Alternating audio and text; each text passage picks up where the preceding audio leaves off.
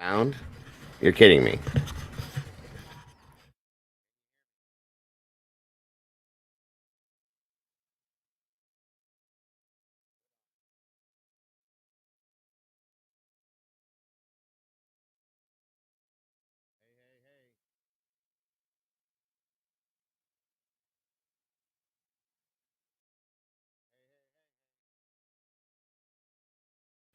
Hello, hello, hello, hello. Yo. Can you hear me now? How about now?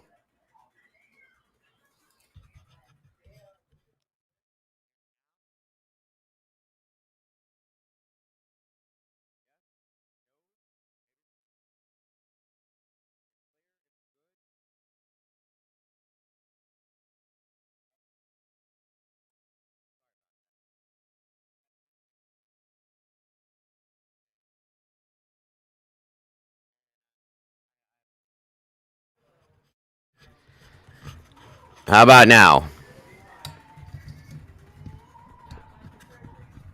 Yes, no, maybe so. I don't know. Who knows? Hey, hey, hey. Yes. Yes, yes, yes. Yes. Okay, I think I got it now. Sorry guys, this is why I hate having new things.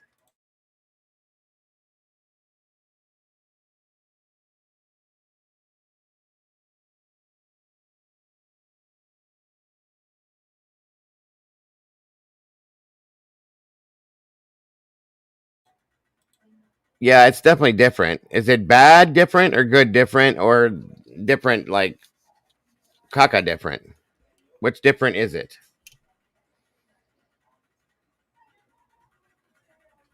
Are you serious? It's that bad? It's good. Okay, we're good. Okay. Sorry guys, this is crazy. Um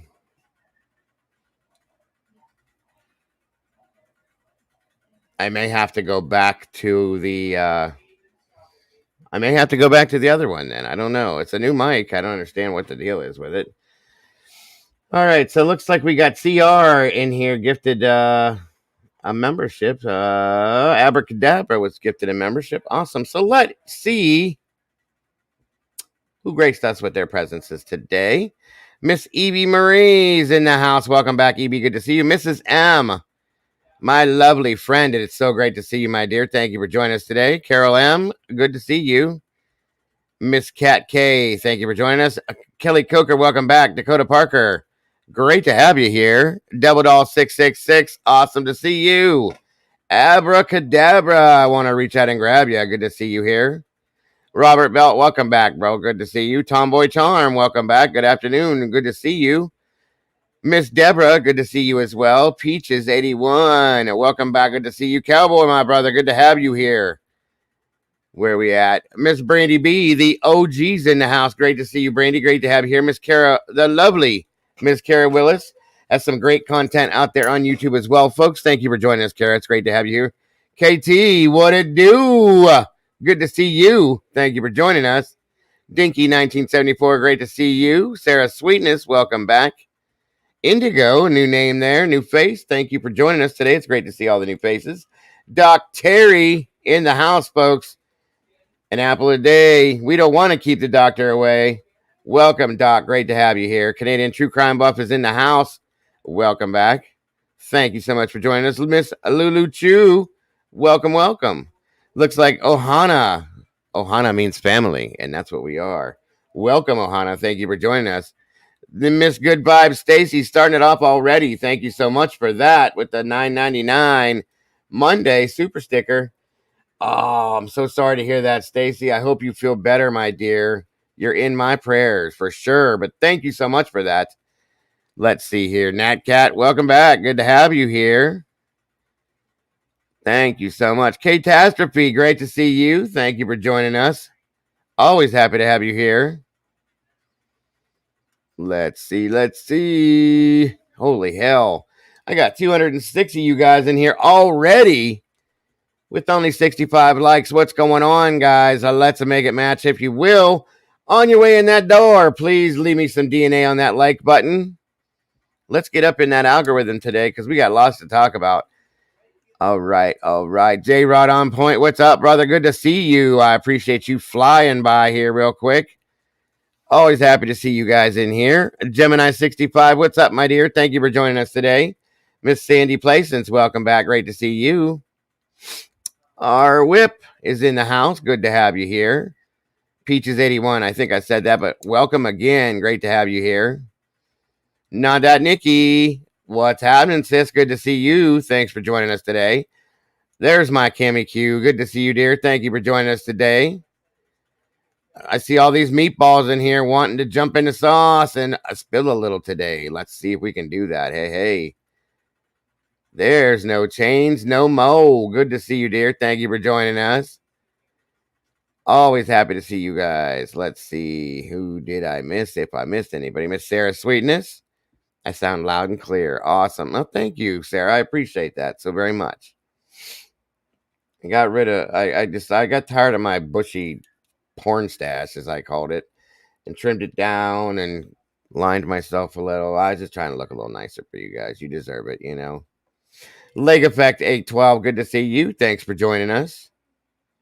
Newman 25, what's up, buddy? Good to see you. Thanks for joining us. Miss Charlotte Gross, welcome back. Great to see you. Dakota Parker, way clearer sound. Awesome. That's good to know. I'm glad. That's what you guys deserve. Miss Carolyn Miller, welcome back, dear. Cat K, great to see you. Carol M, welcome back. Jesse Schul, my friend, so great to see you here. Cyber Ninja, always happy to see you. Thank you for joining us, my buddy and yours. One Maiden Nut, what's happening, Eddie? It's great to see you 2 days in a row, buddy. Well, it's been over the weekend, but you know, Miss Daisy Dead's in the house. Always happy to have you here. Canadian Cat Ladies in the house. Cat Ladies in the house. Great to see you. DS, welcome. Good to have you here. Batshit Crazy. Love that name. Thank you for joining us today. Hugh Holt, welcome back. Good to see you. Kimberly Barrett, always happy to have you here. JK, what's going on? Good to see you.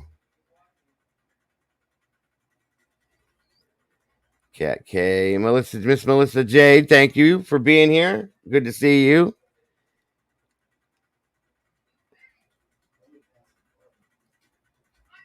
Keith A, great to see you. Thank you for joining us today. Bad Slave, welcome back. Always happy to see you. Seema Turner, welcome. Oh, we're getting there. I got a lot of peeps in here already today. Kim Marin, thank you so much for joining us, dear. It's always good to see you. Candy Girls in the house, guys. Great to have you here. Evie Marie, Miss Deborah Thompson, great to see you. I think we're almost Firefly. What's going on, darling? Thank you for joining us today. Again, CR's in the house, and good to see you. Gloria S., welcome back. Did I get it? Casey Flynn, that's a new name. Good to see you. If you're not new, my apologies. I just may not have seen it. Doodlebug Farts in the house. That's a great name. I love it too. Twizzle Sticks, welcome back. Good to see you. Miss your girl, good to see you too.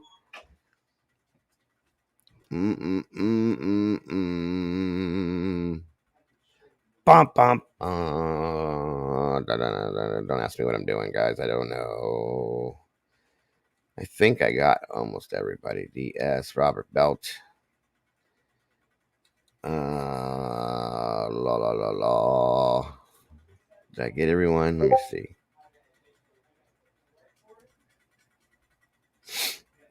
I think I did. Allison, welcome back. Good to see you, dear. Dakota Parker, I did see you. Okay. Cheryl Graham, welcome back. Good to see you. And guys, please make sure that down at the bottom of your screen, if you're on a computer especially, there's a little dollar sign. Make sure you go in there and you allow for gifts, guys. That way, if somebody does gift any memberships, you're open up to get one. That helps, and it's nice to get a free one. That's a fact. Sooner Girl, welcome back. Good to see you. All right, so everybody at the beginning must not have heard me, so that makes sense now. Okay. All right. I think I got everybody. No, I didn't. Who is that? Kim WI, good to see you. Tara Blue, welcome. Samir Dalby, good to see you. LR, welcome. Michelle Mack, welcome back. Daisy Jones, great to see you. Thanks for joining us. Tina JP, thanks for being here. Deborah Smith, good to see you. Wow. The gang's all here. Heather Newman, welcome. Good to see you. Sweet Melissa, welcome back. All right. Miss Lisa, Blue Flame Integration. Welcome. Great to have you here, dear. Thank you for joining us. I'm excited to join up with you this Friday. Excuse me. Kitty CT, welcome back. Good to see you. For sure. And again, Miss Stacy, thank you so much for that. Thank you. Thank you. It looks like Miss Heather's in the house. Thank you for being here, Miss Heather. Appreciate you so very much. And of course, Miss Brandy, the OG. Tell it to L. Good to see you. Thanks for joining us.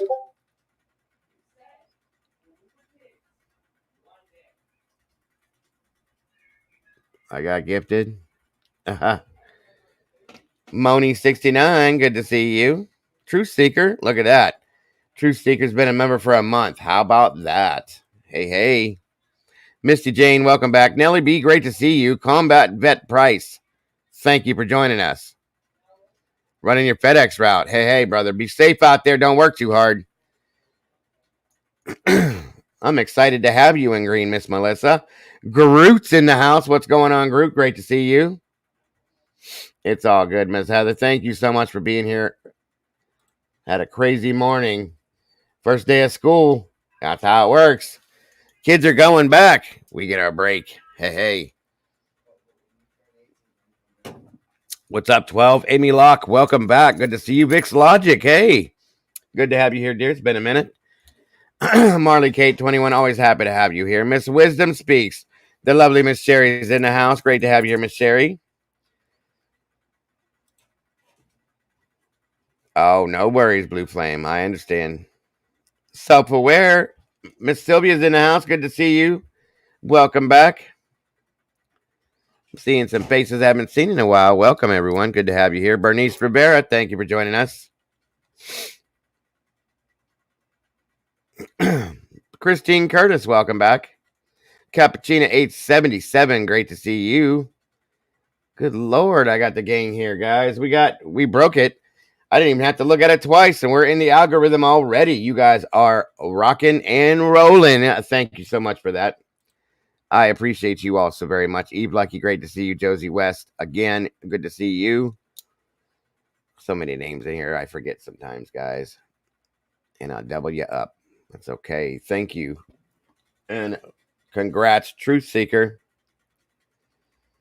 Hang on one second, folks. 1 second. I'm trying to get some other things loaded in here. All right. All right. Right. What is going on here? Here we go. Now, once again, just because, Michelle Farrow, good to see you. That is for that super chat, the first super chat that we had already this morning. LR, I've seen all you guys. Thank you, Ms. Heather. Once again, folks, this channel is 100% crowdfunded.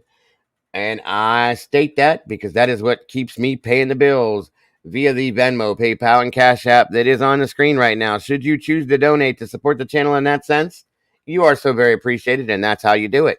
You don't have to, of course. Just being here is more than enough for me, and I appreciate you all so very much for that.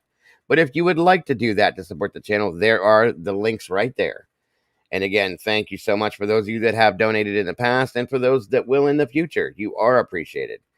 Looks like we had a couple new meatballs joining the crew and a couple anniversary dates. So once again, congrats.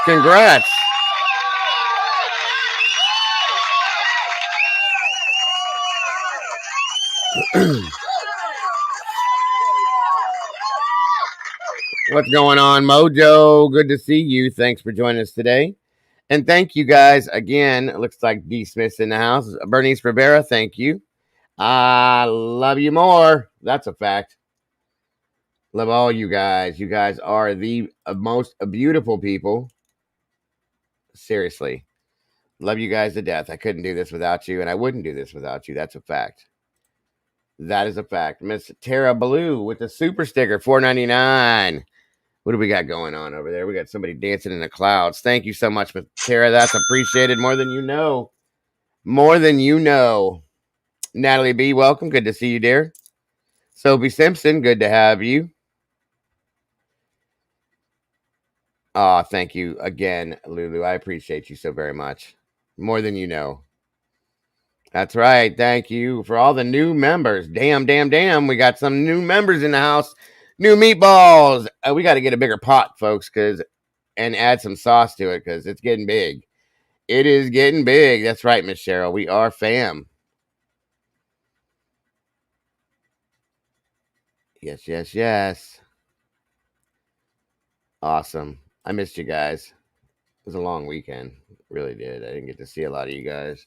I didn't even really get to jump into too much of what CJ was doing over the weekend. I was just family here Saturday all day long till like 10, 11 o'clock at night, you know. Then yesterday we were busy. Later on in the evening, I got to jump into the Discord with some of my peeps and hang out for a little bit. That was kind of fun. So it's time to do it. I'm back with you guys. I missed you. KK True Crime, great to see you. All the moderators that are in here, thank you so much for joining us today. You guys do an amazing job as always. Okay, Heather, thank you. David James, my brother from down under.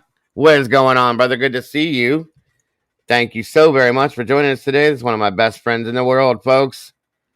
I don't get to talk to him much anymore. He's a busy man, and I am too.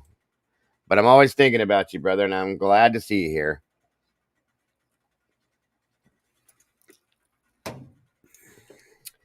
You know, you're right, Kay. I really did, actually. I've been sleeping a little bit more and a little bit better, folks. So, as you can tell, I'm a little spunky funky. Hey. So great to see you, David. I hope you're doing well. Hope everything's going the way it's supposed to be going for you, my friend. Much love to you, brother. Bunny Murphy, good to see you. Canadian True Crime Buff. Thank you. Chicken cutlets. Oh, Michelle. You're talking my language now. Thank you, Carolyn. I appreciate that so very much. Kyla Delilah, what's going on? Good to see you. That's a fact, Nikki. That's a fact. Amber Rose, thank you for joining us. Good to see you. Bright-eyed and bushy-tailed, that's right. Well, that's right. You're on holiday, David, in Queensland, going down to the Great Barrier Reef. Yes. You better be safe down there, my brother. Please do. And don't be getting in nobody now. David's a tough guy. He will. Be safe and enjoy yourself. You are so deserving of it, David. This man works his brains out, folks. You deserve that holiday, brother. Dark Fate Child, good to see you. Thanks for joining us. I hope you're all doing wonderful today. I hope you all had a wonderful weekend. I did. Canadian, it's all right here. Thank you so very much. Thank you so very much. That's what I'm talking into right now. My new microphone. Thank you. Due to Canadian True Crime Buff. That came off of the Amazon wish list that is pinned in the chat, guys. Some of you guys a couple weeks back had said something about that, so I put it up there, and I've been getting stuff. You guys are amazing. I absolutely adore you guys and love you guys for keeping me going. Getting too old these days. You're good, bro. You're not that old. You're younger than me, I think. I will be 49 years old in 2 months, folks. What's up with that? Michael 007, good to see you, brother. Good to have you here. So, yes, Canadian, I did get it, and it works wonderfully. I mean, you guys tell me if you can hear it. Yes, you are a rock star, and thank you so very much for any one of you guys that has helped me out with this Amazon wish list thing, guys. You're amazing. I'm telling you right now, I could not do what you guys. I couldn't do what I do without you guys doing that. So thank you so much for that. Eve Lucky, another super chat. Thank you so much, darling. I appreciate you so very much for that. Thank you, KK. It's great to have you here. Yes, thank you. Thank you. Thank you. Thank you so very much. That's absolutely correct, James. Nothing half-assed. Great to see you.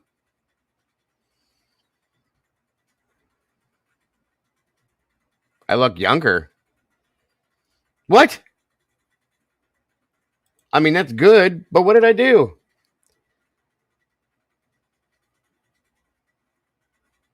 I'm catching you, Dago. Yeah, that's right. You're only as young as you feel, folks. That's a fact. Or you're only as old as you feel. Sorry, I didn't even say that right. But yeah. Chick Antiques in the house. What's going on? Good to see you, dear. Um, did I get a haircut? Maybe it's because I'm getting more sleep. Oh yeah, I changed the mustache up. I couldn't stand that. I think I cut my hair Friday morning. Maybe. I think. I can't remember. Must be those days. Dago, yeah. There you go, David. Skittles in the house. What's up? Taste the rainbow. I gotta do it every time I see you. 66. That's now. None of us are old. Nobody's old, folks. We're all young at heart, and we all have young souls. That's all that matters, folks. It's all that matters. It's all that matters. All right. All right. All right. So, like I said, guys, it is. I trimmed it down. It's a lot thinner, and I don't like that. It was driving me nuts. It was starting to grow up into my nose and stuff, and it started looking like a porn stash, folks, and I don't like that. I usually keep it trimmed like this because here's the deal. Come Hugh 85, that ain't old either. That's not that is not Hugh. Um Sasha Burge. I have no idea, Miss Sasha. He was here the other day. Pappy man, what's up, bro? Good to see you. Nina Kane. Yes, that's right, Nina. That's right. So I had to get rid of it, guys. But anyway, what I was saying is, in the wintertime, I grow the beard, okay? I think some of you guys may have seen it. Um, it keeps your face warm, you know, all that fun stuff. So I try to keep all this trimmed up and so on and so forth. So September, October, usually end of October, I start growing it out, you know, maybe a little sooner. Last year it was September, but I'm going to enjoy all this for now, and then I'll have that over the winter. So you guys get to deal with Santa Claus because most of it is this color. Unless I dye it again, which let's see what happens here. Phantasmic Ether. I don't have that thing hooked up because this mic won't run through that. I got to figure out how to do that, so I can't run it right now. But welcome, Phantasmic. Good to see you. Thank you for joining us. And don't work too hard. Mama J, great to see you. Pixie T, welcome back. Jen H, great to have you here. Yeah, let's see how fast this happens, folks. So when I grow my beard in, I think I'm going to dye it all my natural hair color. Let's see what Brandy has to say about that. Robert Bell, what's up, brother? Good to see you.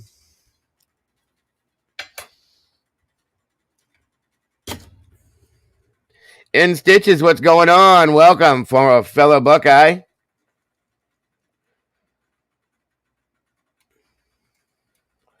See? Told you guys. As soon as I try to talk about it, she says, no. She won't let me do it. My wife's the same way, though. She doesn't like me doing it either.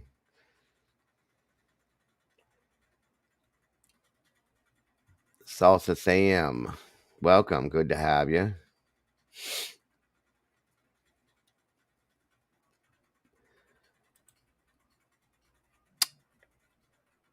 IO. That's right. IO.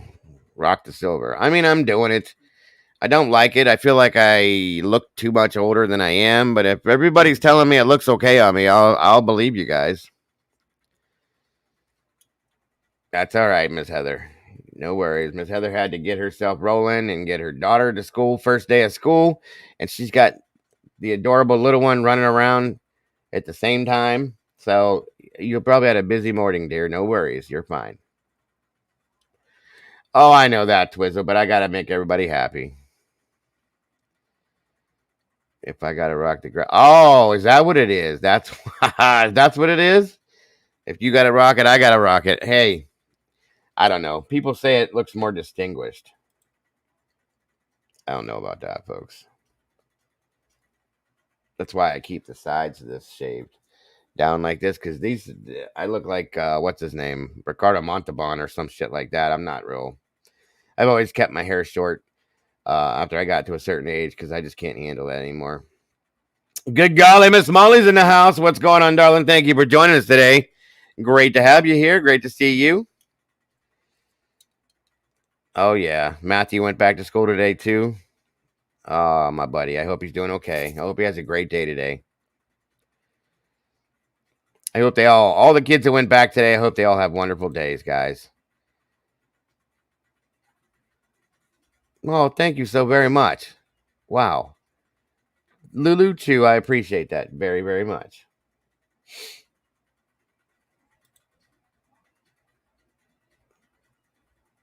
Yeah, I know, okay. I'm not happy with it. It is what it is. Like I said, you only feel as old as you feel. You're only as old as you feel. I can't ever say that right. Either way. Christina K, good to see you. Good morning. And thank you to all you awesome meatballs that decided to jump in here and spill some sauce with us today. Okay, Natalie, we may have a chance to look into that. Boston supports Lana. Thank you for joining us. Good to see you. Again, Skittles is in the house, so make sure taste the rainbow. Yes, yes. I kind of miss my effects board here. I got to figure out a way to run this through that as well. It just doesn't have the hookups for it. It's a very simple hookup scenario, so I got to figure that out, guys. I don't know what the deal is with that. Let's rock the free world of Kohberger. Is innocent, set him free. North Carolina Mountain Man, what's up, brother? Good to see you. Caden goes back next Thursday. I think it is. It's weird. Kara said her kids went back last week.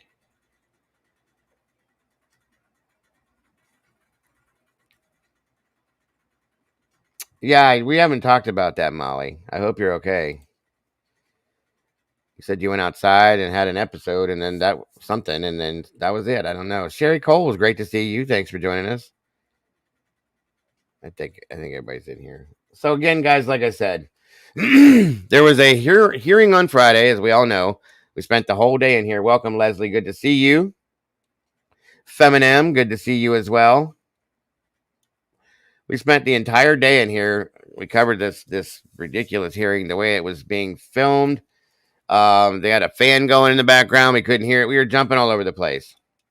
So we watched the most of it. We did the best we could. We heard what we heard. A trampoline and rain and raw. Oh, so that was real, Molly? Oh my God. I thought you were making a joke about that. I can't believe you really did that. Yeah, court TV was insane. It was ridiculous. And then they said they had a huge they had a fan going in the background. Why would you stand right next to a fan knowing it's, you know what I mean? Come on. It was 9 hours, yes. And not to mention, you guys, I was on CJ's show in the morning before that. And then I went to CJ's show after my show.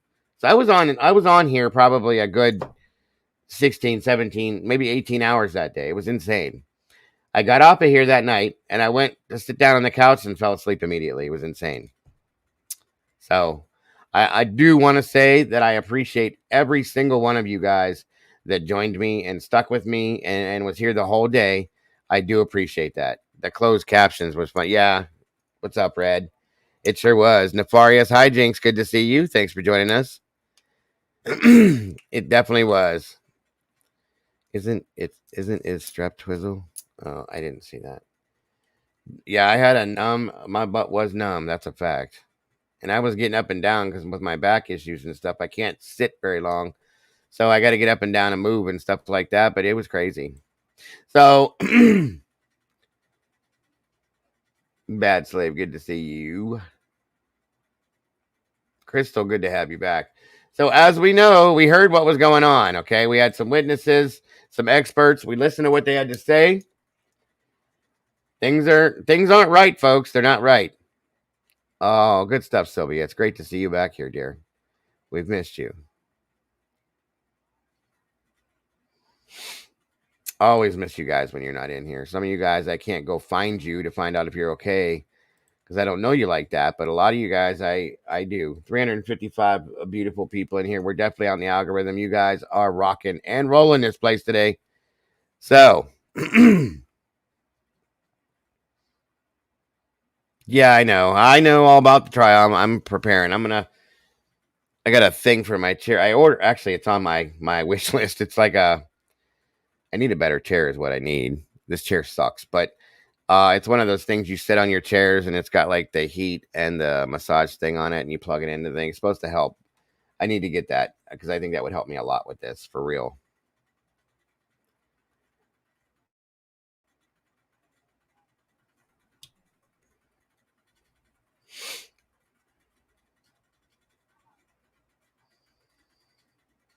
Okay. So, like I said, we had this hearing. We found some things out. Once again, some crazy stuff going on. Get a standing desk. Oh, I can't stand that long either. That's the problem. I can't stand or sit very long because my leg goes numb and all sorts of stuff. Randy Fur, good to see you. Sandra Blackby, welcome back. It's great to see all you guys in here. I appreciate you guys so very much. I agree with that one, Crystal. I think we're all in the same boat with you on that one. War Eagles in the house. Roll Tide roll. What's up, CJ? My brother's in the house, working his booty off, still tuning in to support. That is what we do. Thank you, brother. I appreciate you. I hope you have a great day and do not work too hard. And hope to see you this evening, my friend. Christina Dion, thank you for joining us again. Great to see you. Again, Miss Nellie B. Stream in a hammock. Oh my God. Yeah, that'd be cool. That would be cool as hell, actually.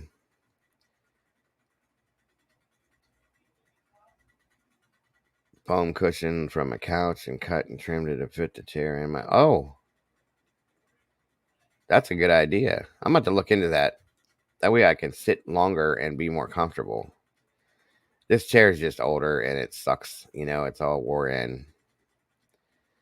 I need a good one. I need a good, comfy, relaxing chair that I could just sit here all day and all night with you guys. So Robert Belt says the state basically admitted that they don't have anything. The defense is still wanting all the digital evidence too. State claims they got it all. Apparently they don't have that mountain of evidence. Makes you wonder, doesn't it? What is going on with all of that? What's up, Sarge? Good to see you. And why? Hot mess. Welcome. Good to have you here. And where is all this stuff that the defense needs? I mean, we stood there and watched. And I'm going to show you guys here in a minute. We stood there and watched one of the members of the defense basically stand there and plead with the judge, stating, we don't have what we need to give this man a fair trial. We cannot be effective attorneys. She's right. And in a sense, this guy's not getting a fair shake at anything because of that. Why? Where is it? Round robin. We got a new member in the house, folks. Thank you so very much for that. And welcome to the sauce, new meatball.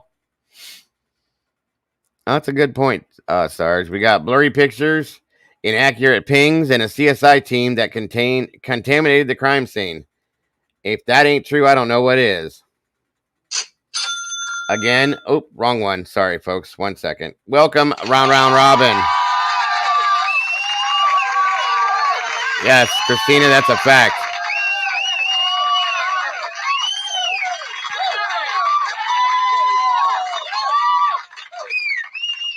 Sorceress, welcome. Great to see you here. It's a good point. That's a great point, Molly. She said this may be a stupid question, but what happens when trial starts and they don't have all the evidence to the defense? Well, we have dates that have been set. Jules put out a video the other day. I'm going to show that to you guys too, to show you all the dates and remind you of everything. That gives us. Plus, I like to put Jules's videos out so that they can get seen. She deserves it. They have all the dates. We're going to be busy for the next few weeks, folks. To be honest with you, seriously. Then we got something coming up here in a couple days. So that's the first thing we're going to look at to give you guys all that. If you got a pen and a paper and you want to write these things down to make sure you know what days to be here and not there or whatever we're going to do, grab a pen and paper so that you can have everything rolling. They'll have to continue it, Molly, is the only thing I can think of. Yeah, that one was actually, Jesse. It really was. Jules puts out great videos. We're going to probably check them both out, to be honest with you. And Wednesday is a check-in day. That's right. Yes. You're on top of it already. Curious Chick, good to see you. I am too. And here's the thing, I was mad. For those of you that weren't in here with me that day, welcome, Opinionated. Good to see you.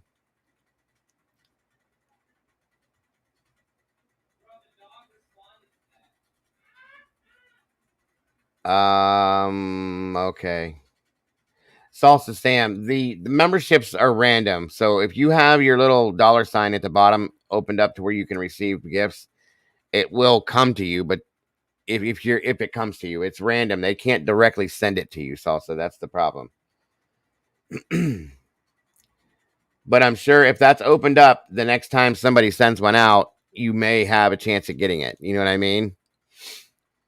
Yeah, and Molly is one of the lead mods, of course.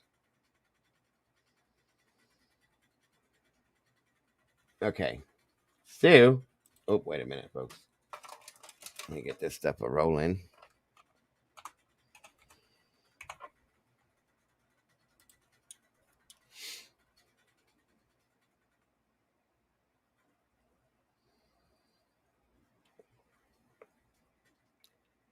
Hey, hey.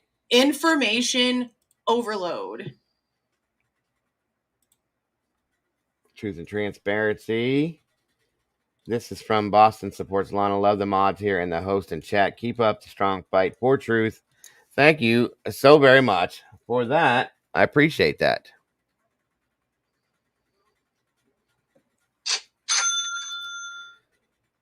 Thank you, thank you, thank you, Miss Lana and Boston Supports Lana. I appreciate that. I think that's how I did that, right? I hope everyone's doing well over there at Truth and Transparency. Another, there she is. Another Buckeye in the house. What's up, neighbor? Hope you had a wonderful weekend, dear.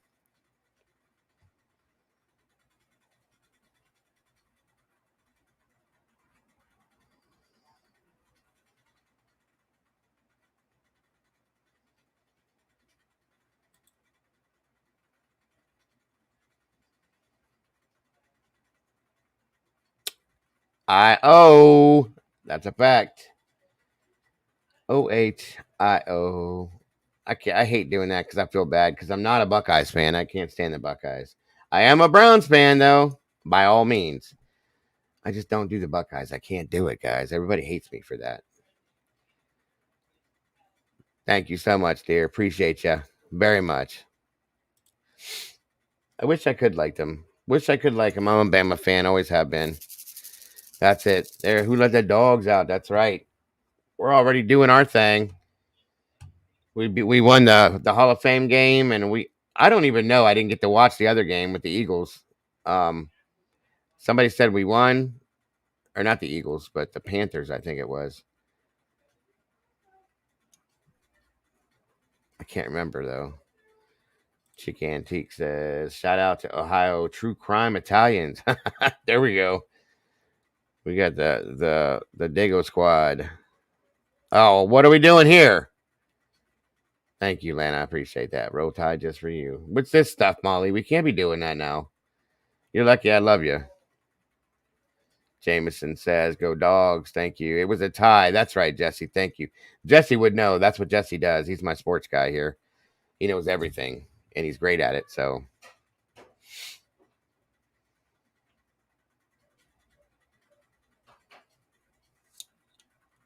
backseat bill on the back of the shirt, it says, ride me home. Don't leave your DNA. That's great. That's interesting. Yes, you can. Nevada Cops, good to see you. Okay, guys, let's check this video out here. That way, it's a reaction that Jules had to the hearing, and I want to show you the different dates and stuff she threw in here. Mojo, it's great to see you. Even though you guys are rooting for the Steelers, I still love you guys. It's all good. I'm so excited it's football season again. You have no idea. Ew, the Steelers? Yes.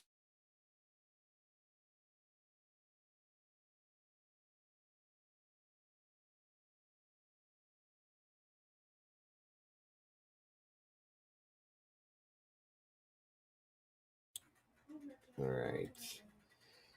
I gotta make sure that the audio is right. I don't know why I keep having these technical issues. Everything is fine on one sense, and then it does something on the other side. Hold on. Here we go.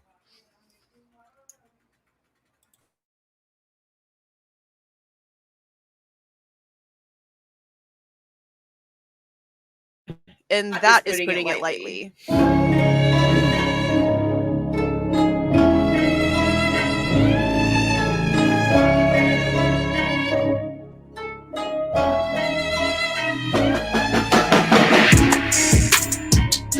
Hey guys, this is Jules with True Crime Reactions. We had an extremely important hearing in the Idaho 4 case take place yesterday, Friday the 18th. And there were 4 expert witnesses that ended up giving testimony. One of them was extremely last minute, but I will state right off the bat that I believe that Gabriela Vargas is a badass. We're going to get to what she had to say later. I agree. Mercer, who is not a scientist, but is an attorney that has worked with cases that have to do with forensic DNA, and he has been appointed several positions in different departments and has worked in state and federal levels when it comes to cases that have to rely on forensic and genealogy type information and evidence to have the cases solved. And he's been doing this for quite a while out of Maryland and in that district. And he's like I mentioned, also been in federal courts working on forensic type cases. So he knows the standard of practice that should be used when it comes to an attorney making sure that they are properly doing their job for their client. And according to Mercer, in order for the defense to properly do their job in defending Bryan Kohberger, they should be allowed all of the IgG information because the S&P profile needs to be validated by the STR profile and vice versa. And these two things cannot be looked at separately. It all has to be looked at in a combined grouping in order for everything to be validated. And right now, according to Mercer, the defense team doesn't have that option because none of the information for the IgG is being given over, and it's been nothing but a huge fight. Now, after Mercer, welcome, Reverend, had Larkin come up, and she came out with an entire PowerPoint presentation that I believe from the live Twitter feed that I was posting on YouTube yesterday. They ended up taking a recess so that everyone could look over the PowerPoint presentation. And then they allowed a lot of it to be shown in court. And it was actually explained very well. Now, I do have a background in criminal forensic science, and I'm like a science geek. Science was my favorite subject in class, and I get really super into the details. So I actually went back and listened to a lot of what Larkin had to say, and she was talking about mitochondrial DNA and the Y chromosome DNA and the way that the two work together and the differences in the amounts of DNA that's needed for like actual ancestry genealogy work versus what's needed when it comes to criminal evidence, when it comes to the amount of DNA that's needed for certain things. And I think that's really, really important because I have from the beginning questioned how with this little bit of DNA that we're being told that they actually did find and the type of DNA that it is, that they had enough of the sample to be able to do all of the testing that they're claiming to have done. Because you can't just take like results of things or reuse samples. Every single test that is ran has to use a fresh sample, and multiple tests have to be ran multiple times, and a certain percentage of validity and reliability has to be met before it's even considered a successful test. And it has to be met several times in order for it to be a valid result. It's not just a one and done situation. So that's why I've always questioned, how are they able to run all of these tests in all of these different departments and with all of these different agencies that did all this testing? How is it possible that they had enough of it? Well, Larkin actually does give like an alternative way that things can be taken out of like Thank you, Miss Sherry. degraded or low level amounts of DNA. She's like, when it comes to the genealogical side and the ancestry.com type testing, you spit in a tube or you swab your cheek. But it's put into like a preservative and it's like not a contaminated source. But whenever there is possible contaminations or whenever there is issues of the sample being not a lot, like just some particles like in touch or trace DNA, then there's something that can be done that's called next generation sequencing. And it is actually pretty interesting. But I did find it pretty common that what everyone's basis is that the SNP and the STR have to be combined and looked at together. They can't be done separately. And that's a huge thing, especially whenever you go into the way that the ancestry and the genealogy stuff is actually done, because all of these family trees basically have to be reverse engineered to where, you have these certain matches, but you have to find how matches actually link up to other matches before you can detail how your person of interest is actually involved in that family tree and how they connect into that family tree. It's really a lot, and I'm not the best teacher on how to go back. What's up, Willie?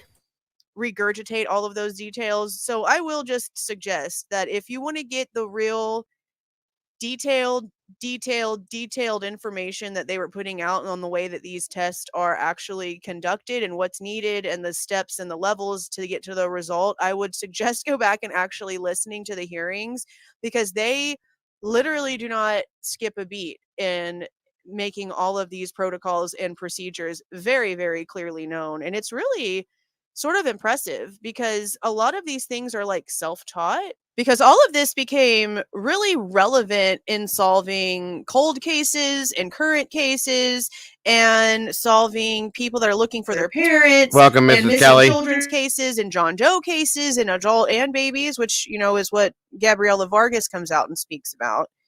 All of that, when it came to finding, familiar matches and relatives to the suspect profile that they had, all of that became extremely important in doing a lot of very, very, very official things before there was ever any credentialing or certification available or any kind of class that you could take that said that you were an expert on it. It was kind of something that scientists and, detectives together basically just started looking into, and it became popular for people to try to figure out where their ancestry came from. And that's another thing that Larkin gets into, is she talks about how, there's these direct to consumer type databases, and then there's certain ones that have certain protocols that only law enforcement can utilize, that is a whole lot more restrictive than if you were just a person uploading a profile or getting your DNA taken for some sort of testing. You have a more wide range of access as a person of the public than you do as an actual law enforcement official. So I'm glad that there are protocols in place, but Vargas goes into a lot more detail when it comes to the loopholes that things like GEDmatch have, the loopholes that places like My Family DNA or my heritage have that law enforcement can technically go around to view not only profiles that have opted out of sharing their information with law enforcement, which is unethical and illegal, but these loopholes are there. Not only that, but to also be able to get a more broad spectrum view of a match to a DNA profile by law enforcement pretending to just be a regular person uploading their information because they know that if they use the law enforcement portal or law enforcement access, then they're not going to have that full spectrum view of all of the possible matches for their person of interest. And that is something that was placed in Vargas's declaration that was filed, I believe, on the 17th. And I asked in my video about it, is this a direct statement or is this a general statement based on her history? At this point, the way that she is coming across things and the fact that it seems like I don't know how much information that she's been shown. What she claimed is that someone involved in the case, but she didn't give any names, reached out to her asking if she'd be willing to talk to the defense. And when she got on the Zoom meeting with the defense, all she did was give her credentials and explain to them everything that she's done, the cases that she's worked on, and the processes that she uses. And that was basically it. So I don't know how much she's actually seen. But then again, what could she have seen? Because the state doesn't have any of the work, which is what the original argument from Mercer, the first expert witness, was talking about. How the defense can't properly do their job if they're not able to go in and validate that all of the genealogical information was obtained correctly. Not just the testing itself, but how it was obtained to find the match that got them to Bryan all the way in Pennsylvania. And also, according to Mercer, in all of the states that he has worked in, when it comes to all of the information that gets given, when it comes to how the family tree and the suspect profile was matched up to said family tree to get the person, he's claiming that when it comes to the information that is supposed to be shared, it's supposed to be all of the raw data plus all of the protocols, all of the bench notes, how the profile was generated, and all of the discovery about how the profile was searched in different databases and exactly how the family tree was constructed. All of it is needed. The S&P and the family tree cannot be looked at separately. You cannot be given an S&P profile and then been given a family tree claiming that this is where this leads to your suspect separately. You have to be able to validate that they actually combine together perfectly. You know, kind of like those missing puzzle pieces that a lot of us still feel that we don't have in this case. Same concept.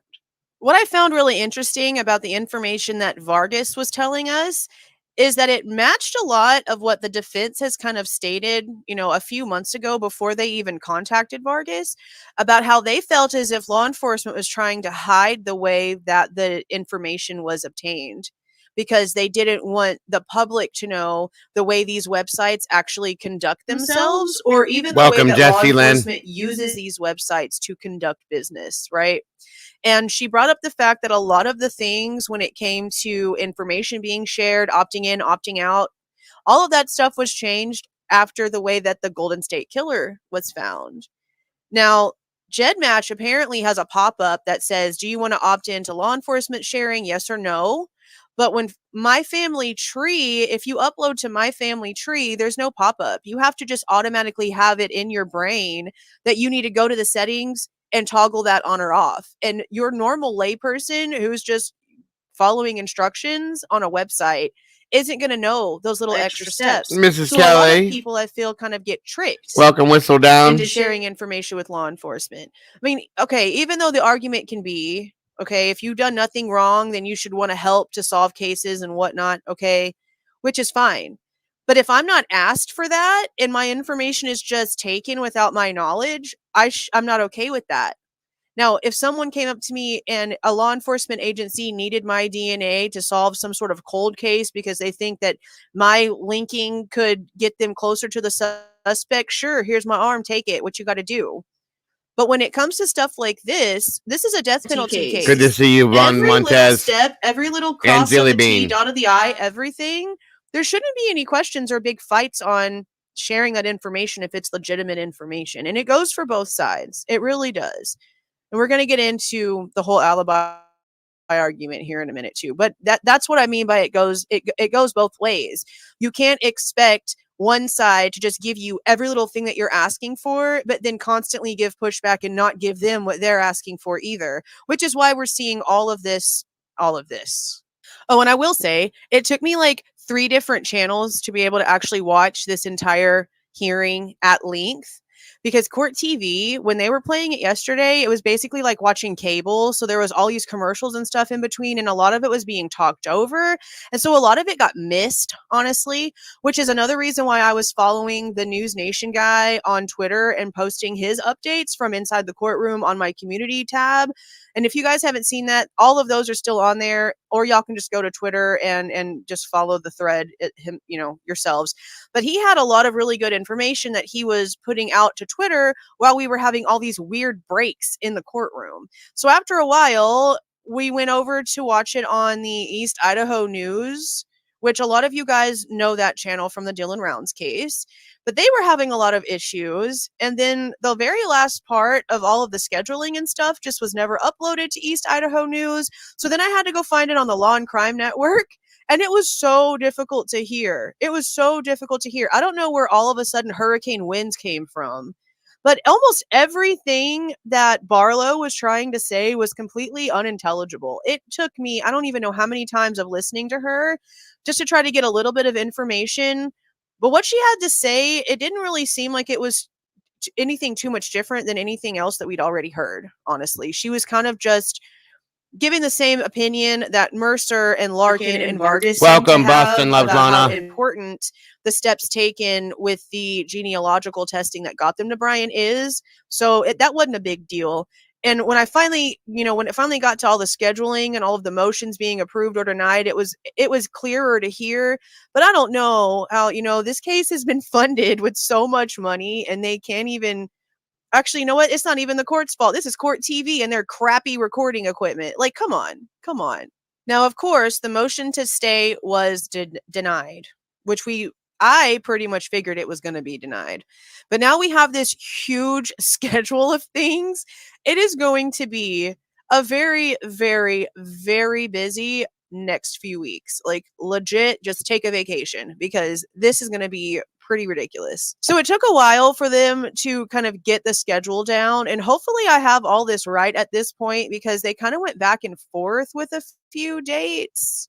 But I tried to get the schedule down as much as I possibly could, and they should be Hey, coming Bryan. out with all of these documents that have the dates for all this stuff pretty soon. But this is what we have for right now. As of the date of this hearing, which again was yesterday, the 18th, we are 6 weeks away from trial, and the judge is adamant that at this point, even though there's a list this long of things that needs to be done, trial is starting on October the 2nd. Okay. The very first deadline that we have, Ann Taylor made it clear in court that there is now a second motion to dismiss that is pending filing. And the judge gave them a deadline of August 23rd to get that filed. But also on August 23rd, they've scheduled a status conference that's going to be taking place in person around 2:15 p.m. I don't believe that we get views of the status conferences. I think we just kind of get information posted on the official website after the status conferences are done. So I don't think that there's going to be anything that we need to view for that. On the 30th is whenever the state has to officially respond to the second motion to dismiss that gets filed on the 23rd. So the state is going to have 7 days to respond to the second motion to dismiss. Now, apparently on September the 1st is the deadline for the completion of discovery. And that's whenever the motion to dismiss was originally going to be talked about. From what I'm understanding, it's going to stay on September 1st, even though the state's deadline to respond to the second motion to dismiss is only 2 days prior to that. But the state said, whatever, let's just do it. So on the 1st, not only is the completion of all of the discovery have to be done, but this is also whenever the motions to dismiss are going to be talked about. And the timing that they have on here is 1 p.m. Again, I don't know if that's something that we're going to be able to watch or not. We'll find out whenever it gets closer and documents start getting posted. Now, September 8th is the deadline for any expert disclosures. Any proposed lay witnesses, meaning friends, family, or any eyewitnesses that are expected to be talked to and need to testify. It's also if there's an actual alibi. Okay, now this is what I'm talking about. When I was mentioning how, you can't just, basically they're both fighting fire with fire. They're acting as if the state has all this stuff that they're not giving over. And the state is like, no, we're giving you every little thing that we have, minus actually there's one more lab report apparently coming their way. One lab report, which is whatever. But when it comes to the alibi, Bryan has only said, yeah, I was out driving by myself at night, which is him admitting that it's a very, good chance that the car in the video surveillance that they're talking about in the PCA is him. Because he's admitting that he was out driving from the 12th through the 13th. He gives a wide range of time, and it's just, I'm out driving in the middle of the night by myself, basically.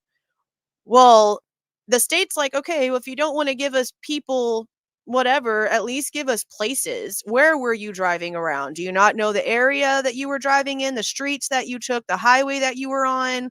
They want a little bit more specificity, which I don't blame them for, because if you're going to produce an alibi, then at least try to meet the standard that the state's asking you to meet. I agree. And while, yes, it is a sort of alibi, even the judge admits in whenever they're giving the dates for the scheduling, if there is an actual alibi, then you have until September 8th to give us your location, your witnesses, their addresses, and basically to know if they're going to testify or not. So if there's any actual information besides I was driving around by myself in the middle of the night and no one can say otherwise, then they only have until the 8th to make it official. The state was pretty adamant about not wanting any third-party alibi evidence to be accepted. If there's an actual alibi, you need to give us the details, and this is the deadline to do it. Okay. Also, the deadline for pretrial motions, motion of limine, anything for the death penalty, and if Bryan Kohberger, for some reason, decides to waive his right to a speedy trial, all of those things need to be filed by the 8th. Because on the 15th is whenever any responses to those motions need to also be filed. Now, we know at this point, it's just talk that the IGG information is not going to be included. Okay. The official motion of limine that actually excludes it from trial has not yet been filed, at least not that I have seen. And if it has, and I missed it, please correct me in the comments. But that has to actually be filed with the court in order for it to not be like contested and to actually be excluded. And that's pretty important because right now, a lot of stuff in this case has been circling around the IGG that's not even supposed to be admissible in court, according to the state. I'm kind of curious as to why they're taking so long to file the motion of limine, because it's been in talks about that's what their plan is for months now. So I'm just curious as to what the tactic is for not having already filed it and allowing all of these things to come out circling that subject that they don't want to even have. You know what I mean? It's what's taking so long? Just file it already if that's what your intent is to do. Now, also on September 15th, and I'm looking over at my notepad over here, they have to enter in any of the proposed juror questions that they want asked to the jury selection when it comes down to that. They also want responses to any of the lay witnesses that are admitted by the deadline of 9/8. Also, they want responses to any of the expert disclosures that are deadlined to be filed by 9/8. And they also have a deadline of 9/15 for sentencing and mitigation and any and all notices. Because on September the 22nd at 10 a.m., any and all remaining motions that need to be discussed are going to be heard on this day and hopefully done and over with and handled on this day. And there's nothing else that has to happen because on the 25th is whenever they're going to start the jury selection. The judge says he knows for a fact, or he just has a feeling that it's going to take the entire week to get the jury selection like completed. And he's calling the 25th through the 27th the first steps for the death penalty qualified jury selection. And they are initially calling in 1,000 jurors. Okay. So then on the 29th at 10 a.m. is the final pretrial conference. And then, of course, the trial is set to begin on October the 2nd and run through 11/17, which I have an issue with because the anniversary of this situation is going to be like the final Monday, the very beginning of the final week of court. So that's going to be an interesting day. But 4 weeks of it is at least supposed to be trial, with 2 weeks of it being left to sentencing. That is the schedule for now. Now, I will say on some of the arguments that the defense and the state made, let's talk about the DNA, because the additional unidentified DNA profiles were brought up in here, and it seemed like Santa Claus had an issue with these being brought up. And honestly, I have an issue with the fact that there's still to this day unidentified profiles. Now, this, you guys, is the part that peed me off, okay? William Thompson was an ass that day, in my opinion. He's very arrogant and very cocky, and that is not professional. I had respect for him. I really did. I had a lot of respect for him based on his previous experience and his cases that he ran, so on and so forth. No, not anymore. After what I just saw Friday, no. Oh, I was pissed. I was so pissed off, you guys. The way he stood up when it was talked about the other 3 DNA profiles, okay? He was cocky about it. Well, Judge, we can't do something if we don't have anything to do with, can we now? What? Where is it? Why? What did you do with it? That's bullshit. I'm sorry. That's exactly it, Gemini. Bad Santa. It's ridiculous. This is the biggest shit show, 3-ring circus I've ever seen in my life to start with. So now we're going to add this to the mix, okay? That is a joke. Complete joke. That, in a sense, they don't want people to be conspiracy theorists and to jump down in these rabbit holes and to put out false information, to say this, to say that. It's misinformation based on speculation and so on and so forth. They don't want people to speculate on this. What do you expect us to do when you put things out like this? What do you expect people to act like when you say, oh, we don't have it. We can't. It's not there. What? How? That makes zero sense to me. That should have been the first round of DNA that they should have ran. In my opinion, if they had it, makes me wonder, do they have it? Did they have it? That's what I'm saying. The behavior is ridiculous. Absolutely ridiculous. And you can tell that the judge is irritated with this. I'm sorry, but you can see it. Welcome, Deception. Good to see you. I don't think they have anything, you guys. I'm sorry. At this point, I've been saying, show me the proof that Bryan did this. Show me the proof that Bryan was in the house. Show me the proof that Bryan was in the car. Show me this, show me that, show me this, show me that. They're not doing it. They're not showing us anything. Everybody everybody comes at my channel. They leave comments. They come at you guys. They say, oh, you guys are a pro Kohberger, a Kohberger loving channel, this and that and everything else. No, guys. No, we're not. We're a pro-justice and a pro-truth channel is what we are. Bryan Kohberger should be innocent until proven guilty. He has not been innocent once since he's been arrested. Okay? And they've not shown us proof that he's guilty. This stuff right here proves it. This proves it. Where is the proof that Bryan did this? Don't tell me that the DNA on the sheath. That's garbage. Don't tell me that the pings did. That's garbage. Don't tell me that his car. That's garbage. It's all garbage, folks. It's not enough to convict a man on a death penalty case. I'm sorry. It's not. There's more. There's more proof that he didn't do this than there is proof that he did do it. So again, that doesn't mean that we are pro Kohberger, that we love him. Okay? It means that we want the real truth so that real justice can prevail in this. This part right here is disgusting to me. This is the most unprofessional I've ever seen any type of a prosecution case go, ever in my life. And they're blaming it on, okay, well, we got this, we got that. We gave this to him, we gave that to him, so on and so forth. Where's the rest of it? Well, you got one more profile coming from, one more form coming, or document coming. Sorry, guys. And you could tell he was irritated. They objected to everything that the defense said, guys. Everything. It's bullshit. Sorry to hold this up. I can sort of let them make it on the one that was found outside.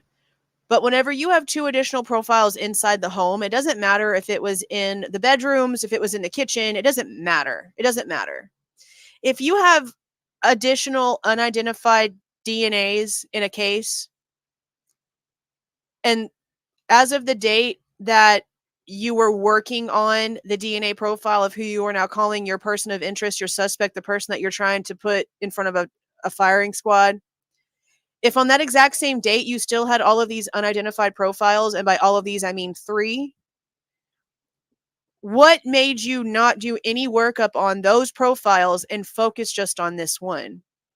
And what I really would like to know, because I don't know, what the hell does Santa Claus mean when he says they were told that those DNA samples were not eligible to be placed in CODIS? What the hell does that mean? What does not being able to be ran into CODIS because it's not an eligible sample mean?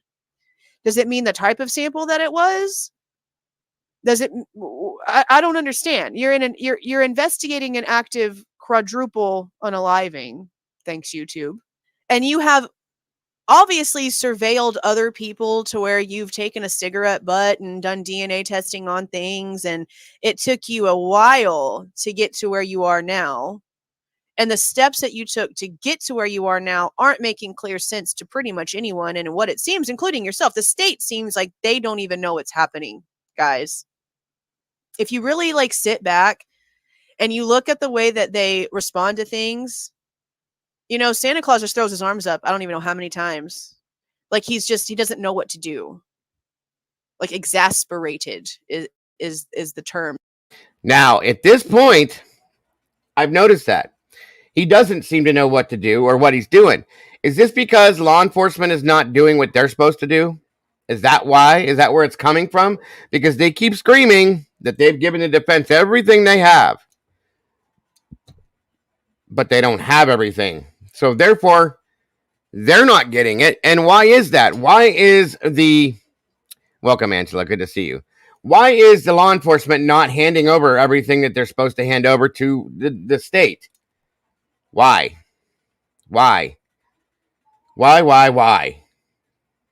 Should have been done a long time ago.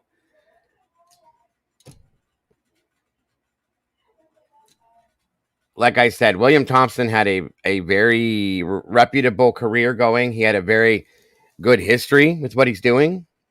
He looks like a flipping clown at this point, folks. And I'm sick of seeing this happen like this.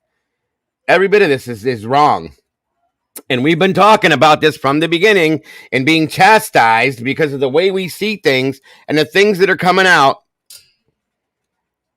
We're wrong. You guys are wrong. You're crazy. You shouldn't think that way, guys. That's not right. Where's your proof? Show your receipts. Do this, do that. There it is right there. We don't need receipts. It's right there in black and white, folks. We saw it all for ourselves. We have multiple experts talking about, okay, we're going to argue. That's not an expert. That's an attorney. Okay, when somebody has multiple cases under their belt that they've done this type of work with, that makes them an expert. Sorry. Think about it for a minute, okay? But anyway, anything that anybody can say about this that's not true, that's wrong, this is not that, this is that, there's no reasonable doubt, there's this, there's that. Give me a break. At this point, come on. Enough is enough. The prosecution needs to do their damn job, figure out where the hell everything is, get it to the defense as if they're supposed to, so that this man can get a fair trial, so that he can prove if he's guilty or not guilty. Because either way, like I said, if he's guilty, burn him at the stake, please. Because this is a horrendous crime and I'm sick of this shit. But if he's not, he does not need, nor does he deserve to go in front of a damn firing squad, folks, and lose his life. And that, at this point, is what's happening. Regardless of what the situation is, that's what they want. It's not going to happen, you guys. It can't be allowed to happen, okay? It's insane. This is insane. Like Joel said, what the hell does he mean there's not enough to put through CODIS? You had enough to figure out it was DNA for a male DNA profile, right? How'd you figure that out? None of it makes sense. None of it makes sense. I'm sick of this shit. Sick of it.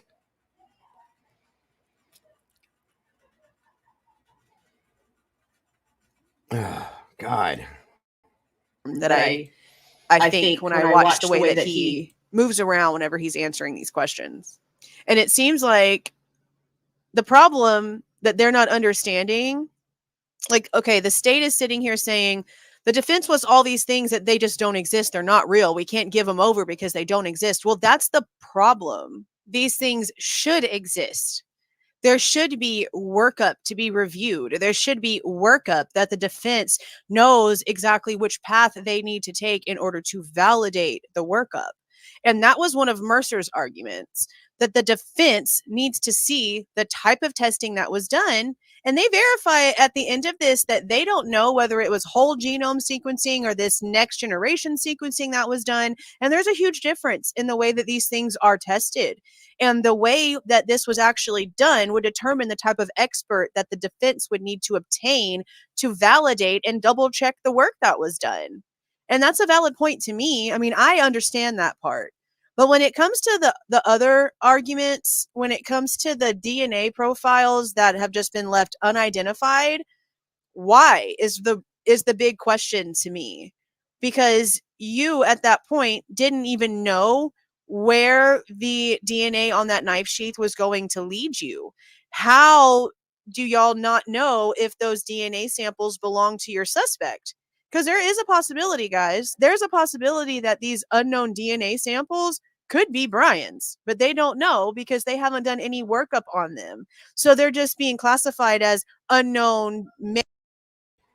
And I hate saying things like this, guys. She's right. Unless they did a workup on them and they didn't like what they saw and it didn't match what they wanted it to match. And I hate saying things like this, okay? But it sure as hell is what it looks like to me. Sorry to say, but it does. Male DNA. Okay, but was that DNA ever tested up against the suspects? We don't know. Was that DNA ever tested up against anyone? We don't know. If it's being labeled as unidentified, I'm going to assume that they did do matches to this DNA against something, but was it up against Bryan's? I guess, I don't know if we're ever going to find out, but I would like to know. And if it's unidentified, I mean, I kind of get it. It was a party house. Lots of people went in and out of that house. Some that the people that lived there didn't even personally know. Okay, I understand that. But there still should have been just as much workup done on the DNA samples that were found as there was on Bryan's, because y'all.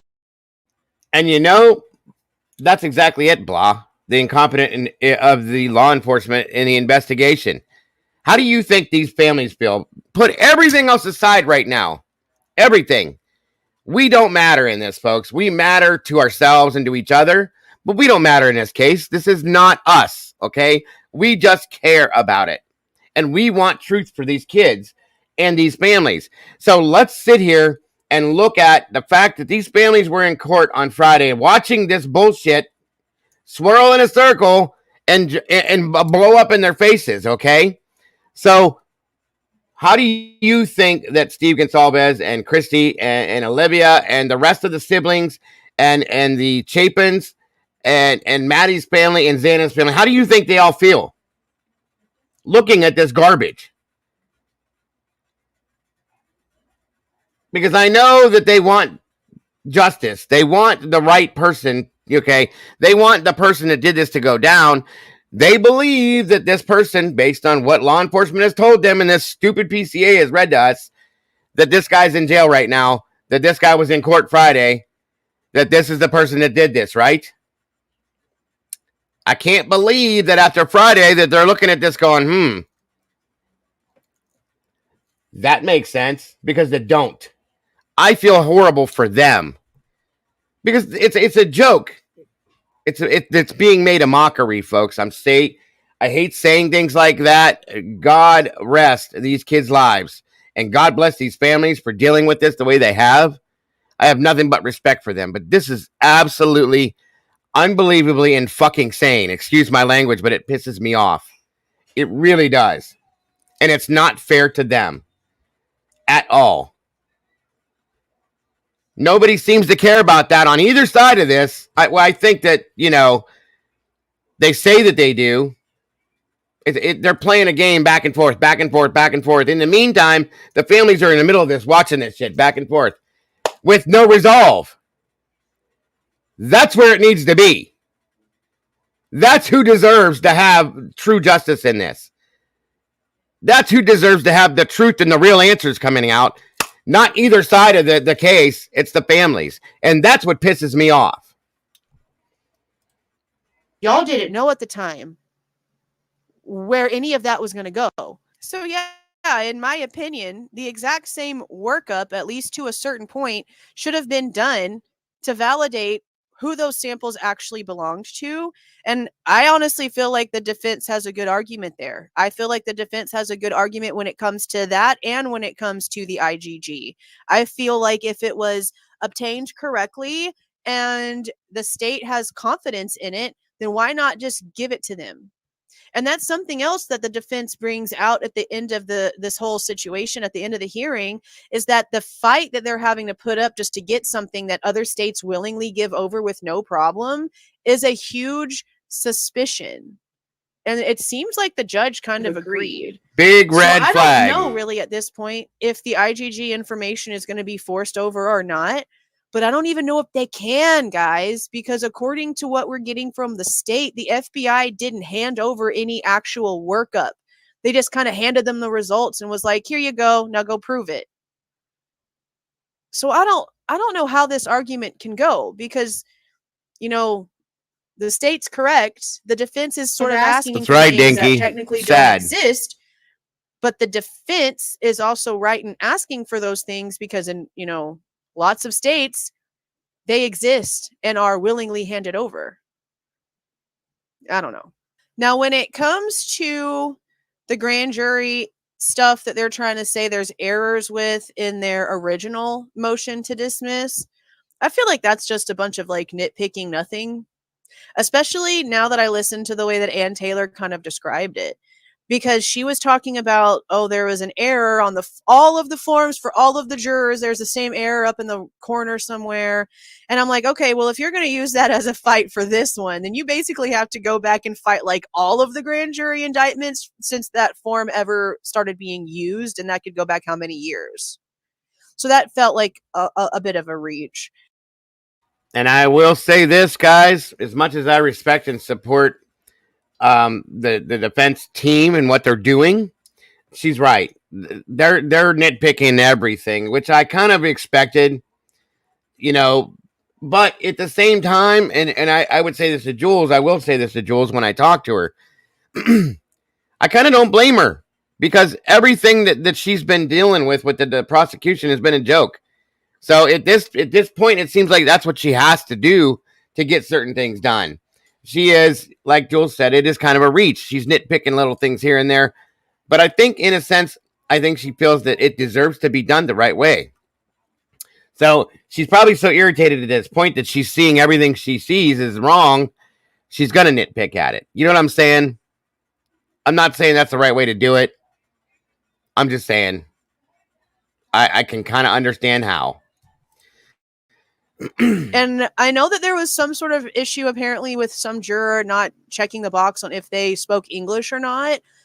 But, you know, if the rest of the form that was given in English is answered correctly without without skipping a beat, then it's pretty obvious that person understands and speaks English. Exactly, So again, Kendra. more like nitpicky type stuff. And another thing that she mentioned is that 45 jurors for the grand jury were actually issued out or like called, summoned to be like selected, but only I think she said 32 were actually kept. And she tried to make that seem like it was a big deal, but we all know how that works, right? Like jurors get called and there's a certain number that get called, and there's all kinds of things that happen that like shorten that jury list. Either you're not qualified for some reason, something in your background, something that you do for a job disqualifies you, someone that you might be friends with or related to or maybe even work with because you have a.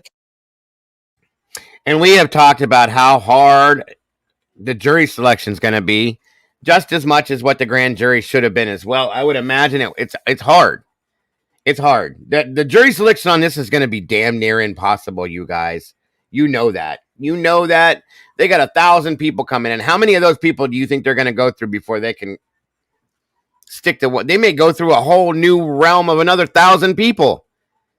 None of those people. There's no way in hell that these people are not going to be tainted by some form of something, especially with the smear campaigns that have gone on with Bryan. Okay?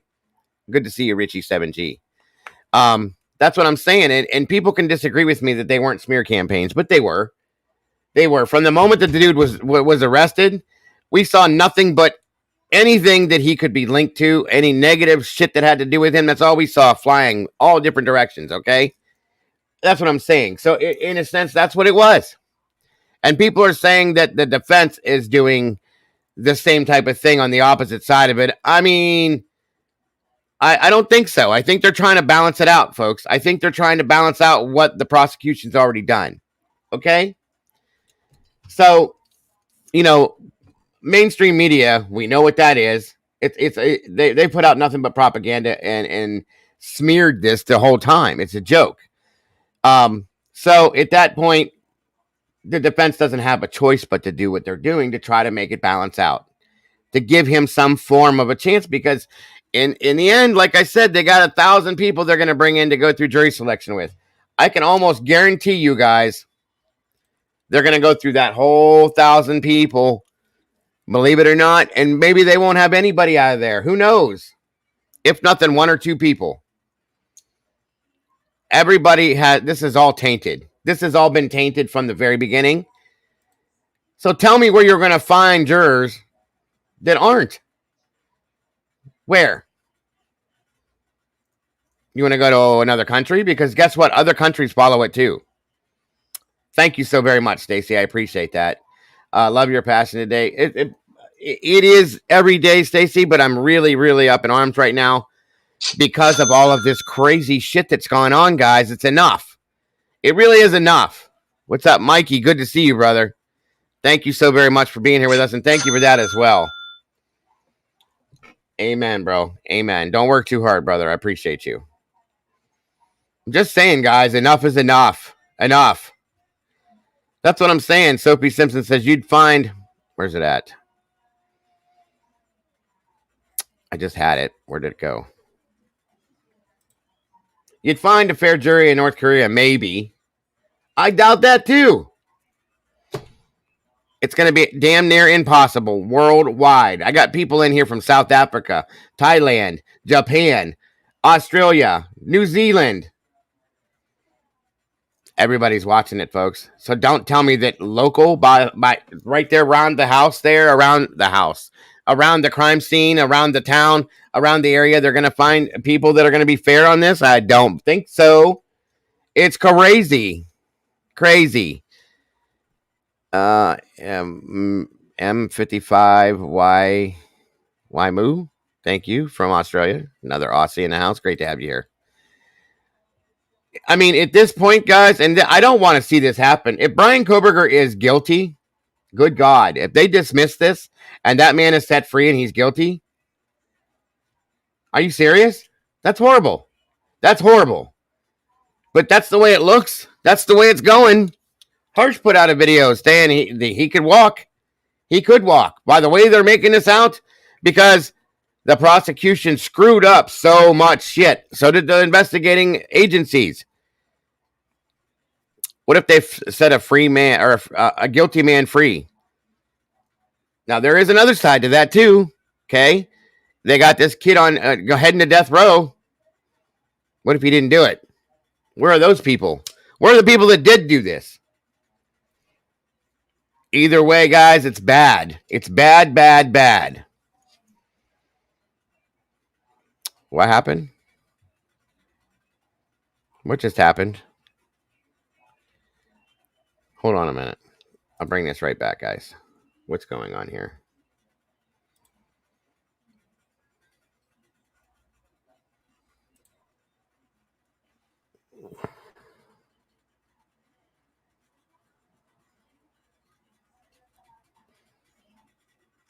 Did I miss something?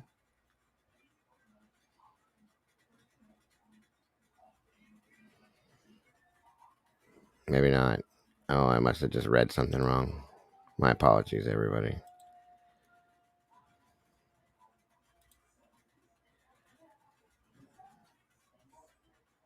$50 memberships. What? Who did that? And where is... Oh, my God. Kelly Miller? Kelly, come on now. Missy Moo was gifted a membership. LR was gifted a membership. Oh, my God. 50... Jesus, Kelly Miller. Are you serious? Thank you so very much. Oh, my God.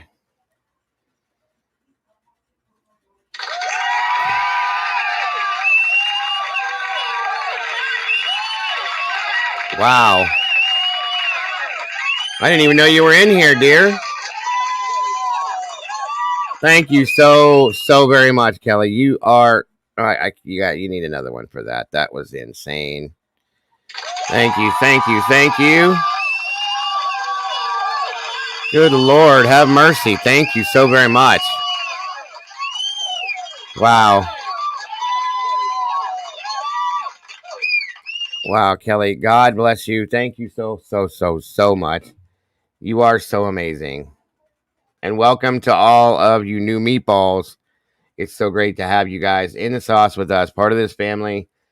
You are so welcome. And Kelly, I don't even know what to say, hon. You're so amazing. That is unbelievable. Wow. Thank you so much, Kelly. I just can't. And welcome to all of the new members. Like, wow. Unbelievable. That is so amazing. You're such a beautiful person. Thank you so much. Wow. Unreal. Jeez. You guys are amazing, guys. All of you guys. Everyone that has done what you guys do.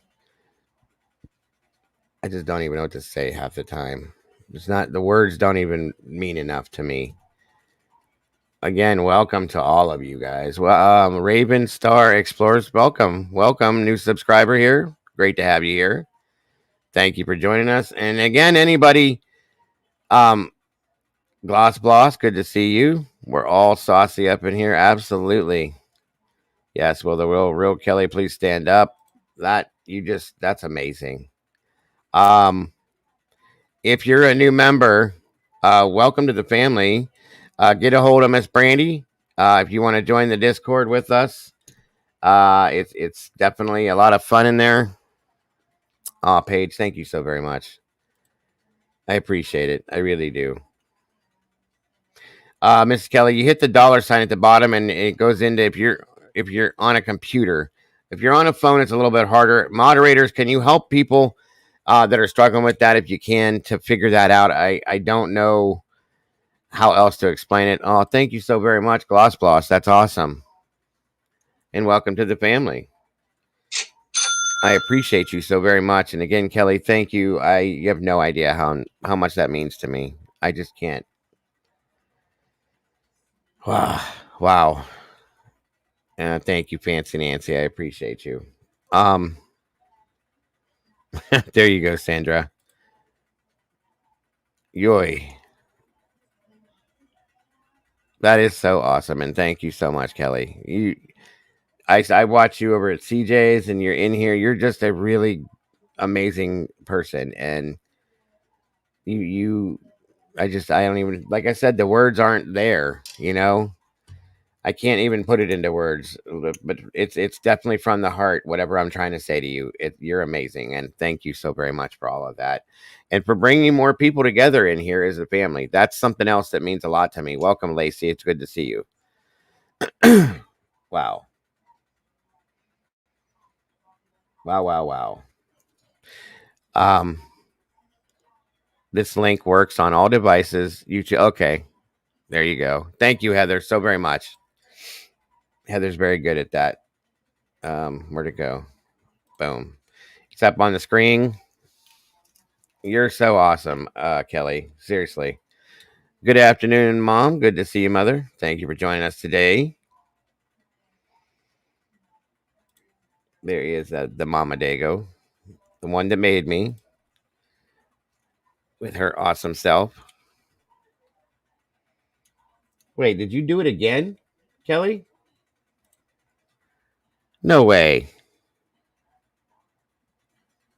You did it again? Oh my God.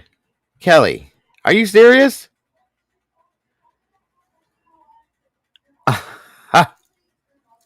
That's 100 memberships in like 10 minutes. Oh my God.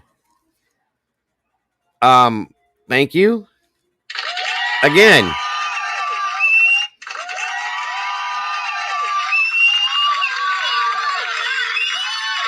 Wow.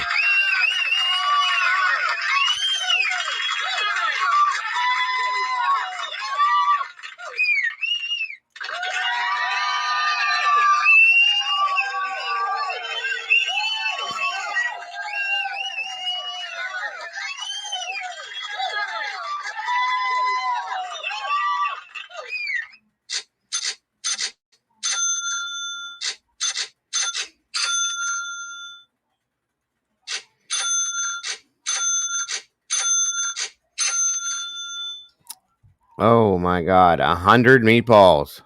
Wow. I don't even know. I can't. But thank you from the bottom of my heart, deep inside my heart, Kelly. Thank you so much for that.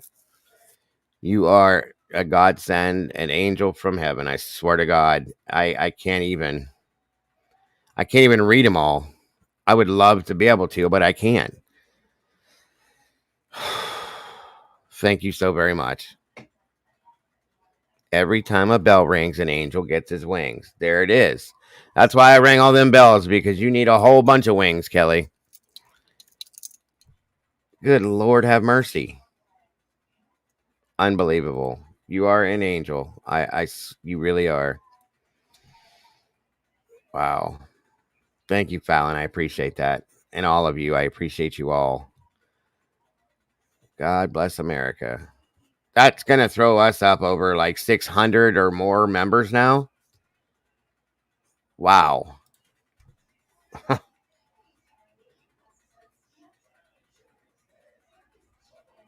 I agree, Kim. I absolutely agree. 1000%. What the hell? Baby Boop just gifted 10 more memberships. Opinionated Sabrina, Richard Ratliff, Mozzarella 77, Cappuccina, B. Oakley. Good God, more. Baby Boop, another one. Good Lord.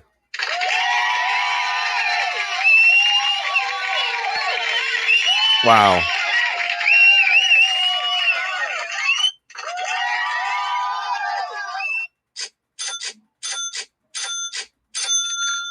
Unbelievable, you guys.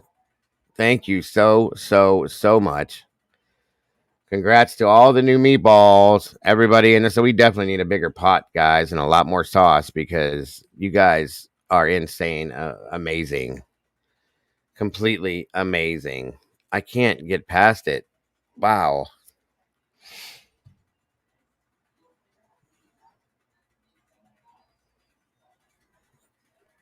Did Chains do it too? You got to be kidding me. Hold on. I can't even catch up with it. Baby Boop, Baby Boop, Kelly Miller, you CR gifted one this morning. You guys are just wow. What right, Mama Bear? Look at that. Mama Bear's working. Otherwise, she'd be here too. Thank you, Michael 007. I appreciate that. Thank you, Baby Boop. I appreciate you. Not that, Nikki. Yes. Curious Chick, thank you. I'm at a loss for words, folks. I really am. And again, for all of those new members, if you'd like to jump into the Discord with us, please get a hold of Miss Brandy. She will definitely handle that for you guys. Take it easy on her. Don't try not to hammer it all at one time. But unbelievable. Are you kidding me? No way.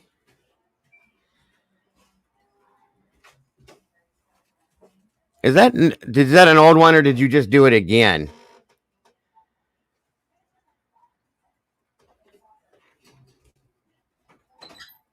You did it again.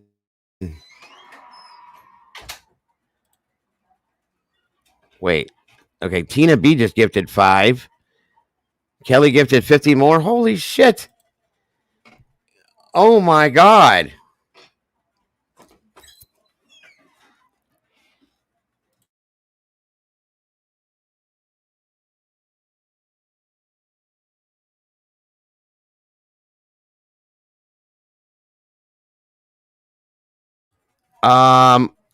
Holy shit.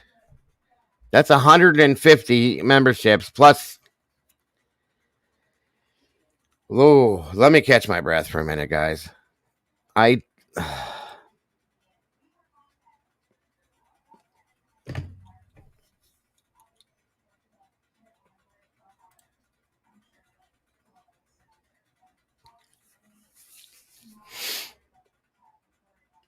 Oh my god. There's more than 155. Good Jesus. You guys, she gifted 200.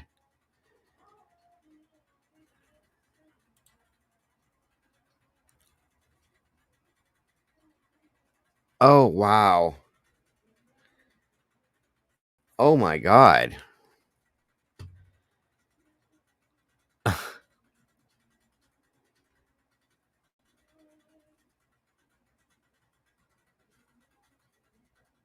I don't even know what to say.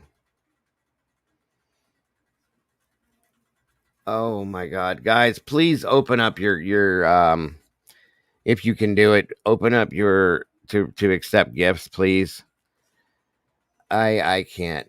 I can't.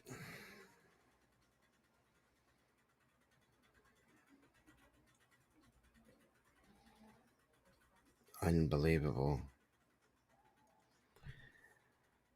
I don't know what I did to deserve. Are you serious, baby boop?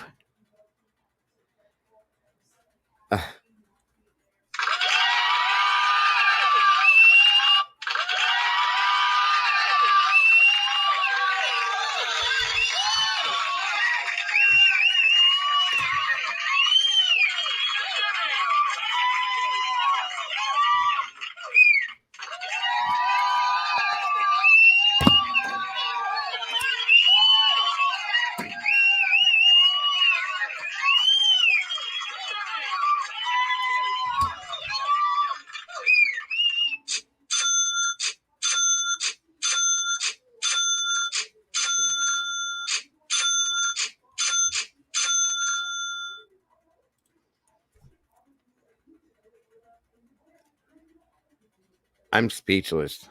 I don't even know what to say. I don't even know what to say. Oh my God.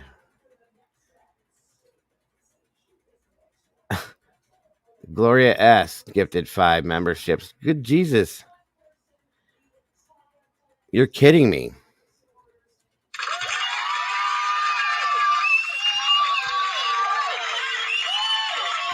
You guys are going to break my channel.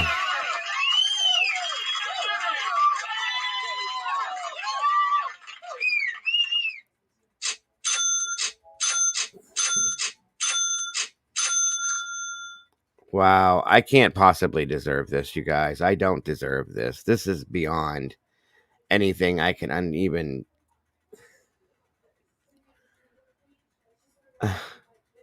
5, 10, 25,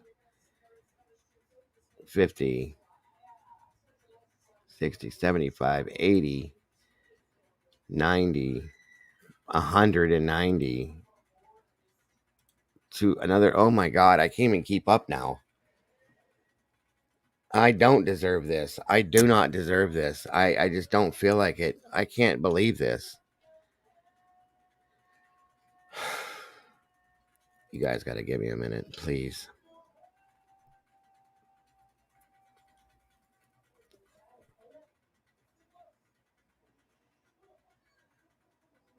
You have no idea what that means to me.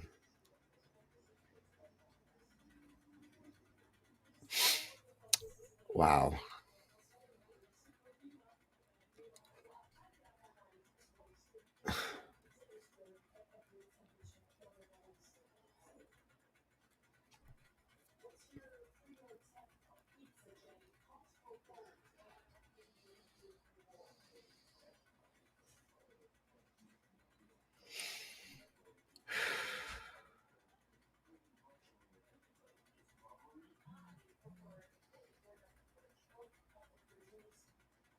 Unbelievable.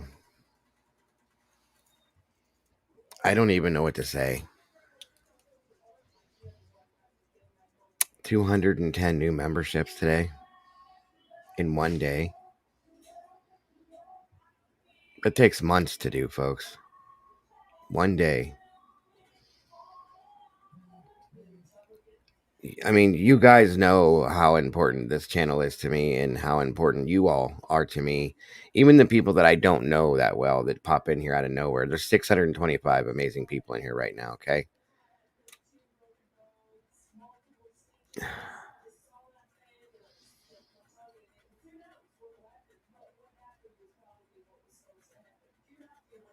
Thank you, Crazy P.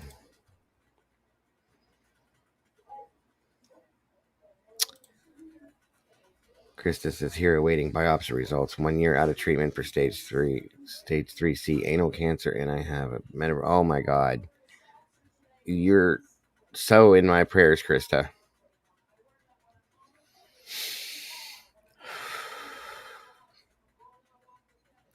Nothing half-assed, just gifted 5 too. There's people getting memberships that I've never even seen. Thank you so much, Krista.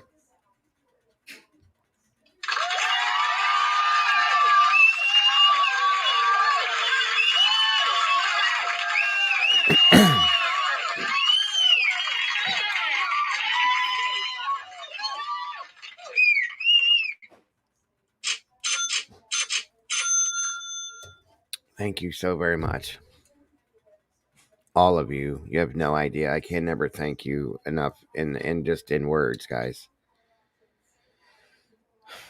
I can't. I just can't. You guys have to be the most amazing people. I'm so proud to be part of and to be able to run this community with all of these people in here that are like that. Just all of you are just amazing people.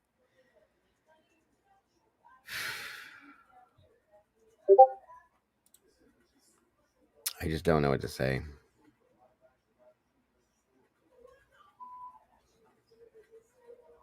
Wow.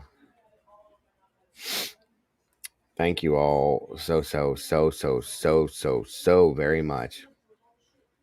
And please know I mean that from somewhere deep inside my heart. I really do. Unbelievable. Are you kidding me, Doc Terry?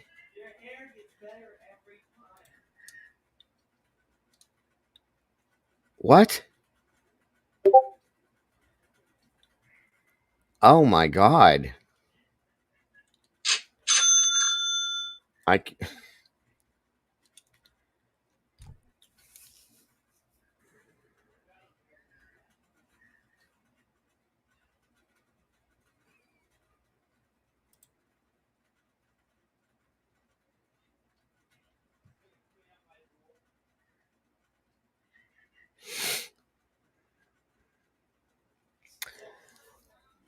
Thank you so much, Doc. And every one of you guys. I don't even know what to say anymore. Thank you, Brandy, for that as well. As not that I mean, as if anything else could be any better than it already is. That's insane.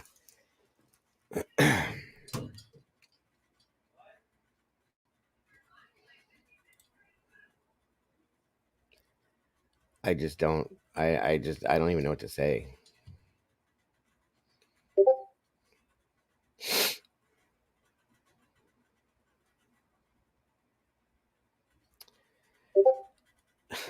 Jilly Bean, thank you to you as well so very much.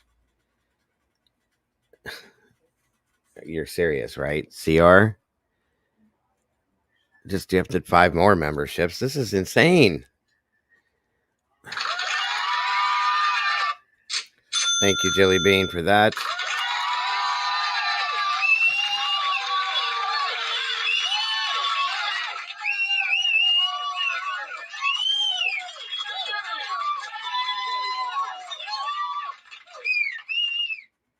What the hell? Stacy again? Oh my God.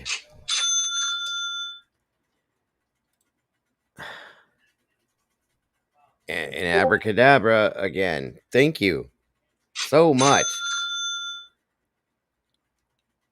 Oh my God.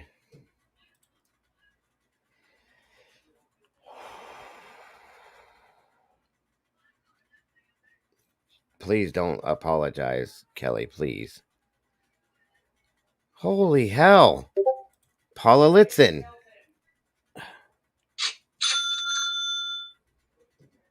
Craps and Crime. Oh my God. Well, Christina Alaska, a member for a month. That's awesome. Violet, thank you.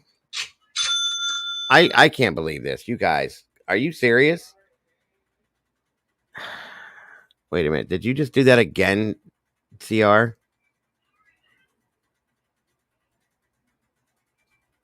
Oh my God.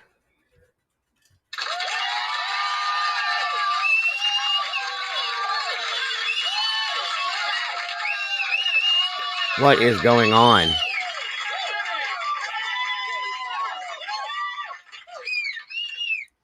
There's people being gifted memberships that I've never even seen in here before. Is there... Uh, wait a minute. Did you do it again, Kelly?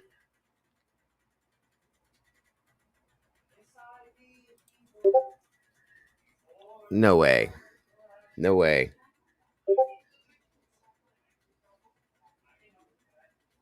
No way.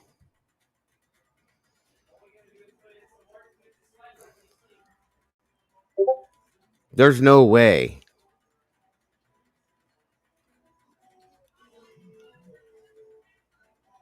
Oh my God.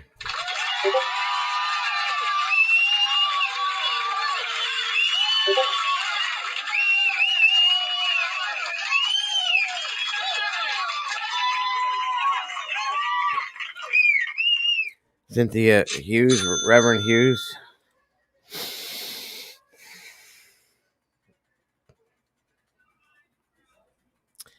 Robert Belt.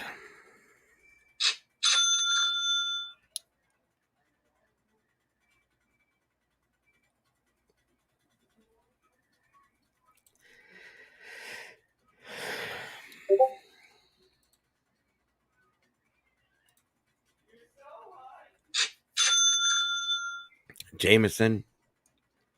I can't, guys. I don't even know what to say anymore.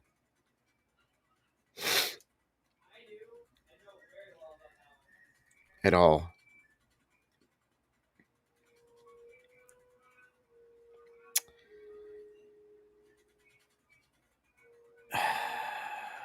Oh my God. Are you guys kidding me with the PayPal stuff too?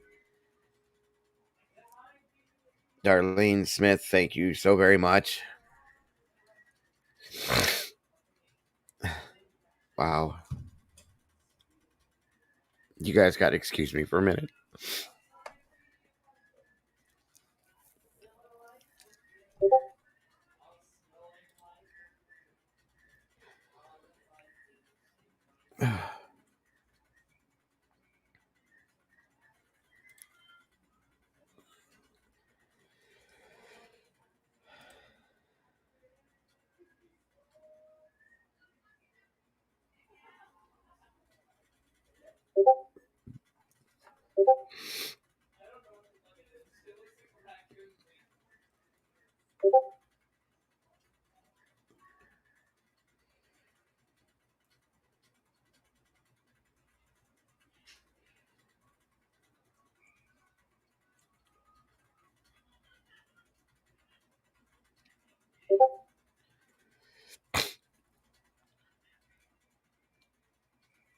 Thank you so much, Kim.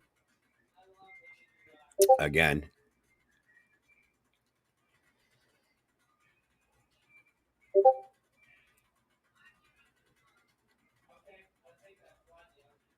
One moment, guys. I'm sorry.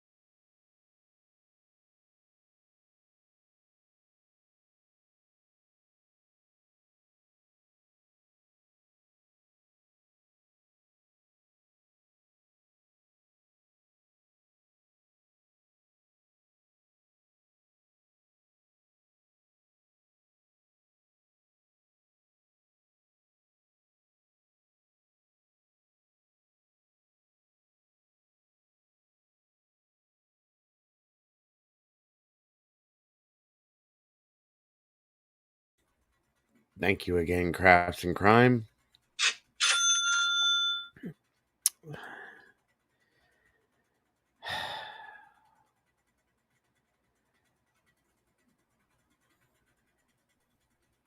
Upstate House, New York housewife. Again, thank you. I can't even keep up, guys. I'm trying. I know I just saw another one. Elizabeth Hanley, thank you. I don't even know what to say.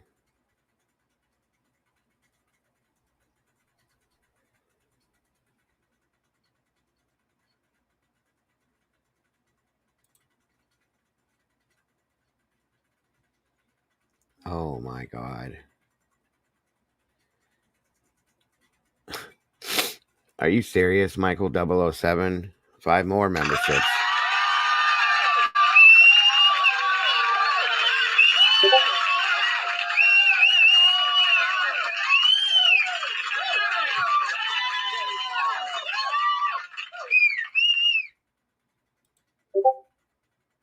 Please, guys, if you would open up your gifting to be able to receive these. I just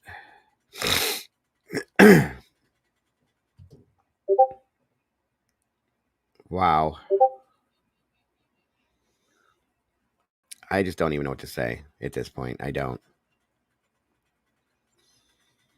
There aren't words out there to express the gratitude and the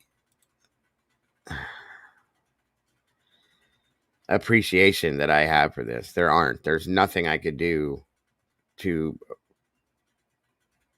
show enough appreciation for this.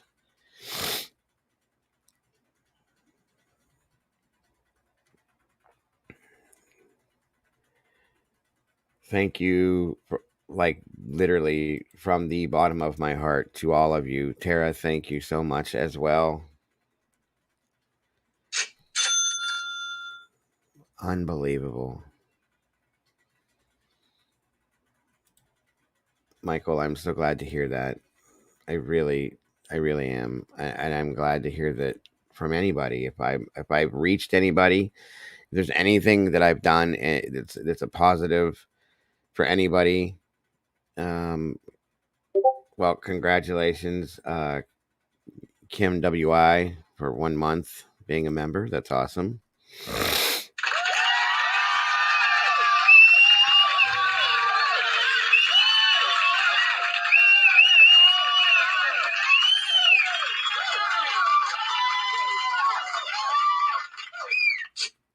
Kelly Mack, thank you as well.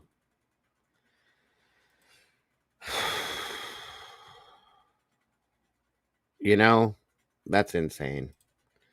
I've had negative comments recently in my comment section from, obviously, not you guys, some of other people that have been in here and so on and so forth, that have said this and said that, that they didn't like this, that I shouldn't do that, this person, that person, blah blah blah blah blah blah blah.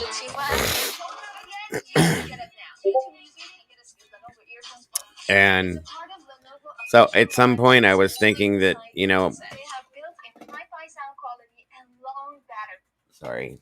I wasn't doing that well, that people weren't really into the show, and that people weren't enjoying this. Thank you, Kelly, again. And somebody else just dropped another one. Crafts and Crime again, and it says, I learned a long time ago, you just say thank you.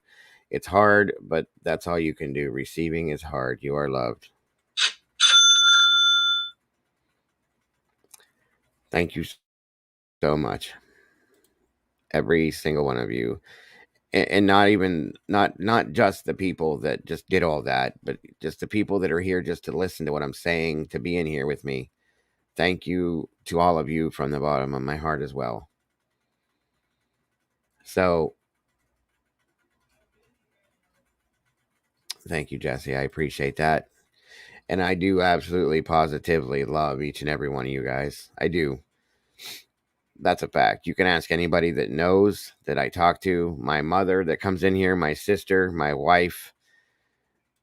I talk about this channel and this all of the time, and everybody in here, and how important this is to me, and what it has done for me. I did hope. Thank you. And you are right. God is so good. I do believe that. Another one, Kelly Mack, thanking you from the bottom of my heart for creating a safe space for critical thinking and differences of opinion.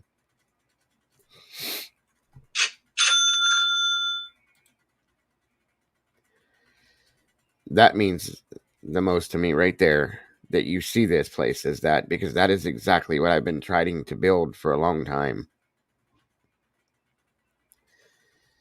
And I want everybody to feel that way when they're here. Everybody.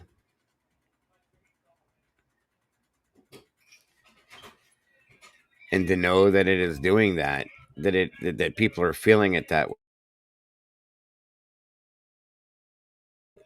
It means the whole world to me, you guys. It really does. Kim WI, again, thank you. Sometimes us keyboard warriors need to step back too. It's not you. You've always been welcoming. Thank you so much, Kim. Well, War Eagle, congrats and welcome again for 1 month of being a member. That's so awesome. And Principessa della Fate, welcome. Or thank you for the super sticker. It's confusing me, guys. I'm sorry. Abracadabra's been a member for 2 months.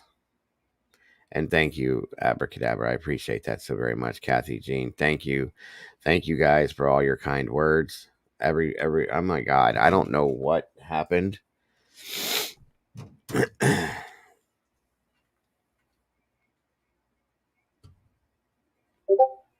Wow. I don't even know what to say to you guys. Other than thank you. You guys just made the whole week for me. Seriously, I'm just completely and totally like over the hill with this. I don't even know how to feel. And to all of the members, however many of you there are now, welcome. It's wonderful to have you in the family and as part of this family. That's so awesome, Brandy. Thank you for that, honey. I appreciate that. 300 views in a matter of 60 seconds. That's amazing. And thank you to the mods that are running the TikTok and the Instagram and the Facebook and all the other things we have going on. You guys are doing an amazing job. Thank you to all the moderators that are in here every day, taking time out of your days to be in here to make sure that things go right. Thank you, Jesse. I appreciate that. As me as well.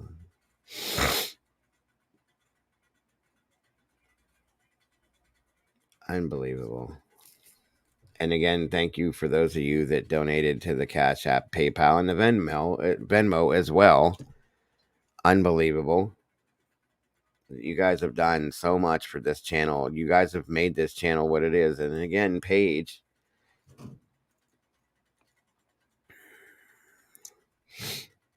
another $10 super chat. Thank you so much for that. You have the biggest heart of anyone in this community, and I appreciate you more than you'll ever know. You get what you put out, and just look at what you have done. Thank you, Paige, very much.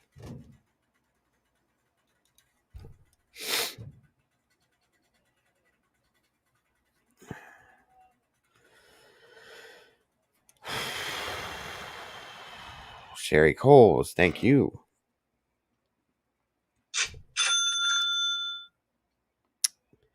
Cat K, thank you. You are loved and appreciated. I appreciate you.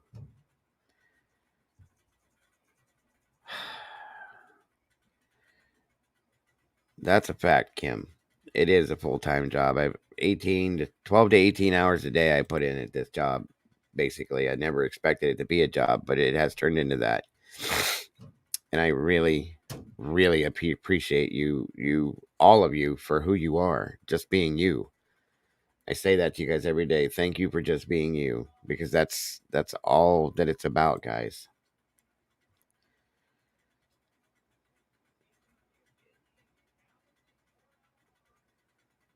Wow.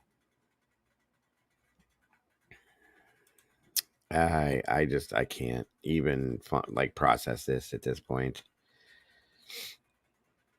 Exactly. I hope he has a wonderful day today too. I really do.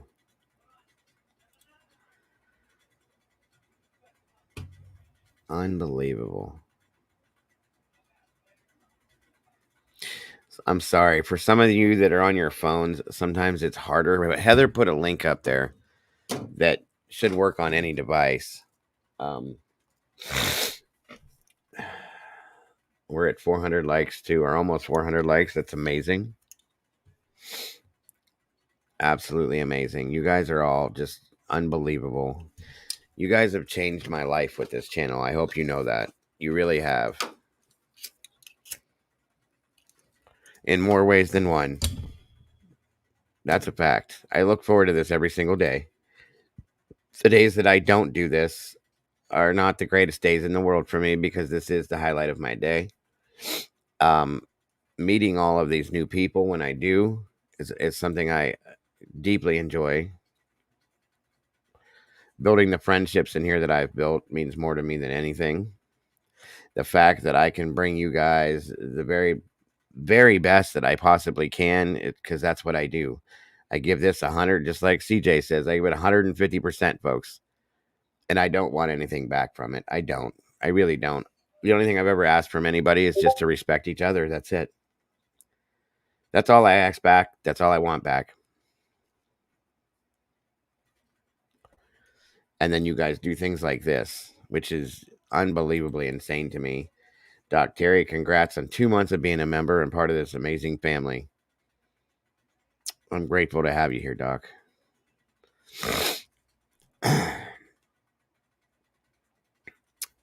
If I can find it, I will.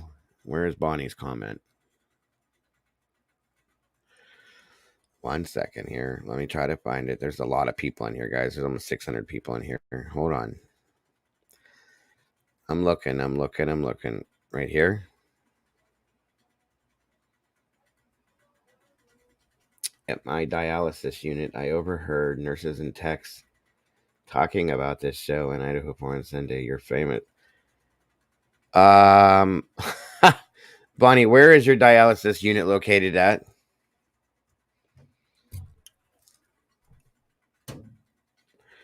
What state are you in, Bonnie?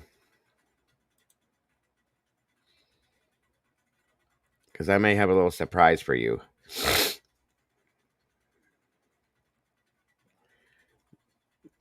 You are absolutely welcome, Carolyn.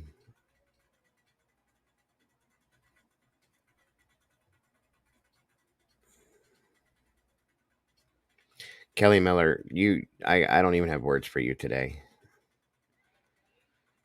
I don't at all.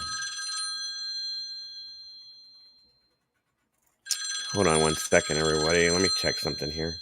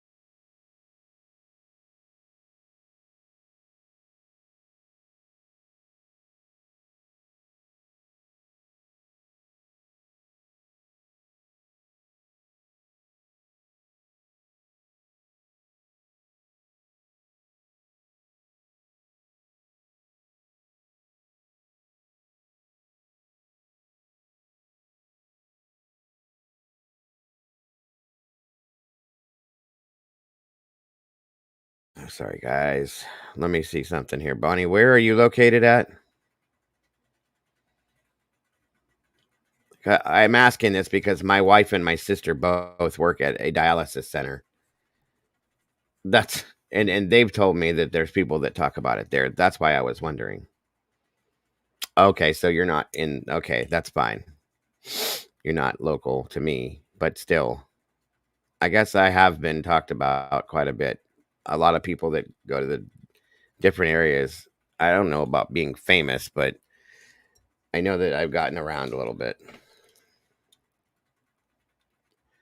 But that's what my wife and my sister both do for a living, Bonnie. They're both dialysis technicians for a company called Fresenius. It's worldwide, I guess. So,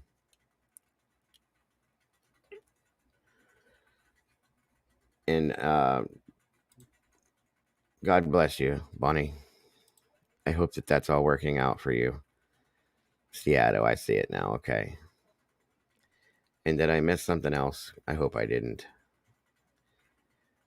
I wish I could have shouted all those new members out, but I couldn't see them. I couldn't keep up with it to save my life. But unbelievable, guys. I definitely don't feel famous, but I don't think I'm famous. But I'm glad to know that people are listening to this and that they hear this. And I'm glad that this helps people.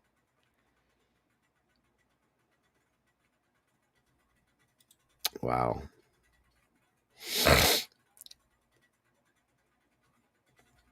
And thank you guys for that share this out to everybody and so on and so forth. So thank you all. Natalie B, thank you for that. Again, I lost my membership by changing my credit card. I canceled after that. I couldn't find a way to become a member again. Did you are you a member now, Natalie? Is it no, not yet. You just have to open up your down at the bottom of the bottom of your screen. It should give you the option to accept gifts in that sense. Wow, you guys completely flabbergasted me today. I did not expect anything like that. That's unbelievable.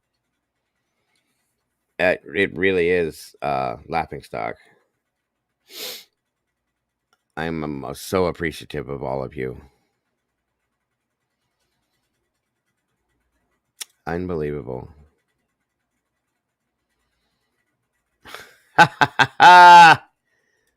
That's too much. Oh my effing God. My grandbaby asked if I was one of Dago's balls. That's too much. That is too much, Jazz King. I love that. That made my day. That's unbelievable.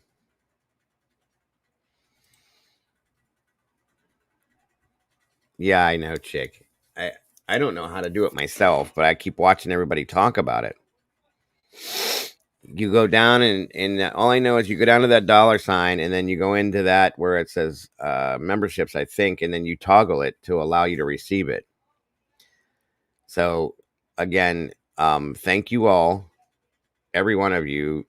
Kelly Miller, I don't even have a word for you for what you've done, and everybody else that did this, all of you. Thank you so very much for all of that. Right. Welcome to the family, Bad Wolf. Welcome to all of the meatballs. There's nobody in here, I don't think, hardly at all. That's not the color green.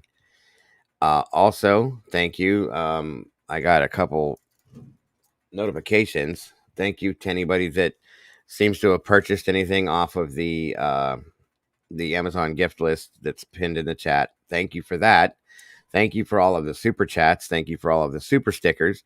Thank you for the people that donated to the PayPal or the Venmo or the Cash App.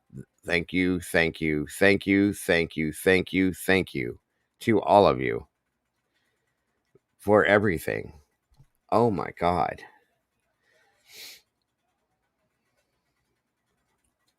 I've never in my life seen this before.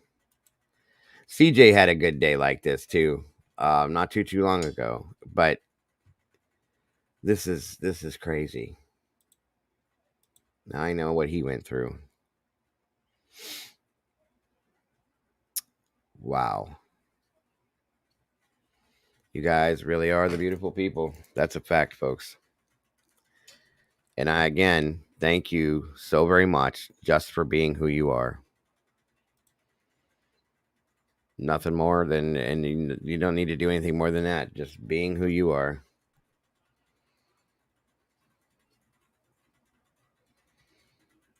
Unreal. Yes. Yes, yes, yes. Valerie Legrand. I do too.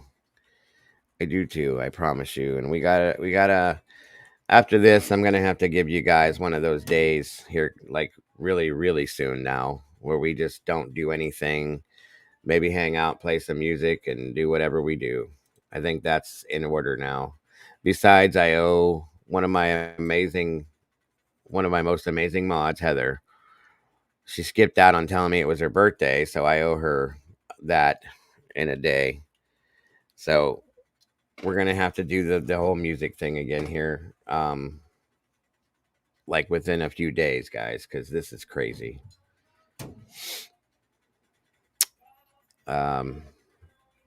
Right, Kelly, that's what I'm saying. We're gonna have to do that, like really soon because you guys definitely earned more than that. So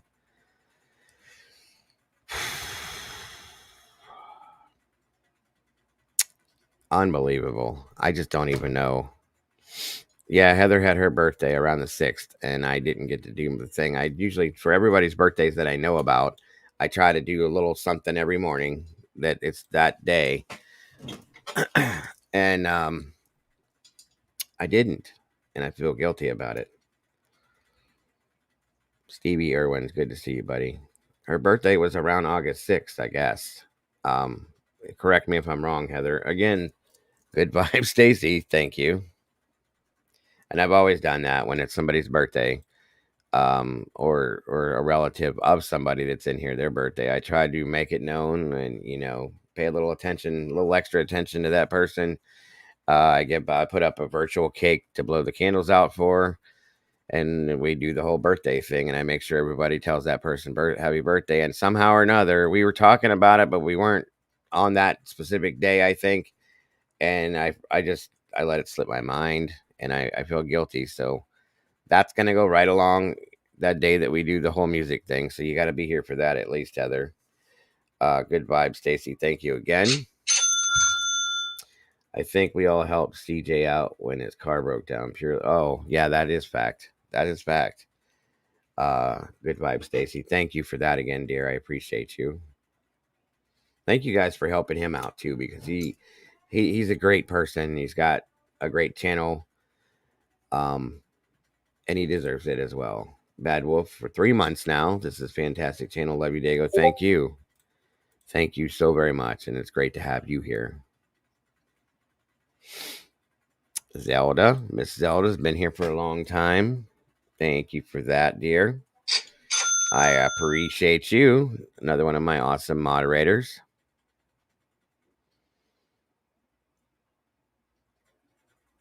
I'm completely blown away right now, folks.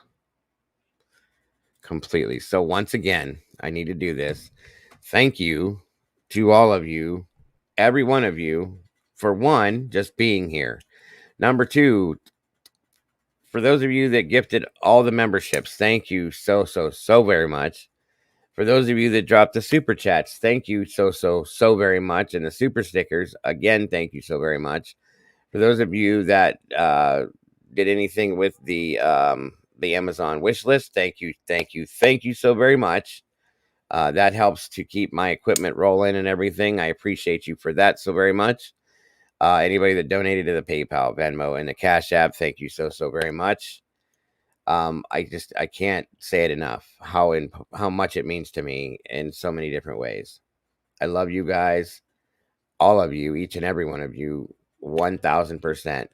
I can never explain how much and how important it is to be here with you all every single day. And I absolutely, completely, I'm blown away, guys. I am blown away.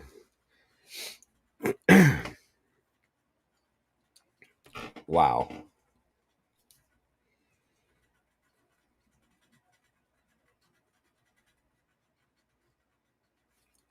Right. Praise God.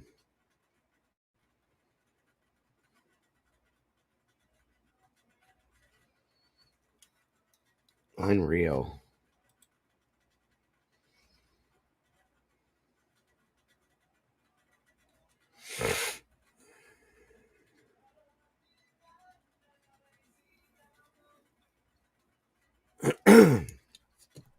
I'm trying to get my wits about me so that I can get back to what we're doing, guys. Sorry, just give me a moment. I'm completely floored. I really am. I've never had anything happen like this before, ever. Kim Banning, good to see you. Thank you for joining us. Yes, happy belated birthday, Miss Heather. And there's more coming for you, I promise.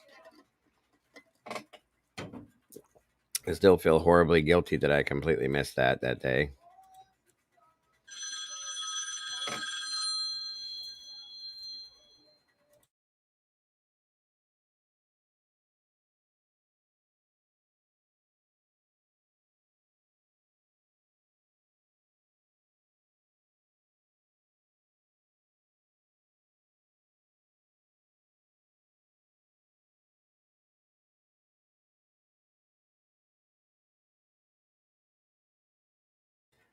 I don't know what happened there. Miss Krampus, a member for 2 months. That's awesome.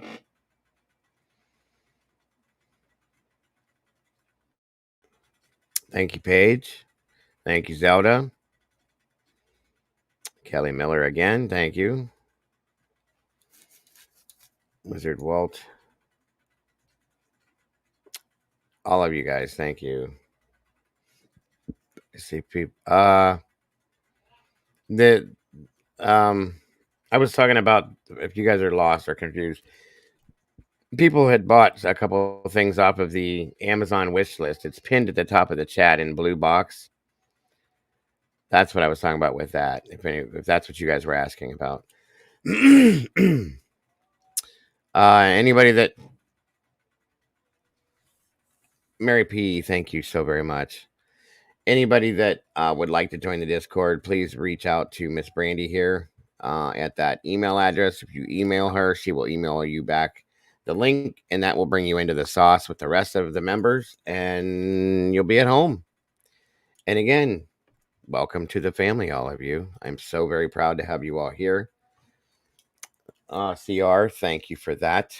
And it's been a blessing to have you here as well. Very much so. Brian Hoffman, my buddy. Yes, it's pinned at, thank you, Nikki. Not that Nikki. It's pinned at the top of the chat, very top of the chat on the YouTube. It has Heather's name on it, and there's a little blue dot, and it says Feeling Gifty. That is the Amazon wish list, if anybody was looking for it.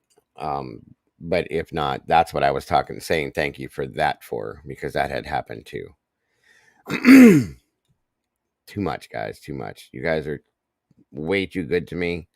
I don't feel that I deserve it, but I thank you all for feeling like I do, and for everything you do for me, and again, just for being here. What's different in Discord from being here? Okay, Aunt Clara, good to see you. What's different in Discord than being in chat? The Discord is something that you'll be able to be in, Aunt Clara, when I'm not live. All of the members go in there and they kind of hang out. There's different channels in there that Stevie and Miss Heather set up in there. Miss Brandy handles parts of that in the sauce, Miss and Heather, and then Stevie goes in and he regulates the different channels and makes everything look nice and neat. So there's places in there you can go in and different little channels in there, Aunt Clara, where you can talk to different people about different things. We have a section in there for our pets. There's sections in there where we talk about nothing but true crime. There's places in there where I'll go in live and talk to people and play music and hang out. There's sections in there where we're going to start playing games in there. We do movie nights in there where we'll go in together as a group and watch different movies and stuff like that. But you'll find any of us in there, Aunt Clara, any time of the day, just talking, hanging out, because that's what families do. When I'm not live, then we go in there and do that same way as I'm in here. So it's kind of just a little extra added perk for anybody that becomes a member, and it gives you a little bit more to do with us. That's all. What did you just say, Lulu?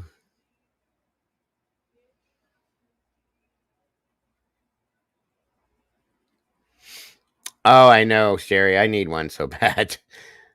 I don't have. Oh, it's okay, Aunt Clara. There's no worries. I am too. I am definitely techno illiterate. I'm just now learning all these things. No thanks to my amazing moderators that are helping me through all this stuff. Little by little, the Discord and all that kind of stuff, they've all been teaching me. I can't get past how great you guys are today. Just period. I can't get past this. Lulu, thank you for wanting to be here. More than you know.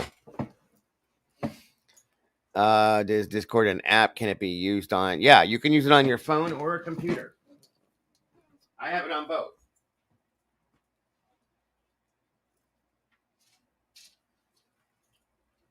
Give me 1 second, folks. I gotta grab something real fast.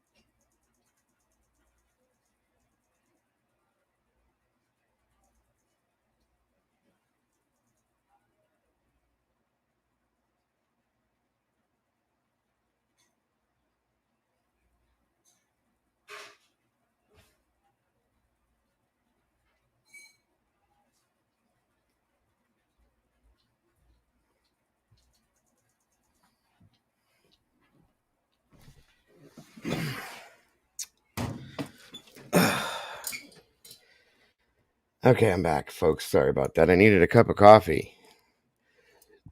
I'm completely floored. You have no idea.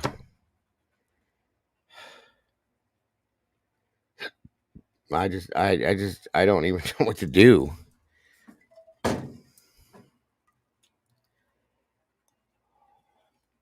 I understand. Discord's not for everybody, guys. You don't have to go in there. I'm just saying it's something that is out there for you guys, where we can hang out through the day when I'm not live.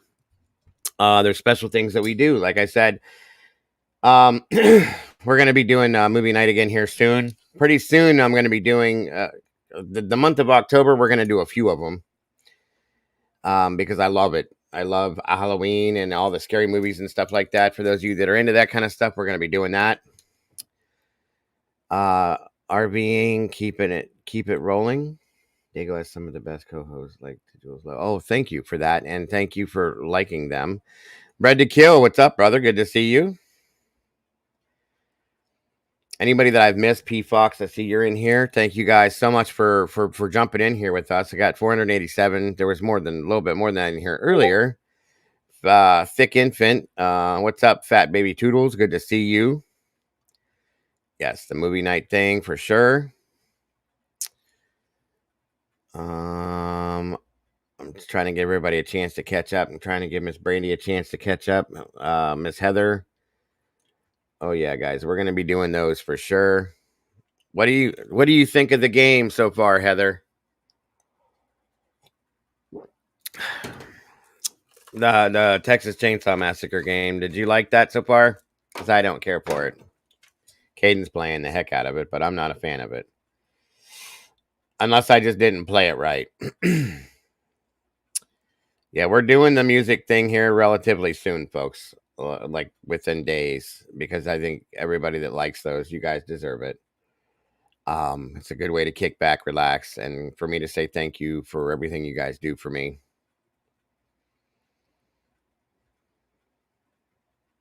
For sure.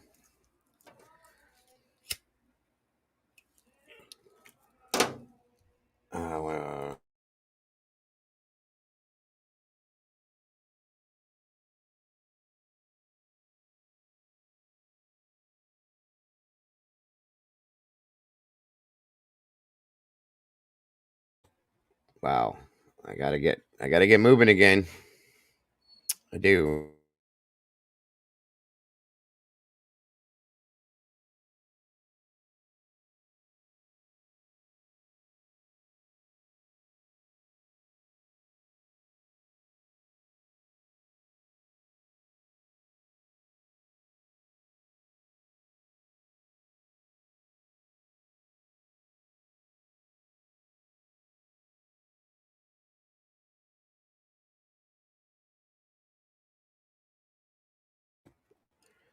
Okay. All right. I think I got my head square again. Lord have mercy. And once again, thank you guys for everything. All of you guys, every one of you guys, just you guys are amazing. I'm so proud to say that this community belongs to me, that this channel that I put together belongs to us as a community, that I run this community, guys. I'm so proud of that. I can't even stress to you how proud I am. Okay? And you guys have done that. Every one of you guys have done that. I wouldn't be here if it wasn't for you guys, and I would not continue to be here. You guys are what makes me do this every day, makes me want to do this every day. Okay. And I don't want to do anything more.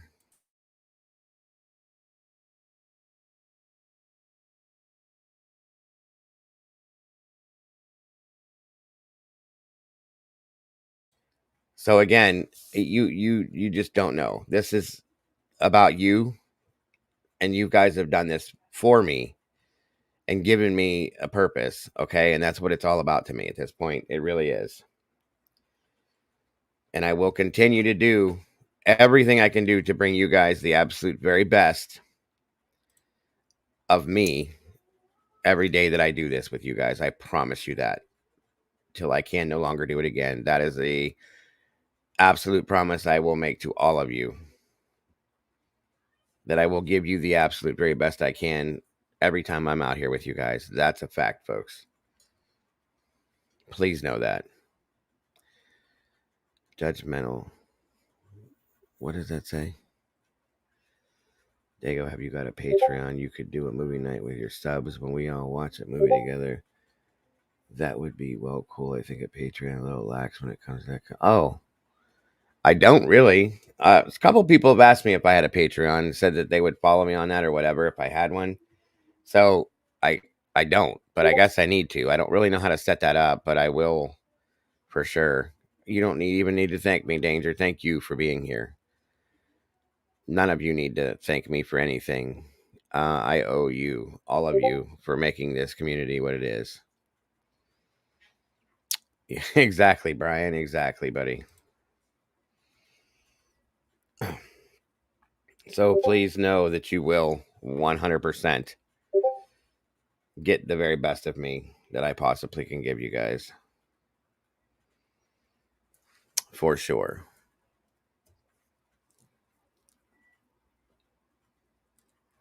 If I can figure out how to set up the Patreon page, yeah, I have no problem doing it. I just need to figure it out, what it's about, set it up, and then be able to, run with it. You know what I'm saying? And yeah, I don't have a problem doing that. If that's what you guys want, that's what you guys get. Period. Well, I try to give the best of me. I really do. I promise you guys that. Sometimes it's not always, but I definitely try. Okay. Let's go back to this, guys, before I get too far off track.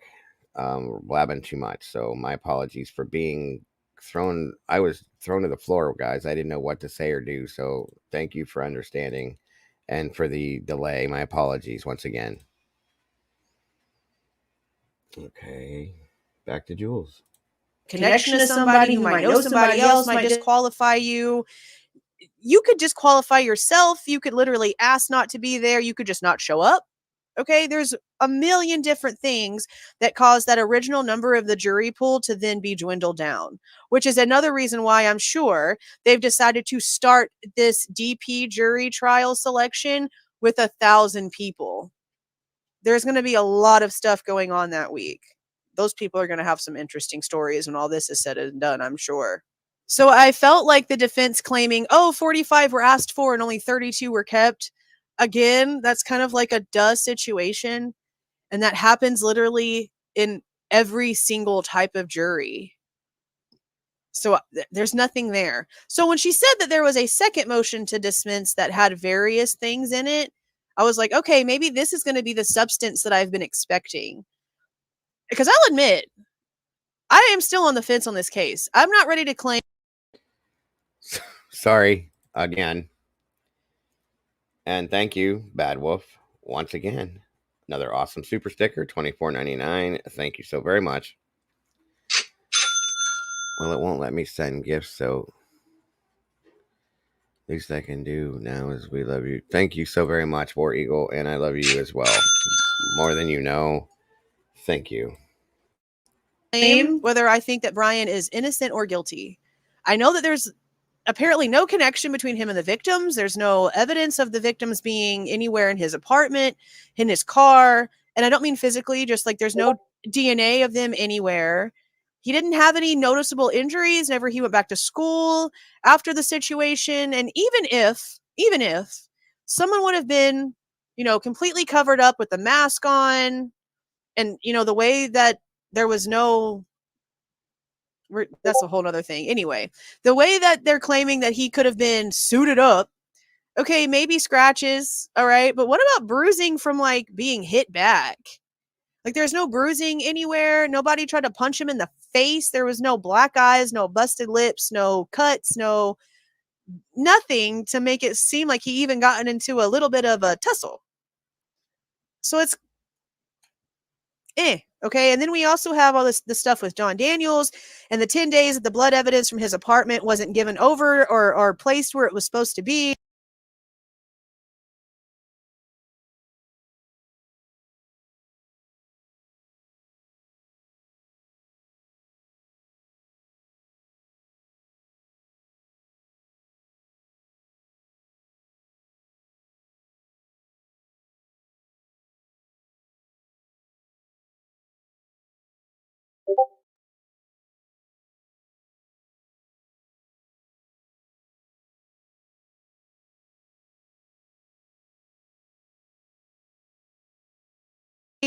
And my biggest thing with that is this, like, this wasn't like this was blood evidence that was found in Pennsylvania that was going to have to go through this long, lengthy process of being brought all the way to Idaho.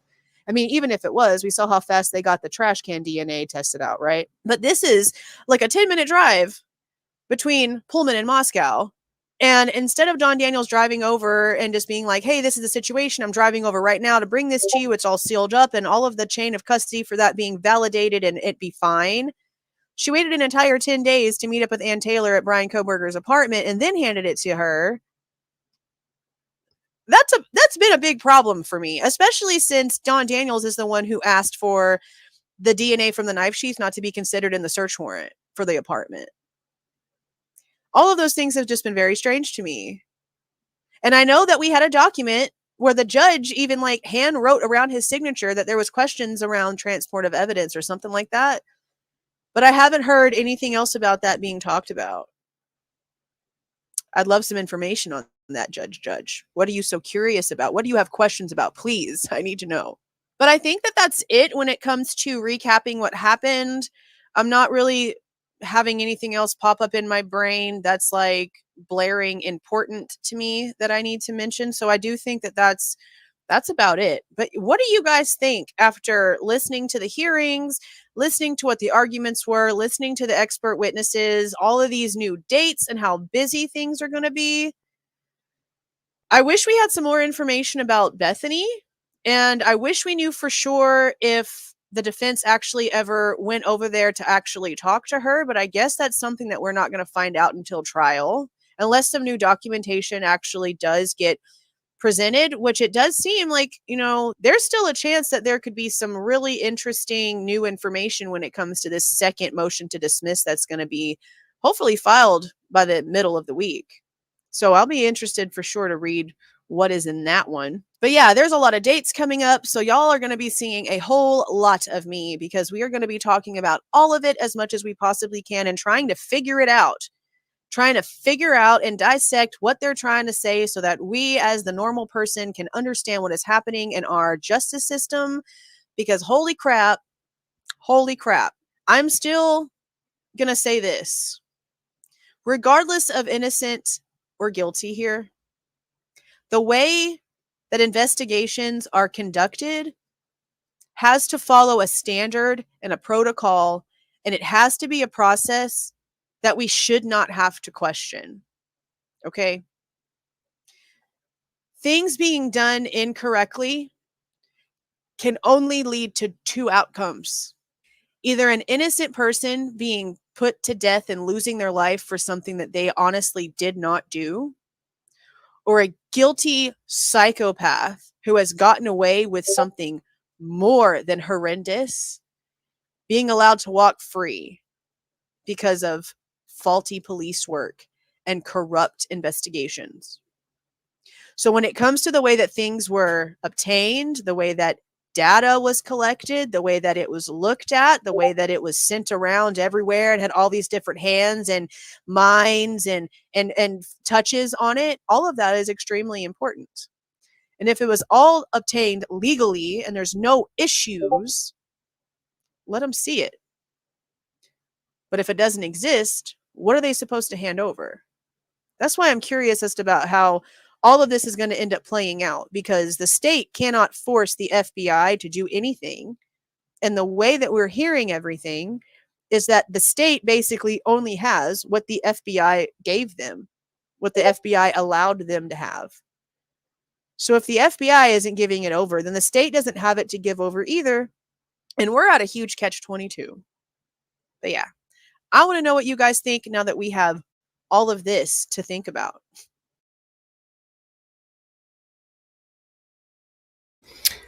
And there it is again, another amazing video. And for those of you that haven't, please, I know most of you probably have. Please go over there and subscribe, show the love, show the respect. She puts a lot of work into what she does. She's very right on about everything. That's why I have a high respect for her channel and herself. I always have. Thank you, Heather. I know most, like everybody, probably has already, but if there's a lot of newer people in here I've seen, if you haven't, please go over there and subscribe. Jewels of All Crime, True Crime Reactions. I'm sorry. And I absolutely agree with everything she said in there, as I usually always do. It's a great video. And like I said, I think she was just, based on what she said in here, just as alarmed with the way that a lot of that stuff went down in that hearing, for sure. So I don't know what to expect at this point. As we've seen, there's a whole lot of new court dates coming up with this, so on and so forth. And there's a lot for us to look at coming forward, before the trial even were to come close, So again, Jules, thank you for another amazing video, as they all are, always, always have been, and the time and effort you put into these. And again, guys, yeah, exactly, Lulu, I absolutely agree. So please go check it out, folks, if you have not yet. There's another one that was just put out, guys. Go over there, check it out if you will. It's actually better than this one, if that's easy, if that's believable.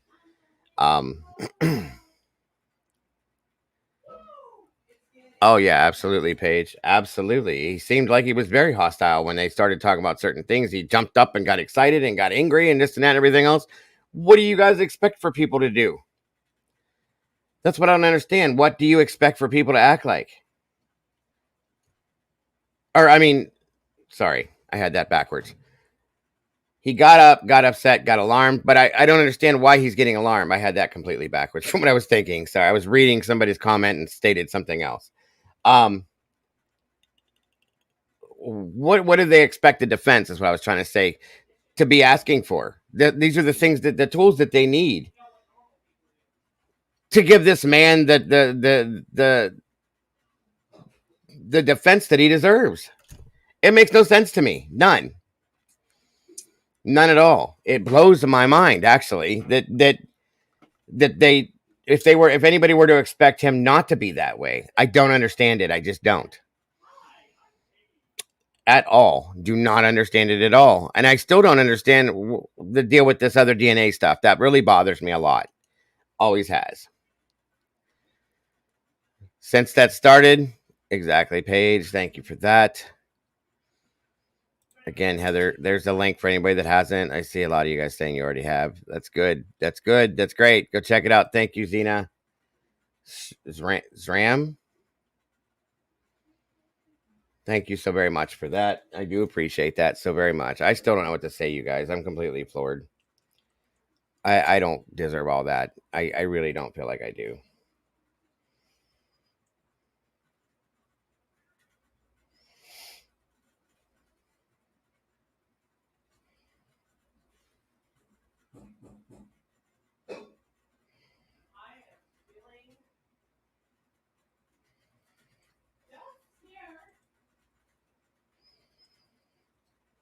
Hold on, folks. I'm trying to make something happen here, and it's not working. There we go. Thank you again, Zena.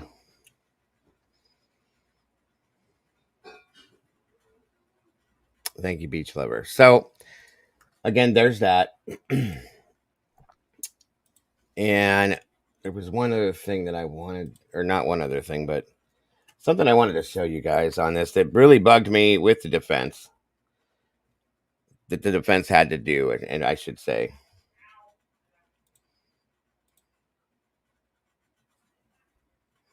One second here.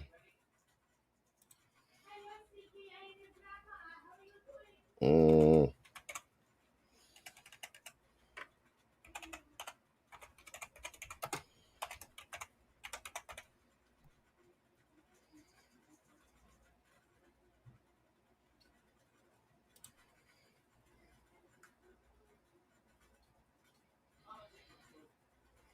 Here we go. No.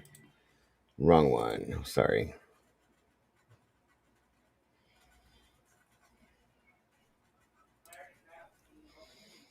So we had all of these experts per se that came out, spoke on this stuff, so on and so forth. You guys saw everything they talked about when it came down to the DNA, so on and so forth. I feel that Gabriela Vargas was amazing. I think that the first gentleman, I never can remember this guy's name. It was just the other day, and I still can't remember it. I think he spoke on something that really made a lot of sense to me. Quite a few people were just kind of like, no. I don't know. I don't understand why. That's kind of what I was saying. Yeah, I was saying that just a little while ago, Carol. I really was.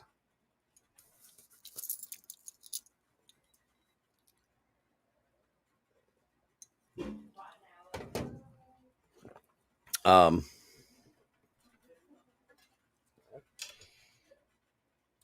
me see here. What is this? Hold on. Okay. Let me show you guys a little something here. Moving forward with this, as I said, we're kind of reviewing this and that, and I can't top the last one we watched, but this is Court TV. Thank you, Lulu. This, which was horrible. This filming was ridiculously horrible. They had a fan blowing in the background. It was ridiculous. You could barely hear what was being said. Again, ridiculous. I jumped from there to, I think it was East Idaho News, which was a little bit better, but then they had everything screwed up and they had the numbers. Whoever was doing it screwed it up there. So I don't know. But I wanted to watch just a bit of this here with you guys and point out some things that I really had issues with in this, and where I got upset mostly. Oh, shoot. Hold on a minute. Let me make something. 1 second here.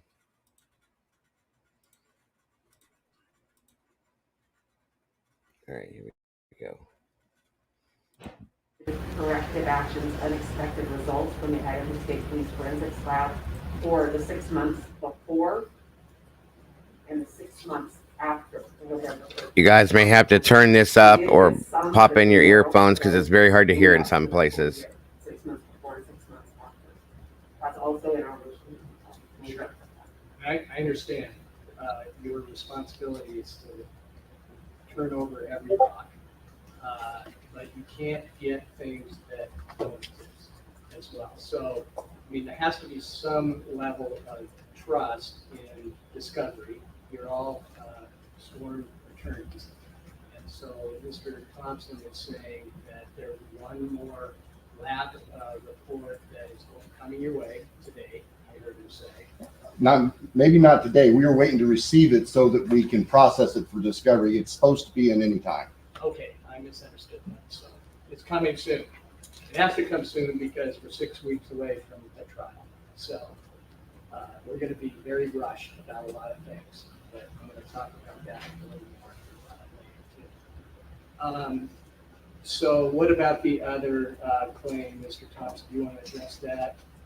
the other mistakes. Corrective action log, unexpected result log. We have that in part, but not the whole thing. I don't know what exists that we haven't received. We provided all the requests to the lab, and they've assured us that they have provided us with everything they have within the scope of those requests. I'm not sure what else to say. I mean, we can make a supplemental inquiry to clarify that after we finish in court today. But I'm kind of sitting here saying, Judge, was giving you everything we know to exist.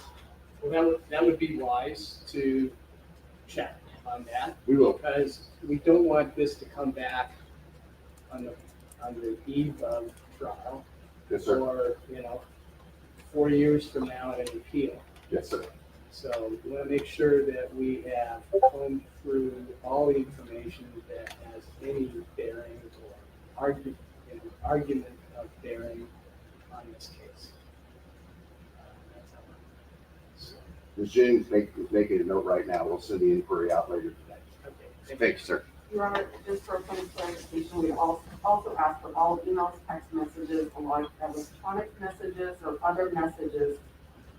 Some have been provided, but we don't have assurance that that's all. And so for the same reason, we want to make sure that we have the complete file. Okay, Mr. Thompson. We have told them, we have given them everything that we know to exist. We've asked the lab provided it to us, we sent it to them. At this point, all I'm hearing is speculations. They think maybe, or they wish something else was there. But as far as we know, it doesn't exist. I don't know what else we can say. You can't respond to something that isn't real. Sorry, Judge. I mean, we're just sorting it out. Yes, sir. Making sure that everything that there is shared.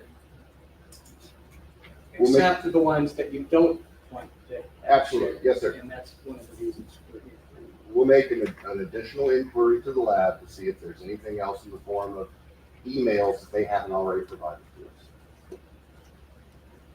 I would add, I mean, there are times, okay, in the world of the law, that sometimes people forget to do things, or sometimes things fall through the cracks, and so it's always healthy to make sure that it is done thoroughly. Absolutely. Thank you, Judge. Thank you. Your Honor, we're ready to call Steve Mercer. Okay.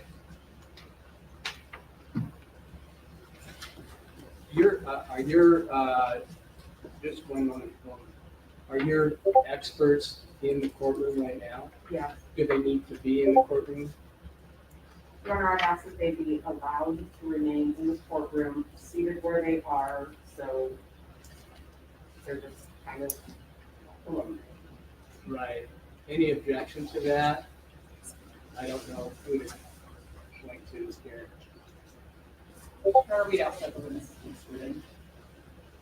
I'm going to exclude your witnesses, so they're not hearing what the other witnesses are testifying by, and that'll be, I think, a cleaner, more accurate response. So then I don't want to have them reacting to the other testimony. We'll hear each testimony, each witness's testimony be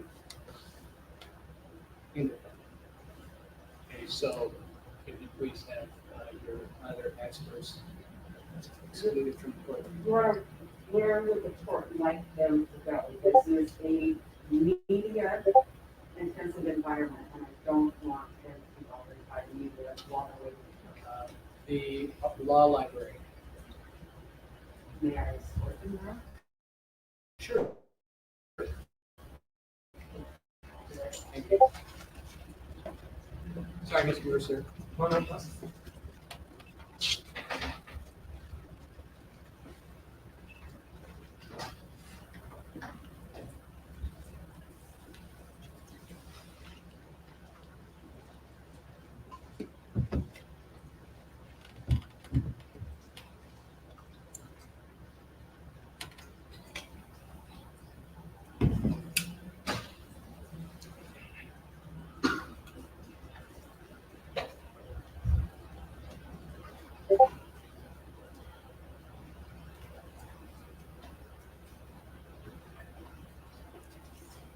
Thank you, Your Honor. Okay, thank you, Ms. Taylor. Okay, Ms. Mercer, come on up. Please raise your right hand. Hey, yeah, please. Do you solemnly swear that the testimony you give in this case shall be the truth, the whole truth, and nothing but the truth under penalty of perjury? I do. Thank you, Mr. Mercer. Go ahead, get some water there. I'll take care of that. And once you're seated, could you please state your name and spell your last. Yes, my name is Stephen with a PH Mercer, Mercer. All right, thank you, sir. Okay, Ms. Taylor? Good morning, Mr. Mercer. Good morning, What city and state are you from? Rockville, Maryland. What do you do for work? I am a licensed attorney in Maryland in the District of Columbia in the field of criminal defense with an area of specialization in DNA and forensic litigation. How long have you been an attorney? I was licensed in the state of Maryland in 1995 and in the District of Columbia in 1997. I'm also a member of several federal bars, including the Supreme Court, where I appeared as co-counsel in Maryland v. King, a DNA database case from 2013, as well as the Fourth Circuit, the DC Circuit, and a number of federal district courts. I want to back up a little bit and have you tell me about your educational background. So I have a undergraduate degree, bachelor's degree in English from Syracuse University, 1984. Juris Doctor JD from the District of Columbia School of Law from 1994. And you mentioned you have a specialty in DNA. Where does that come from? So my experience with DNA began with the first constitutional challenge to Maryland's DNA database statute, and that started in 2002 in the case of State v. Raines, where it raised a Fourth Amendment challenge to the compelled collection of DNA from convicted offenders. Prevailed on that case in the trial court. It was appealed to the Court of Appeals, which is now called the Maryland Supreme Court. The Maryland Supreme Court, in a sharply divided 4-3 decision, reversed, sent it back for trial, tried the case, and that was really the beginning of my experience with forensic DNA litigation. And then from that point, I continued in that field, attended training with the District of Columbia Public Defender Service.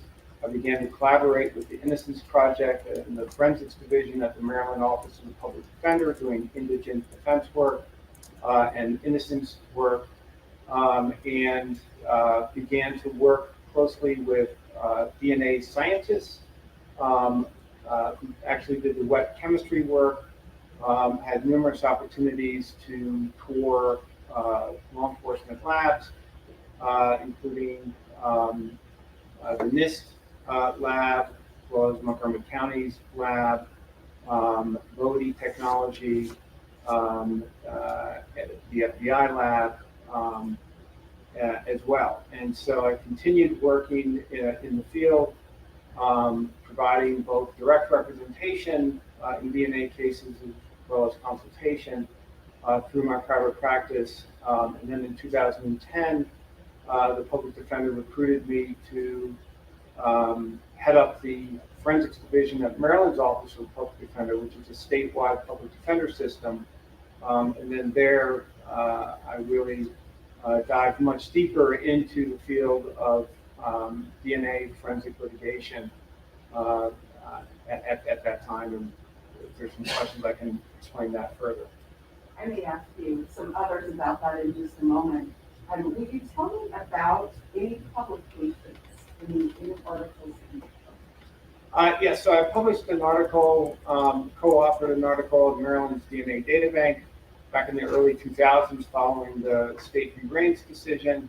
I also published an article in the NYU's Law Review about shadow DNA databanks with a co-author, Jessica Grable, and those are the principal articles with respect to forensic DNA. And I think you mentioned a couple of professional organizations Yes, so I'm a member of the jurisprudential section of the American Academy of Forensic Scientists, and I've given presentations there. For example, in 2018, I gave a presentation on proposed regulation of the field of forensic genealogy. And then I'm also a member of the National Criminal Defense Attorneys Association and a number of local bar associations in Maryland, as well as the State Bar Association. You mentioned forensic genetic genealogy just now.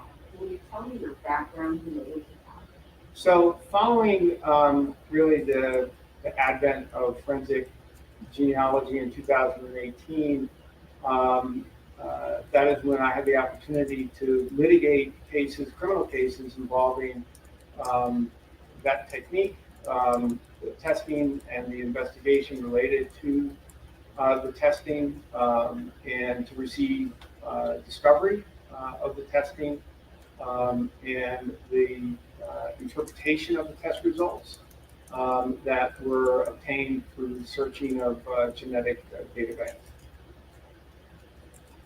You are here on Bryan Kohberger. This is the stuff that I want you guys to hear what they're saying, because I think this is really important to hear how they're describing this and the things that need to be known about this. So DNA evidence that needs to be litigated. really What important. are the minimum practice standards? So I'm not here to discuss Idaho's discovery rules or offer legal opinions about constitutional standards. Rather, my area of focus is based on my experience, training, and expertise in forensic DNA litigation, and what a minimum practice standard would be for a reasonably competent trial attorney who must comply with their duty to investigate a case on behalf of their client.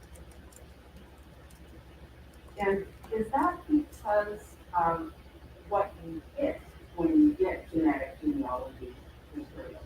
Well, yes. I mean, forensic evidence is often central. Thank you, Heather.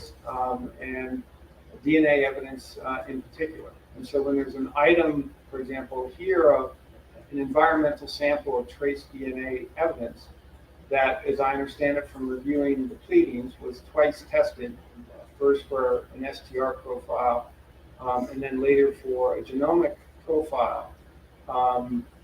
The question becomes, what is the minimum practice standard for an attorney to be effective in your representation of a client given that type of evidence? When you're talking about two samples happening, or two tests happening, why should an attorney know about them? Well, there are a number of reasons why it's crucial for the attorney to investigate any testing of evidence that is central to a case. And again, here it's an environmental sample of trace DNA that is being tested. And so it's essential for the attorney to know, for a number of reasons, about the details of the testing and the investigation when we're talking specifically about forensic genealogy. Number one is there's pretrial concerns. And those pretrial concerns that can be raised would involve suppression issues and potentially Fourth Amendment issues. These are questions that are very much evolving in the state of our litigation. But to understand the viability of a Fourth Amendment challenge, there has to be a factual investigation. There has to be a determination of the conduct that law enforcement undertook during the forensic analysis of the genealogy. So, for example, was it fast and loose? Was there searching of databanks that violated the terms and conditions of those databanks? Was there surreptitious DNA collection from individuals, targeted individuals in family trees? So these are very fact-specific inquiries that the attorney must know in formulating a suppression challenge under the Fourth Amendment because it's all about reasonable expectations of privacy. And what's really critical here to understand, and this is close to me from my litigation, early on, the government and law enforcement's argument was always there are minimal privacy interests at stake because forensic DNA profile is like a fingerprint, and it says nothing about who the person is. But now with forensic genealogy, we're talking about genomic profiles, potentially whole genomic profiles, or at the very least a SNP profile, single nucleotide polymorphism profile. Single nucleotide polymorphism. An SNP profile that contains a vast amount of information that is very, very private. And so this is a real game changer in the privacy interests that are at stake, and that the attorney needs to understand in investigating the case to assess and to evaluate that suppression issue, that Fourth Amendment issue. So that's one issue pre-trial. There's also concerns about reliability. And by reliability, I'm not talking necessarily about the forensic genomic profile, but I'm talking about the STR profile. And again, because as I understand it from the pleadings, there were multiple tests on the same evidence, environmental sample trace DNA. One produced a STR profile that I understand from the pleadings is represented as being a single source male profile. The reliability of that needs to be investigated, and certainly through one aspect of that is investigating the laboratory documentation that is provided for the STR testing. But we also have to appreciate, and again, I'm not a DNA scientist or a biologist, but I'm an attorney that works with experts, and I need to know what type of expert to hire. And one thing that I do realize in looking at this is when there's multiple tests of the same piece of evidence, and you have a genomic profile, in other words, potentially the entire human genome that is typed from this environmental sample trace DNA, or at least an SNP profile, which is somewhere in the neighborhood of 700,000 locations of data. What does that tell us about the STR profile markers? So for example, the STR profile markers, which are typed, are 20 out of 30,000 STR markers overall. And so what I would be investigating with a qualified expert is, number one, I don't know from the pleadings if there's a whole genome profile that's been developed for the forensic genealogy, but if there is, that should contain STR markers. What does that tell us about the reliability of the STR testing? Is there any potential for artifacts? Is there any potential for an undetected low-level mixture? Okay, so as you guys are hearing what this guy's saying, I mean, it's got to make some sense as to what the problems are. Okay, there's so many of them, so many of them, so many problems, guys. This is ridiculous. Now let me find, because we're not gonna watch all of this again, guys. Not like we did. Where's it at? There's another part here that I want you guys to see that really bugged me. 1 second here. Hold on.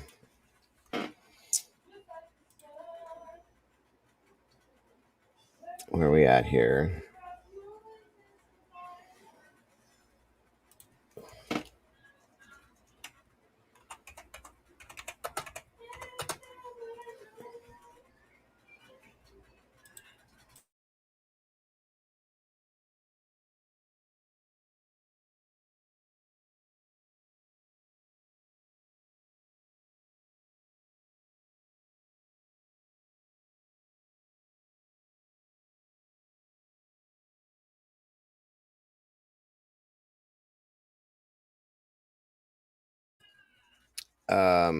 I agree, Mountain Mama, absolutely.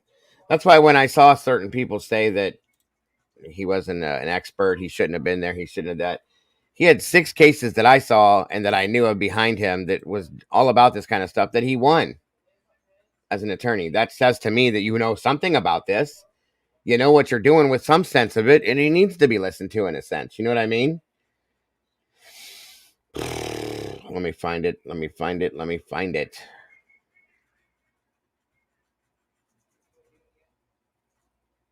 No, hold on, folks. Sorry.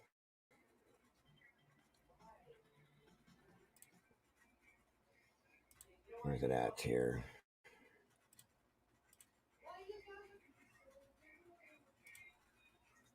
Where is it? I can't find it. I had this set yesterday, and I can't find it now. Caca.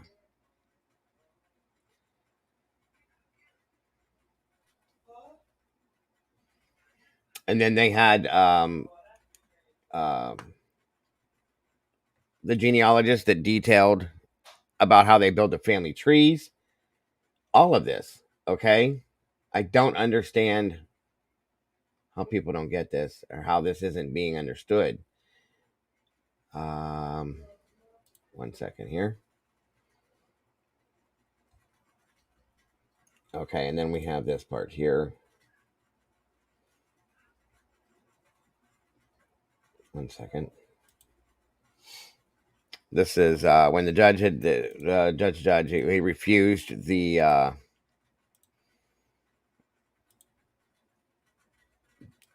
to delay it for the defense. Okay, refuses to delay the case per se.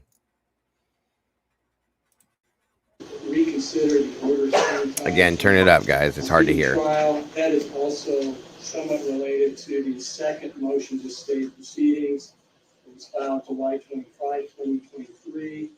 Why don't you go, Mr. Johnson? Oh, no, Ms. Beatty. Thank you, Your Honor. Your Honor, we're asking the court to reconsider its order, wherein the court issued a limited tolling period, I guess, or stay, specifically for the purposes of extending the speedy trial period by 37 days. And we filed that motion mainly because we're just concerned about the record in this case, and we're concerned that where Mr. Kohberger has essentially stipulated to there being good cause under the statutory speedy trial statute, we're concerned that should he try to invoke speedy trial later, and should the state disagree with that, it could create a very genuine issue to be litigated and possibly on appeal. Now, in the defense's reply brief, their response basically seems to be, well, he didn't waive his constitutional right to speedy trial.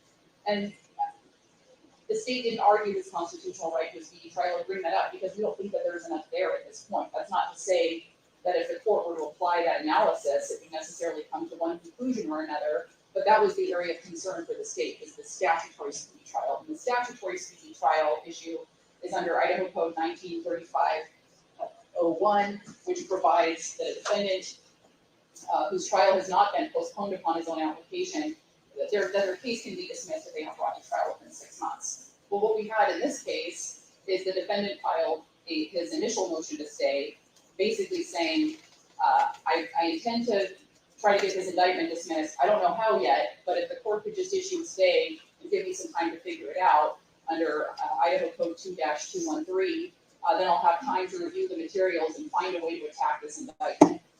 That's a litigation strategy. So if the court's response to that litigation. This is a joke. This is what I'm talking about. Anything and everything that they say or do, the prosecution is objecting. I don't think we need to do this. I don't think we should do that. I don't think this should be allowed, Judge. I don't think this is right. I don't think that's right. This is wrong. This is what. What are you talking about? What are you talking about? This makes no sense to me. They don't want him. Okay, listen, guys. This is the only way to put this. I'm sorry. And I'm sorry that I get loud and I get irritated with this, and it has nothing to do with you guys. This is crazy. It's to say this sounds obscene to me, and it sounds insane.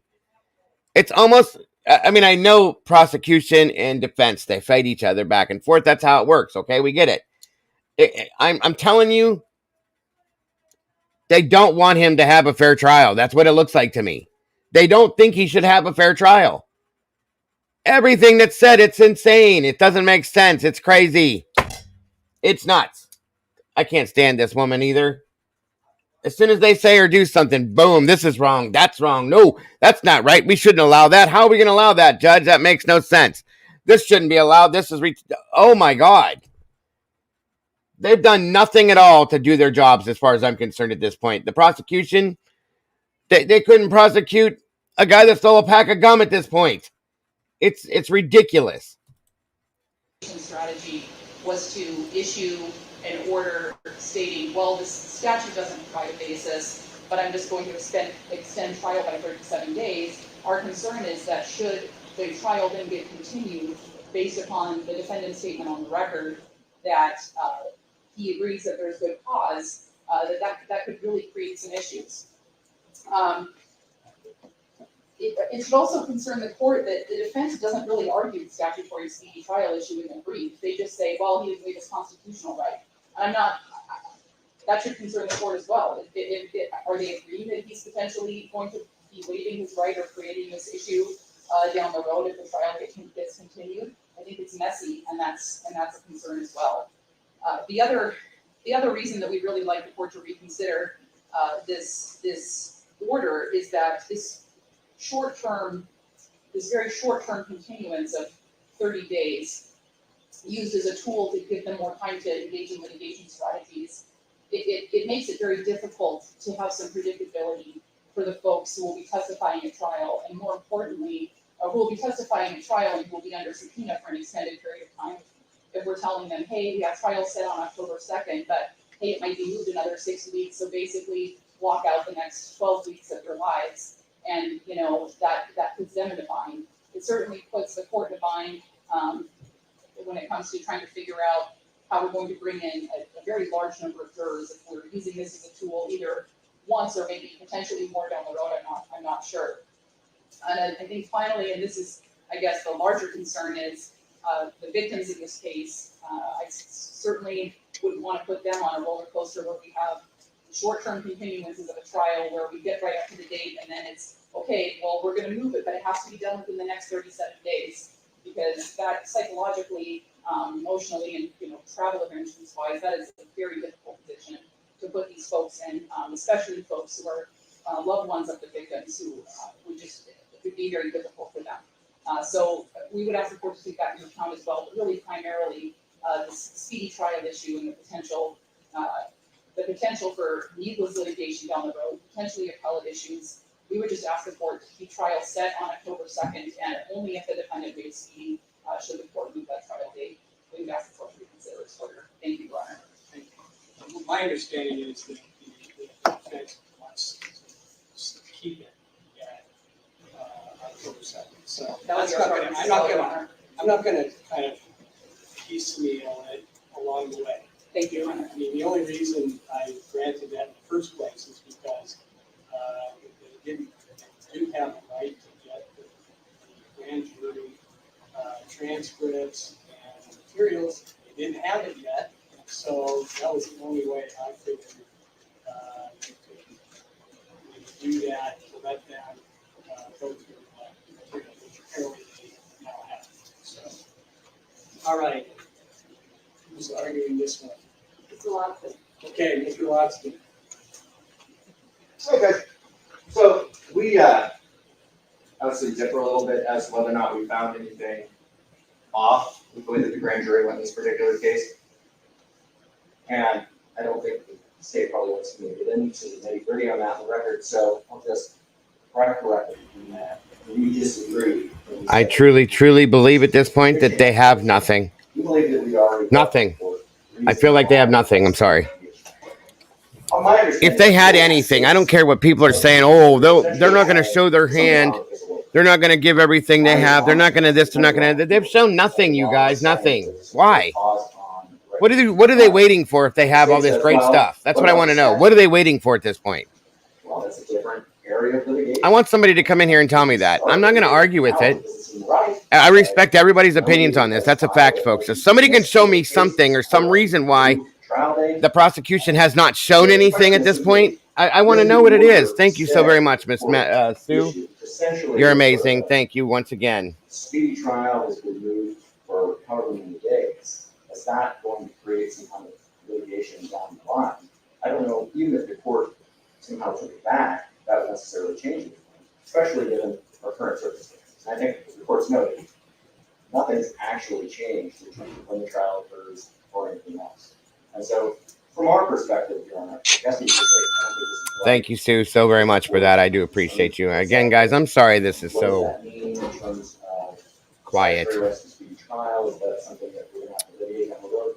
Maybe. We have 2 more days. I don't know if it makes It's gonna be a busy week, folks. Busy couple weeks, I As think. the rest of the And I don't know. I'm curious if you guys think this is gonna happen in October. I'd really like to see what everybody thinks. Actually, right now, nobody's hold on a saying minute. parties aren't gonna be ready to go.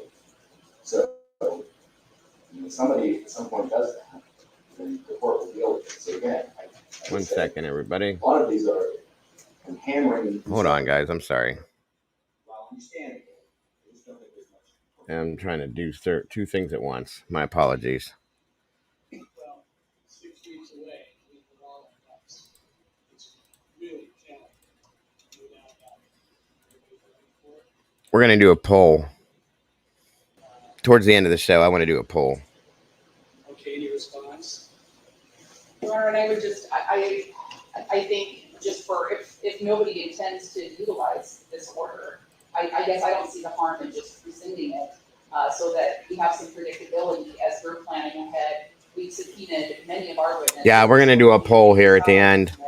It would give us some predictability. I want to see if you guys. I want to see if you maybe a couple of them. I want to see what you guys think. Seriously, do you think if it's going to go to trial on October 2nd? I don't think it can, because I don't think the prosecution's going to pop off with anything they're supposed to. Before, we finish that discussion, I think we should just go to the motion to stay, the second motion to stay. And I think you're going to argue that, Ms. Taylor? I am, Your Honor. Your Honor, I am going to be as intentionally vague as I can. This motion to stay is found in episode 2 to 13. This is a very narrow look and something that will justify the court staying proceedings while the court looks into it further. This has to do with juries, a trial jury or a grand jury. In our circumstance, we're talking about the grand jury.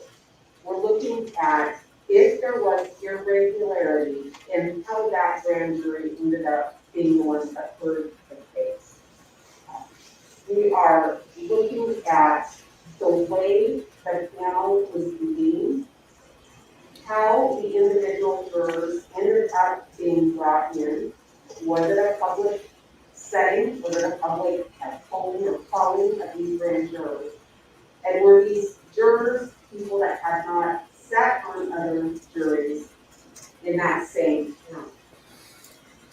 Your Honor, one of the big areas that we recommend the court stay proceedings and look into is the impact on the number of jurors that were called. The number of jurors that should be brought in into a jury under the statute is going to be dictated by court order. In this particular case, Judge Gasland, maybe Your Honor, issued the order for 45 jurors to be brought in. 32 were brought in. We don't know why. I can't find any record that tells me why that happened. But that's quite a few shorter than the court orders. And I think the court should stay proceedings and look into that. That matters. That Sure does. Because things that happen. Sure does. I'm not going to go into those now. Those are things that will become, if we can get an evidentiary hearing, we'll talk about those things. Those are also things we'll talk about when we challenge the grand jury indictment itself. But they matter. There's a reason a court orders 45 grand jurors in to appear to be chosen or selected to be the seated grand jurors in a case. And that didn't happen this time, and we don't know why. There are irregularities on the face of the juror questionnaire.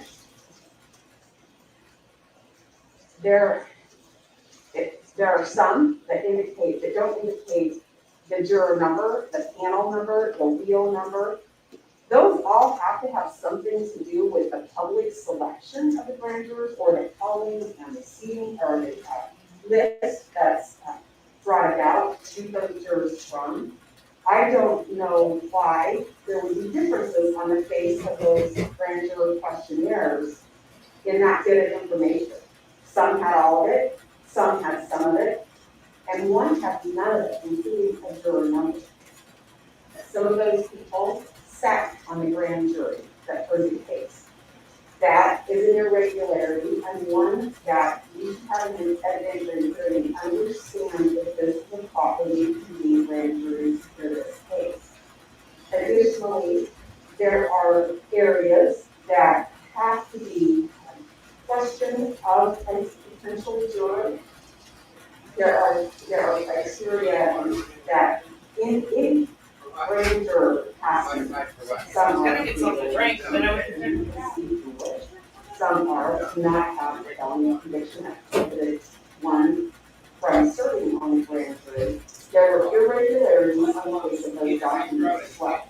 The court should stay the proceedings and allow the jury to determine what any impact those had on the grand jury indictment. There is another issue that was part of the sealed affidavit in the first motion to stay, and there are still questions about what impact that had on the seating of this grand jury. Without going into the exact examples of things which I think constitutes an evidentiary hearing, we're asking the court to issue a stay in this case and allow us to go into those issues more fully.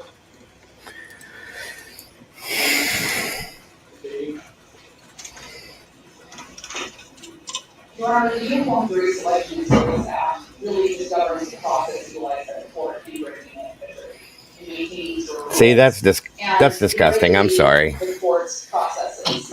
Nobody should go through that kind of stuff. Judgmental, disgusting, There's a lot of allegations, childish, and ridiculous, and it shows people's mentality. It's sick.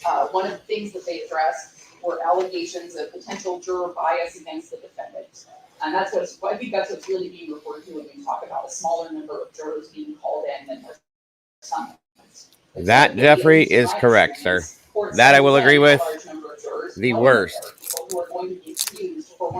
They said there's fans going in here, right? Then don't stand by them. I'm sorry. Now, other areas. I hope so, Gene Anderson. We're going to talk about that next before we end everything. Questionnaires, specifically numerical information in the upper left-hand corner that was referred to. Again, that information is not required by the statute. There is nothing in the statute that requires a jury commissioner or a clerk to maintain that type of information. And in fact, if the court were to go to the Idaho Supreme Court website and pull the standard jury questionnaire form, none of that information is included on the form.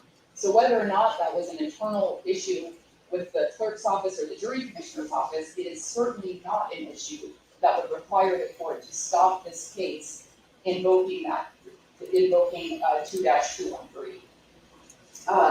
There were allegations about the way that some of these jurors filled out questionnaires. Again, I don't dispute that the jury questionnaires require certain information to be filled out, but it's not, the act doesn't compel jurors to do that or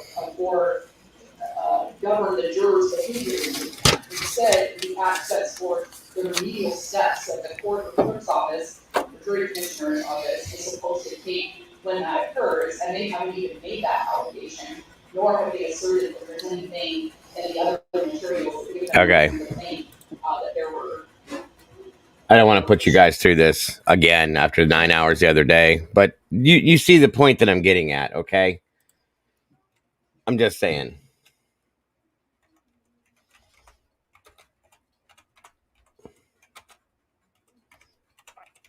Makes no sense to me. And they want everybody to believe this.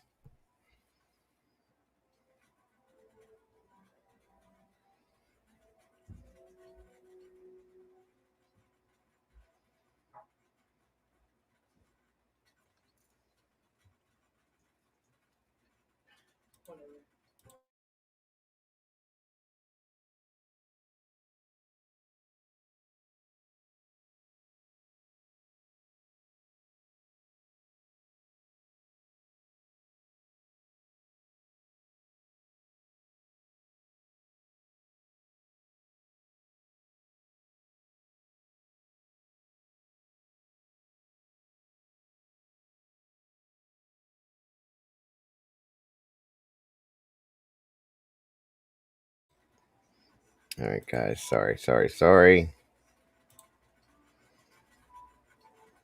Hold on. Here we go. Stupid StreamYard. God. Dub it.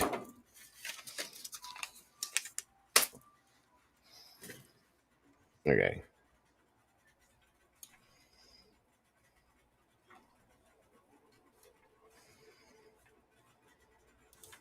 November that let 4 other students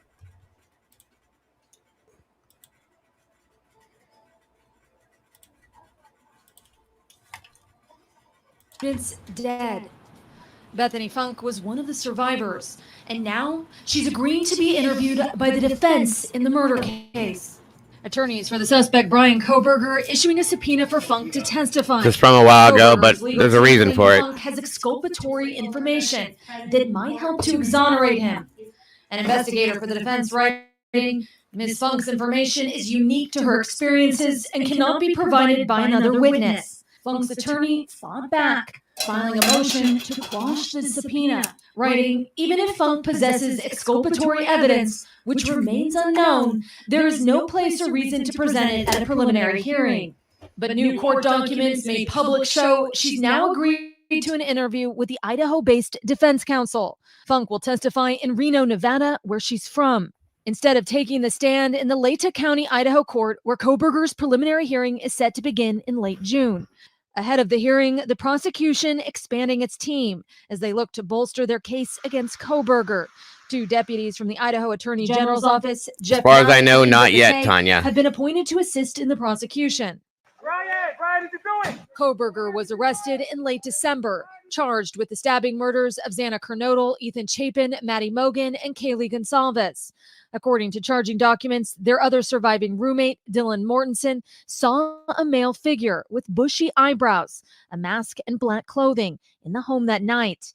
Funk's account of that night is not included in those documents. Prosecutors allege DNA evidence, video surveillance, and cell phone records led them to Kohberger, who is pursuing a PhD at nearby Washington State University. He has yet to enter a plea, but has said through a former attorney he believes he'll be exonerated.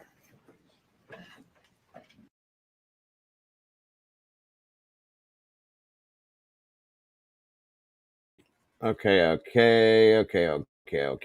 complex murder Just to give you a little heads up on that 2 again, roommates survived. to remind you of what was said months ago in regards to Bethany. Okay, we all knew about that. So here we are at this point in the case, guys. Let's think about this. Welcome, Booney. Good to see you, dear. Thank you for being here. Or stopping by, I should say. It's great to see you. We miss you.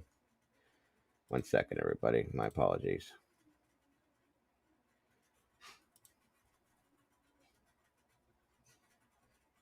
One second. God, StreamYard is really not being cool today.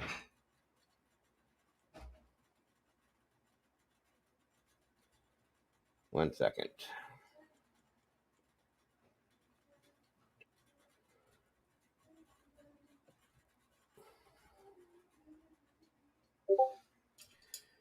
Okay, I think that's gonna.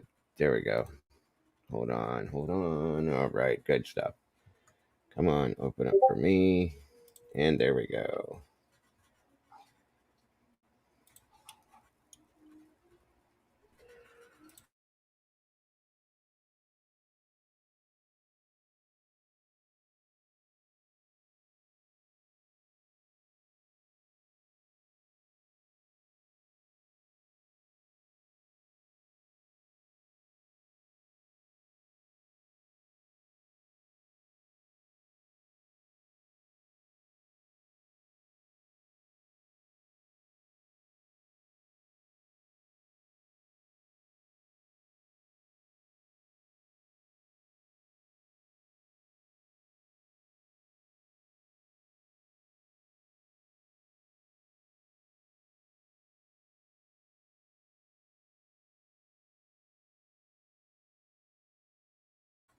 Okay, guys, I'm so sorry. Please bear with me. I don't understand what the hell the problem is and why StreamYard is doing this. It's been causing other creators issues as well. I don't get it, but please bear with me. 1 second. I thought I had it there for a second. Hopefully this is it. 1 second. 1 second.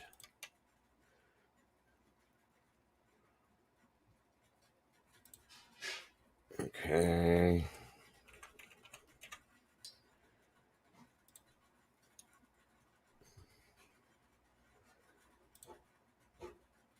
Oh, yeah. Okay. Here we go.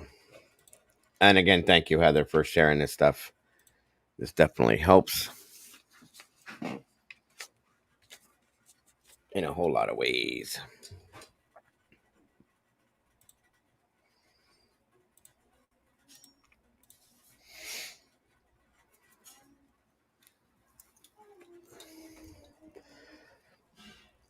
Yeah. It's crazy. It's crazy. It's okay. I will make it happen. Make it work. Okay, so this is the subpoena that was the ex parte motion for certificate to secure the attendance of an out-of-state witness. This was the whole scenario with the Bethany Funk scenario, so on and so forth. 1 second. Once again.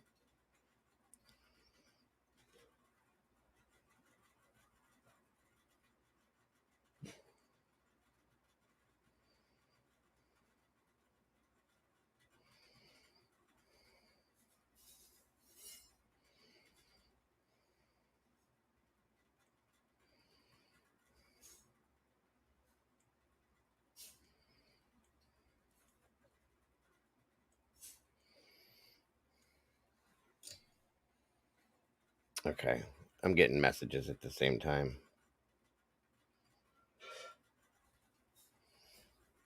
Well, Heather, I'm going to show a little bit of it, and we can go into some more of it tomorrow. But I wanted you guys to see this. For those of you that didn't see this, okay.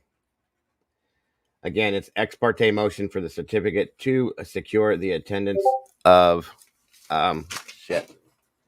I can't seem to do anything right today.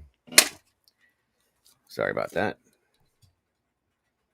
This is the state of Idaho versus Bryan Kohberger, so that you know this. It says, comes now, Bryan C. Kohberger and his attorney, Ann C. Taylor, public defender, hereby moves this court for certificate to assist in securing the attendance of Bethany Funk. This was dated, by the way, guys, on down at the bottom here, on the 24th day of March for 2023. Sorry about that. Behalf of the defendant to this case, the motion is based on Idaho Code Section 19-3004, 19-3005, 19-852, and the attached affidavit in support of motion for out-of-state service Exhibit A. Okay, now here comes the body of it. All right, now this is what this was all about, okay? This is what she fought against, she quashed, blah, blah, blah, so on and so forth. She didn't want to do this. And then says, I don't know if you guys saw this or not, okay? This is important to me, in my opinion. I mean, you know, just saying, it's important to me.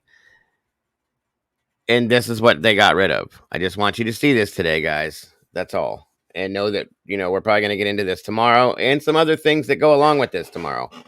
There's some other things that I want to know, like what could she possibly have? I'm not going to read through all this. Like I said, this is just a little touch on this to show you guys about it. That's all for today. So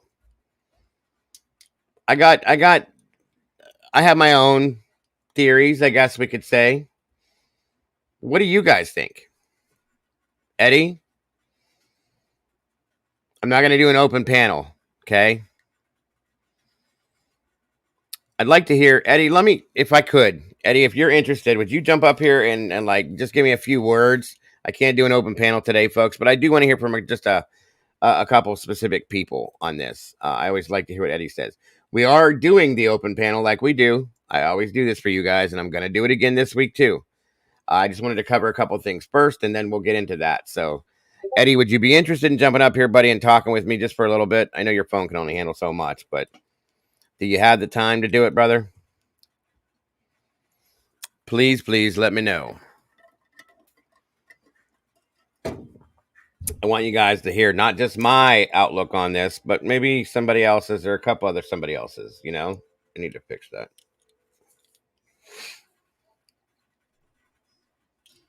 That's a good point, Devil.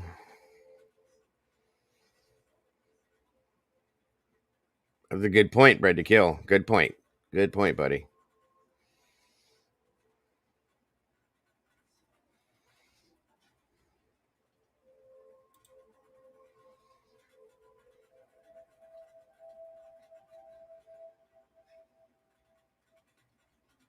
Oh, absolutely. Absolutely, Dinky. Absolutely. Tomorrow's probably going to be the day, guys. We're going to finish the Bethany stuff tomorrow, and then I'm going to open it up for you guys to have your thoughts, your opinions, and your theories on this. I do it every time, guys. Every time. And you guys, this week's not any different. Especially with what we got coming up, folks. Can you make it up here real quick, buddy, or no? Let me know. If you can hear me, of course. If you can't do it today, Eddie, I would love to have you tomorrow. That's all I'm saying.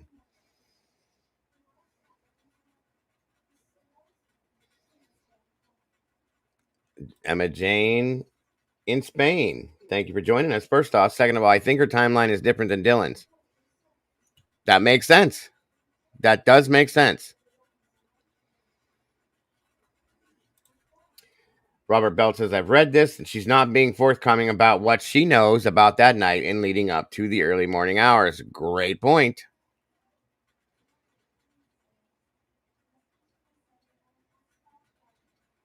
%, Dinky. Bethany has her own, and that's what I want to know about. That's why it's so important to know about that to me, because she has her own experience, what she saw and heard. This girl, knew everything, and she has her own personal experience that nobody else could explain but her. That's the thing. I stepped away.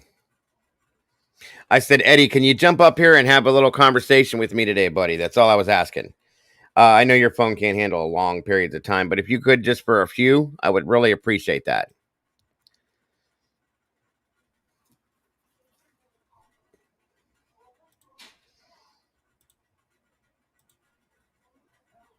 Okay, good deal. There's the link, bud. This is just for him. I'm not bringing anybody else up right now, okay? There's a reason why I'm just talking to him right now, because he goes back and forth, and he's got a very good insight in this. I'm just curious as to what he thinks about a couple of things.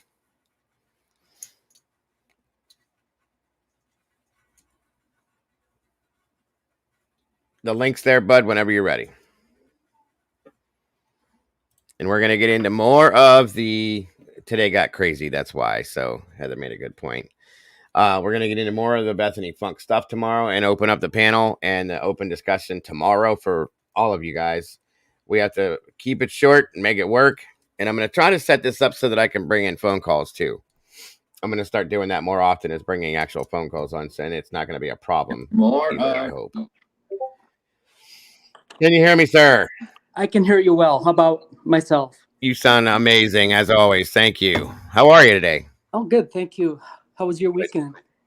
It was very eventful. It was long and drawn out, and I had a lot of people here, but it's over now, and I'm back to all you awesome peeps. So I missed you this weekend. You said you might be doing a show. I was going, yes, I know. I was supposed to Saturday, but we were supposed to have like a little birthday party for my twins, and they're adults, so it was kind of a different type of party. And I thought that it would be over by mid-afternoon. I was going to go live, do the whole review and everything. And people were here till 10, 11 o'clock that night. So there was no way I was going live then. But my apologies again to everybody for not being live Saturday. Like I said, that's why we did this today. And I'm here now. So, and I really want to hear what you got to say about this, Eddie. I know you got to have an opinion on this whole thing. And then tomorrow, like I said, we're going to go into the Bethany Funk stuff. Now that we're at this point, okay, with the hearings and everything, I want to know where we're at as far as everybody's opinions on that. So as of today, what do you think so far, bud?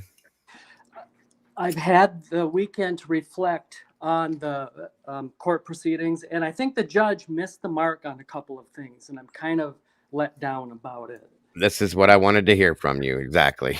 I knew it. You know, and I have timestamps. I don't know if we want to do it today because it's getting late, but I have marked on your video when it happened, but you were even so distressed about it. I think you were wearing, like, you put on the rose-colored glasses, or I'm not sure what you were doing, but you had like your fingers around your eyes like goggles. Like that? Yeah. Oh yeah, when I did this, I was. Yeah, when you did that, I was beyond distressed over this. I'm such a mess about this. I think that was right when the judge said, let's say for discussion, the FBI ran around the rules. Will that have any impact? And he said, well, whose rights would be violated? Like he's sincerely wondering whose rights would be violated by that. Right. That, to me, I want to have us all listen to that together to make sure I got that right, because it was kind of here. But did he actually say that? He did say that. He did say that word for word, because when he said that, I kind of sat back and went, what? I don't know.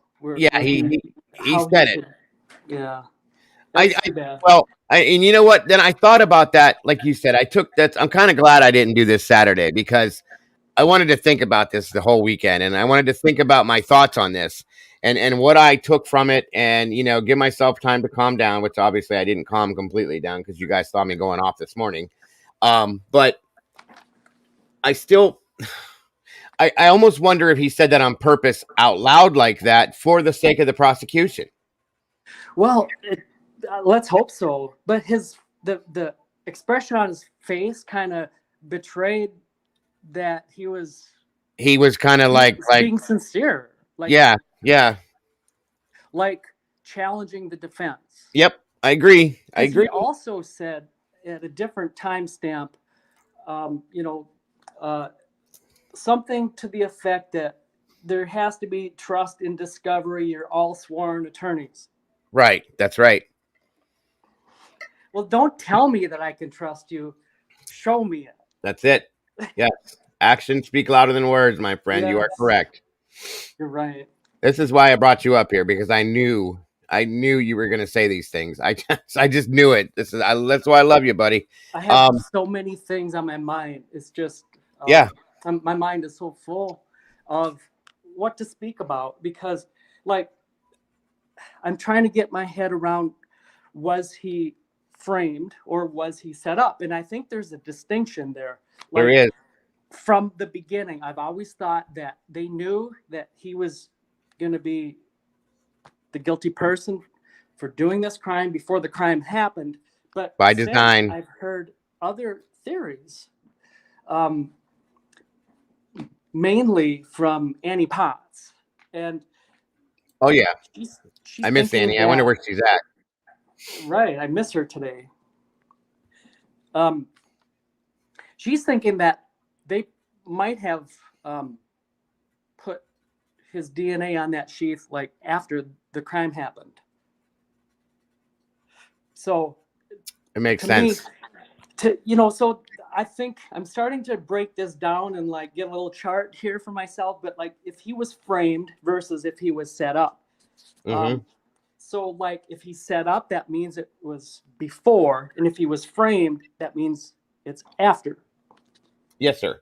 Now, the difference, there's pros and cons to each. Each one will be a challenge, but like if he's framed, he would know nothing because it happened after. It's just like they spun the dial and it landed on him. Now, if he was set up, he would know something. He was set up for a reason. Somebody lured him there. He's got like a phone call in his, the phone log. Phone call history in his phone would show that, someone, called me to drive around that area to look for a I don't know, lost pocket watch or something. I don't know what. Use your Yeah, yeah. imagination. No, I get it. I get it. If he was framed, meaning that it happened after, there'd be no connection at all with him to the crime. And if he was set up, there would be a connection. Mm-hmm. The planting of the evidence, we already covered that. It would be, if he was framed, that would be performed later. And if he was set up, the planting of the evidence would have been before the murder. Right. Either way, in both cases, you know the identity of the real killers, and you want to see them remain undetected.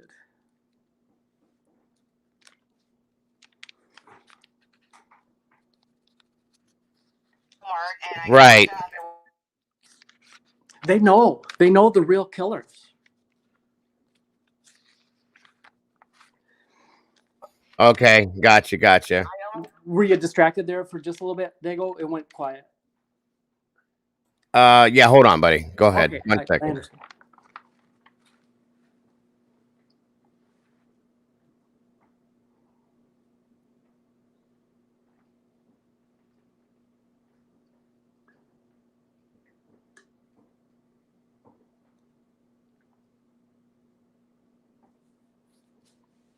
Oh my God, thank you so much. Hang on 1 second. I'm sorry, buddy. Sure.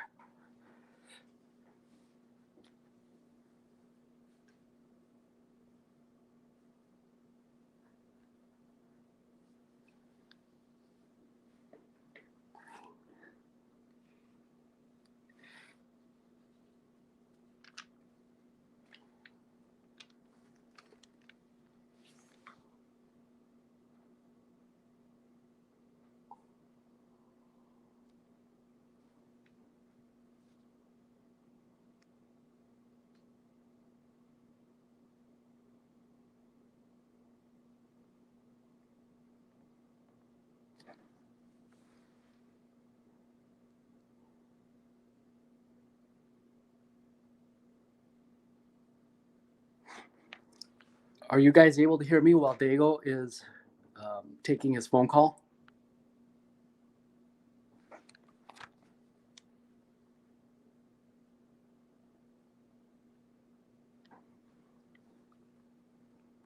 Okay.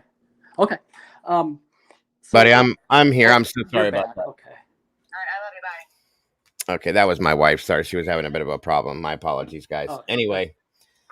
I was gonna hold the floor while you're gone, but you're back. Oh, yeah, you're fine. I appreciate that. Go ahead, buddy. Go ahead with what you were saying now.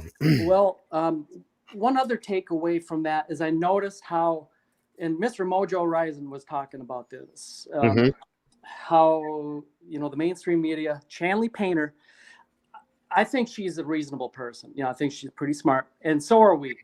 We're reasonable. We watch the same thing Chanley Painter watched, but she has a much different take away from that, and she is in full frame smear mode. Oh yeah, smear campaign for sure, 100%. Yeah. Yep. Now something agree. is driving that. She doesn't believe what she's saying. There's no way. She's being paid. Unless she wants to find herself on the unemployment line, I don't think she has a choice. It doesn't make sense, right? Yeah, I agree. Some of the things, and maybe we can watch some of that too if we are looking for more content, but some of the things she said was quite ridiculous. Yeah, we can pull that up if you're going to be in here tomorrow when we do this and the panel and all that. Absolutely, write it down, buddy, and remind me tomorrow. We'll bring it up and we'll go over that 100%. I don't know how much more time today. I got more time with my phone. It seems to be doing okay so far. Okay, good deal. I did speak with Jay for Justice on the phone probably about a week or two ago, and the discussion was, this is right after the driving alibi came out, and everybody, as you know, was all kind of, I guess, they raised their eyebrows like, this is really looking bad for him. But it's funny because nothing really has changed. That the fact that he's out driving really, I mean, people that want to see him guilty, they already assumed that. That's what the PCA Oh, yeah. says. Yes. I do think we have to like brace ourselves. I do think it's possible that the vehicles seen might be his at that location at that time. Very possibly. Yes, Possible. sir. I mean, you know, even a blind squirrel finds a nut sometimes. So they That's can't a be fact. so far. Yeah, the law enforcement can't be so far off track. So, Nope. But what is the context of it? So so they have his vehicle at these locations, and if the defense can disprove any of those, especially the critical ones like the 4:04 or the 4:20 a.m. time, then the state, their case begins to fall apart. Yes. But if the state is right about the location of the car at those times, then I guess we have to learn the context. You know, does he, on the weekends, that's when you have personal time. You know, you as a PhD student, I'm pretty sure you're quite busy. So, you know, he's out on a Saturday night. What does that mean? Is he visiting an acquaintance? Maybe that's all it is. Can he be seen in the car at 4:04 and 4:20? That's another big question. Yes. Huge question. That, in my opinion, that's very important to get a clear look at his face in that car would make a huge difference. Okay, huge, and not having that, it's huge too. So sorry to interrupt. Go ahead, buddy. It's okay. But even if it is his car arriving at 4:04 and leaving at 4:20, that would prove that it wasn't him if the time of the deaths are proven to be earlier, right, than at that time. Right.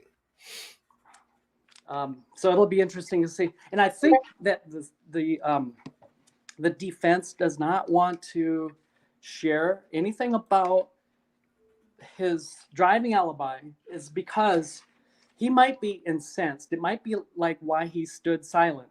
Now, we don't know exactly why he stood silent, but it could be because, you know, if you're being framed for this, you don't even want to acknowledge your accuser, like condescend to even speak to them or look at them or take the time out of your life to address them, right? Right, right. Maybe the same thing with this driving alibi. Like, so let's just say that you're being, you know, in order for us to do this, let's just put ourselves in that position. So like if you're being accused of doing this and you know you didn't, and there's like 8 billion people on the planet, in your mind, you can eliminate one person, yourself, right? So Bryan Kohberger might be thinking, well, in his mind, although it's unlikely, but Bill Thompson might have done the crime. It's more likely, although it's a remote chance, that Bill Thompson did the crime than himself. So right. He's thinking like, why don't you give me your alibi? Of course, he can't say that because that's not going to go very well for him. Right. But it's kind of silly because I think that so even it's a remote chance, people in the community. Well, I lost my train of thought, but what other It's okay. It's questions? okay. Take your time, bud. Did anybody have questions for what Eddie's been talking about, or any questions for Eddie at all as to what he thinks? Any of you guys, please. I would be happy to answer those. You're good at it too. That's why I love having you up here. When we have situations like this go down, I love to hear what you have to say, because whatever side it goes to, it doesn't matter. It proves that we're not Kohberger lovers over here, because you'll pick up whichever side is right in your mind. You know what I mean? Right. Kohberger lover is quite a stretch. That It comes is. from the place that comes from in the heart is a very angry person. It is. If It you is. have I to agree. label, Yes. then you're mad that someone has a different point of view than And it yours. shouldn't be. Yeah, it shouldn't be that way. It should be. We want justice for whoever did this. Period. That's it. I'm troubled by Jeff. Jeff says I'm troubled by seeing what I believe is the same car coming in to a dead end area between 3:30 and 4:21 a.m. If I witnessed this out of my window, I would have called law enforcement to report the suspicious behavior. I can agree with that. That's a standard, situational issue that, it is what it is. I agree with you on that one. I think Nellie B was talking about that earlier. We were chatting, and it seems more like the car doing that would probably be someone trying to pick up maybe their friends out of that home and get them out of there. Right. And it says, she just said, do you think that white car came to get B and D and dropped them back the next morning? I think a white car came to get them. That's very possible, Nelly.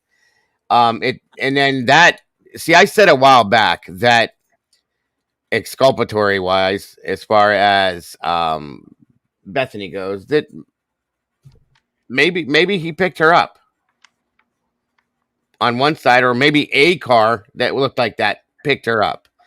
I don't think that that Dylan left. I don't think she did.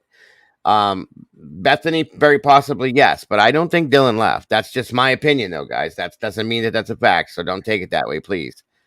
I just feel like, I'll tell you this much. When you guys remember I hate even talking about the damn Linda Lane footage, okay? Me and CJ spent hours and days looking at this stuff. We shouldn't have, but we did. And you can hear a car, a white, and we saw what looked like it could have been a white car with a really low grumble, meaning that it had a turbo type motor or something in it. Back and forth, back and forth, back and forth, all over the place, all night it seemed like, okay?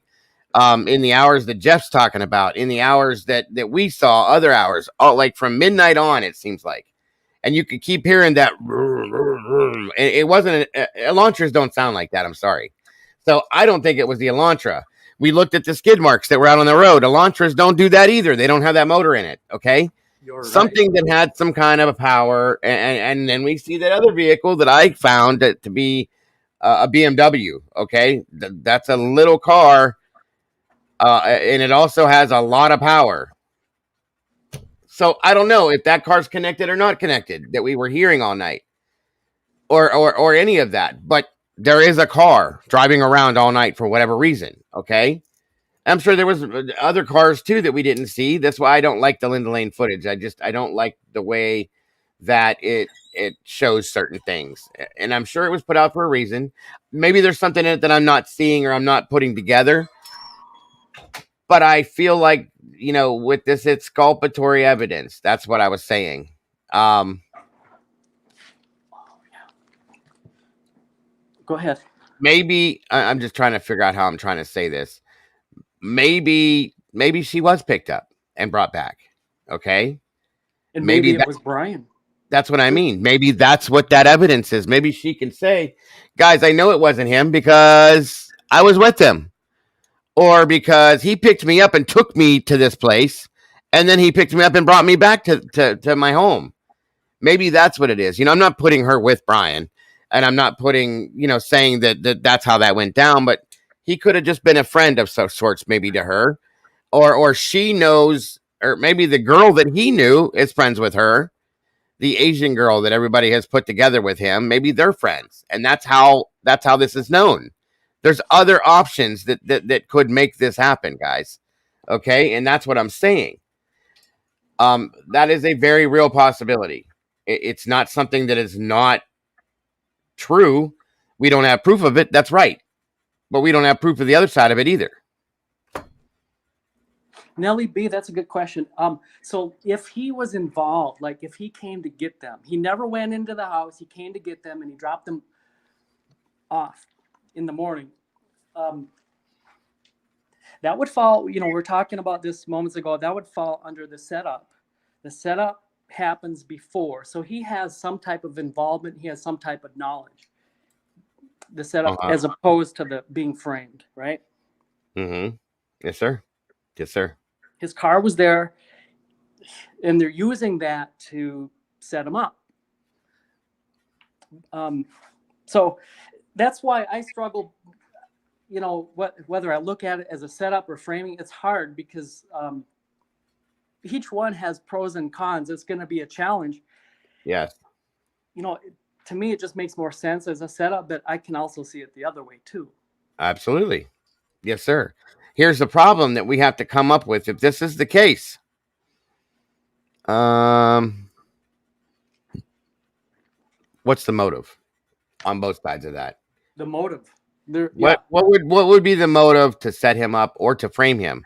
Where did he come from? How did we even know who he is? Back to that again. How did they know who he is? You know what I mean? That's the biggest and hardest part of that, is differentiate and breaking that down to figure that out, in my opinion.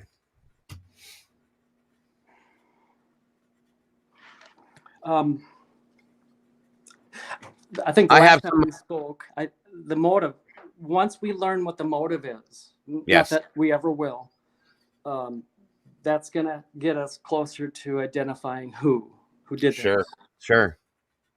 But one thing is for sure, the motive is not what the mainstream media has been pushing. I don't think so either. It's not an angry random man, incel man. That's ridiculous. This guy's not an incel, okay? There's no way in hell this guy's an incel. I'm sorry. He's just not, guys. Anybody that thinks he's an incel, I'm sorry, but you got to look at this again. You can't put it that way, because he's not. He's not at all. Oh, and by the way, everybody, as far as we're talking about BK Lover moments ago, I am not. So if he did this, then Bill Thompson will simply have to prove that he did it. It's as simple as that. And I'm sure he can. I'm sure that'll be no problem for him then. Now, he did it alone, mind you, because if he had help, like, how many counts of first-degree murder has Bryan Kohberger been charged with? 4. Mm-hmm. So if he had help, like, okay, so the person helping him, maybe they were upstairs, then Bryan Kohberger was downstairs, or vice versa, right? So yeah, right. So, like, okay, so me and Dago did this crime. So put it down. I did 2, and Dago did 2. So how would I be charged with 4, or would I be charged with 2? Well, I think, okay, you would be charged with what you did, and then complicity, I believe, for the other 2. Okay. Right. So that's how that probably would wrap up, in my opinion. I may be wrong, folks. Don't quote me yet. I'd have to look that up to see for sure. But I think that's how that works.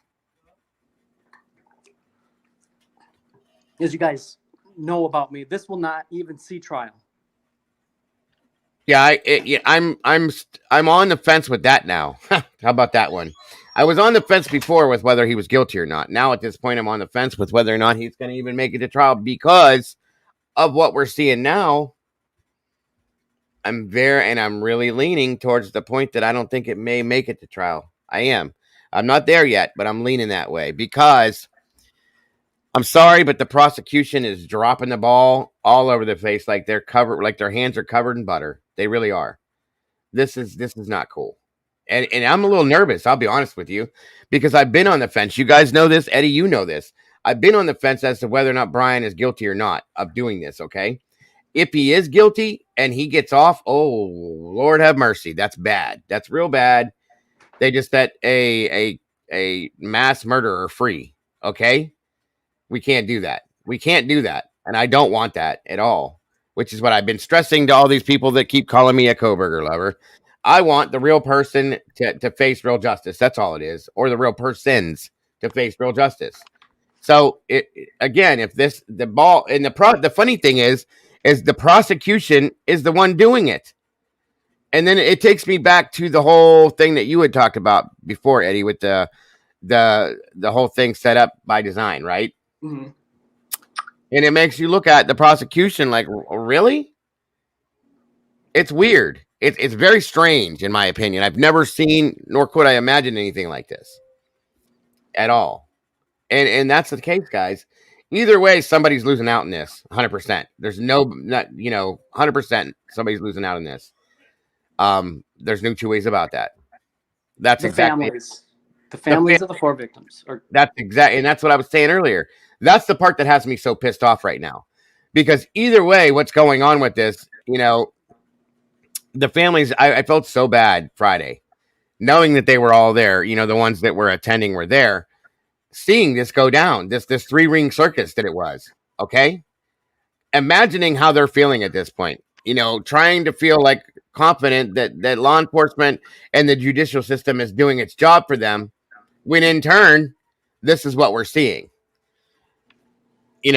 What are they thinking? It's disgusting. I'm sorry. And it's very sad.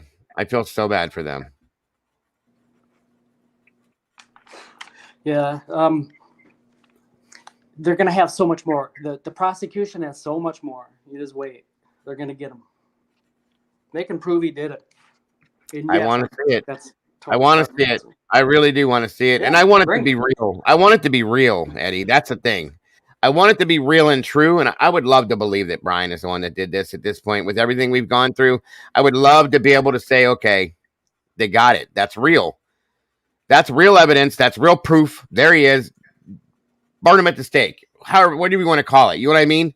I want to be able to say that. I really do. And I have wanted to be able to say that for a long time, but I just can't. I just can't. So, people are talking about the smiling, the defense team was smiling. So, people smile when they're on the winning side, right? Yeah. Yes. That when I saw their smiles, that's what I read into it. Those smiles are because they know something. I agree with you. I think Ann Taylor knows a whole hell of a lot more than everybody thinks she does. Yeah, I would bet Ann something Taylor on has that. the person that knows that he didn't do it, and if you're the attorney and you have that, you know that he's being framed, then you just have to cut through all the discovery to figure out how you're going to go about approaching how to deal with it, right? Right, and you're not the one with the problem. The prosecution is the team with the problem at that point. And that's the way it's been, because the defense doesn't have to prove that he didn't do this. The prosecution has to prove that he did do this. There's the problem, guys. Okay. And really, honestly, the way that they're handling these things, and the way I was watching, other than that one situation which you had brought up, watching the judge, I really do respect this judge at some point, because of the way that he's handling both sides of this.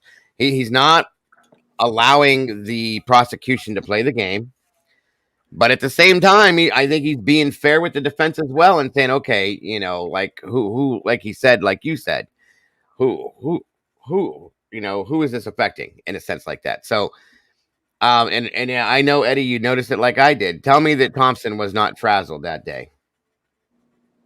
He was probably assured by whoever has put him up to this, and I won't say who it is. I know what you're saying. Yeah, and they've had many conversations, and I know he was skeptical, and he probably did not want this. And they had many talks, and they assured him over and over that it'll be all right. Your hands will be clean. It'll always be the investigation that came up short. You and your legacy will be all right. So they bullied him into this, because if it's not you, I mean, he's just a victim of fate, right? So unfortunately, yes. Yeah, I mean, if you don't do it, then who is going to do it? If you step away from this, that's not going to give the whole problem that we have a good look. You're the man. So just, you're okay, buddy. You got this. Kind of like they did with Chief Fry. You could tell Chief Fry had a problem giving them false confidence. So yes, they put him up to it, and he did it reluctantly, I believe. This is bigger than them. I don't know what happened. I don't know why those 4 had to die, but something is wrong here. Yes, sir. Yes, sir. And Bill Thompson was bullied, I think, and now he's feeling it. And what do you? I'm not trying to make excuses for him. He accepted it, so he he got himself into this mess. But Well, I mean, again, based on competence, like I said, guys, if you look into Bill Thompson before this case, he's got a great record, folks. He's very good at what he did. I mean, I had respect for him.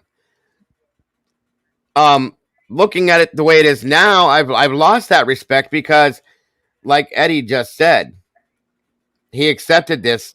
Whatever the reasoning was behind it, I'm not comfortable with it. I don't think it's what you see. It's not what we see in front of us. Okay, I think there's smoke and mirrors here, and we're looking at the wrong side of things. This probably sounds backwards, what I'm going to say. But see, the prosecution, I believe, wants this to be dismissed. Mm-hmm. Now, normally the defense would want it dismissed. I know what you're saying. I agree with you. You know, I always use Ronald Cotton, but not in this case. It sounds backwards, but the defense, they want this to go to trial. They need to prove that he's innocent because right now the media has him guilty. That's right. I don't know if she can accomplish that. What if the judge says it's dismissed? Then what? And then, and here's the thing. You're absolutely right. And I said this before. Regardless of whether Bryan gets exonerated at this point right here, if this were to happen tomorrow and we get this blasting news, breaking news, Bryan Kohberger, charges dismissed, he's been exonerated, every one of us is going to go, oh shit, because guess what that means? Whether he's innocent in a court of law or not, or been exonerated, he's not innocent to the world, because the ratio between people that think he's guilty or innocent is way offset, folks. The guilt is out there because of the smear, okay? Right. And the propaganda. That's it right there. So he'll never live. Unbalanced. Yes, highly unbalanced like this, okay? He'll never live a normal life. And that is why the defense has to prove beyond a shadow of a doubt that this man had nothing to do with this. And even then, the public is still going to be a little bit unbalanced over this, okay? You are right. Even then. I'm telling you. And I said it's going to go one of two ways. He's either going to be the most popular person on the planet or the most hated. One of the two. Either way, I'm sure he'll figure it out. He's a smart guy. But that's what's going to happen if the defense can't prove this. If the prosecution if it gets dismissed, they don't have nothing to worry about at that point. They won't be looked down on like that. It's not going to be their fault. I mean, it is, but it's not. You know what I mean? It'll pass by the wayside and move forward. That's the end of that. And I guarantee you, Bill Thompson retires. We'll never see or hear from him again, as well as most of the people that were in charge in Moscow as far as the police force goes, too. I can almost guarantee you guys that. Just saying. That's my opinion on that and my theory on how that's going to happen, if that happens like that. No, Jeff H., I respect you, but I just disagree about the lawyers are smiling because of their hourly rate. And Bryan, he doesn't. I think he's just being comical. But Bryan can't do anything in that courtroom because no matter if he smiles or no matter if he stays stoic, doesn't matter. He's going to be smeared because of it. So, I agree. I think, Ann Taylor looks prepared. And if I was Bill Thompson, I would not want to go up against Ann Taylor. No, and if you look at them, the defense team has a look of confidence to me, as to where the prosecution does not seem to have that same look of confidence. I'm sorry. I feel there's a bit of arrogance on the prosecution side based on what you had just said a few minutes ago, and I do agree with that. But either way, no. I just voted in your poll. I put no. I made it 39%. Thank you, sir. Keep voting, folks. Keep voting. I want to see it. It'll be interesting if it goes to trial. I think that's the last thing Bill Thompson wants. Yeah, and I think it's the last thing. If it does, I think it's the last trial Bill Thompson will be a part of. I think you're right. We talked about the driving. Bryan Kohberger was pulled over at 40 p.m. on August 21st for a seatbelt violation. Yeah. In, Yeah, right. Like on Farm Road and Highway 8 there, right? Mm-hmm. You're aware of that. Okay. So I assume that's right Yes. Before the border between Washington and Idaho. To me, it seems like he was going west towards Washington because Moscow Idaho, police yeah. officer are gonna, because the pullover Right. was initiated. They were following at some point earlier than that. And they had been following for some time.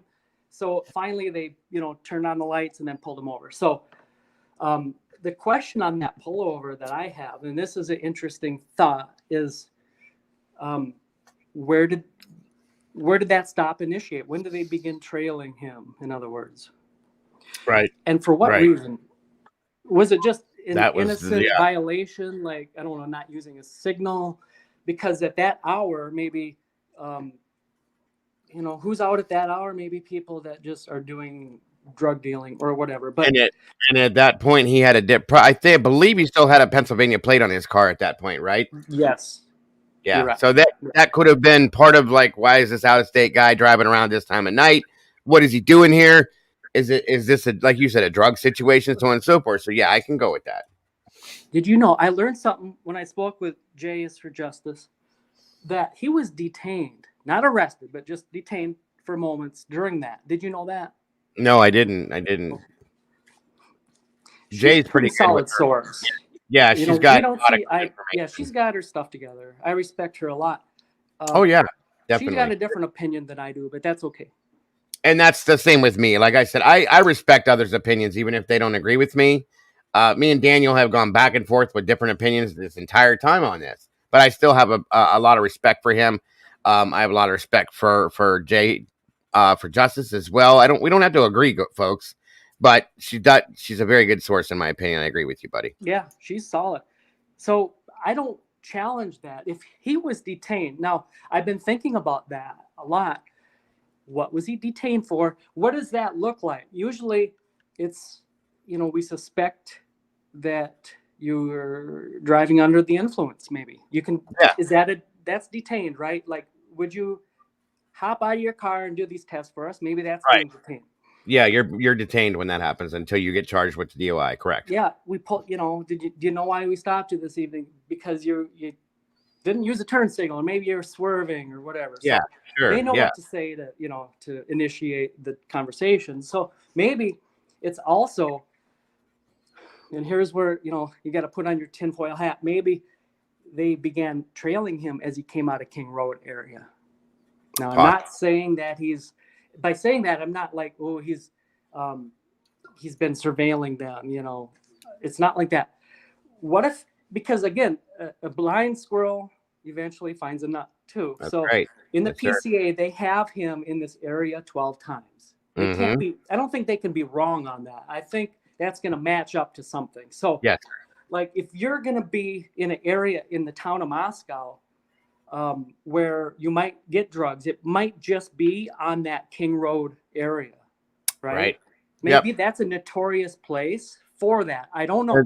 Which is what is another good reason if they see this car coming out of there at a time of night. Oh, there's another drug buy. Let's bust him and see what happens. Right. Yes.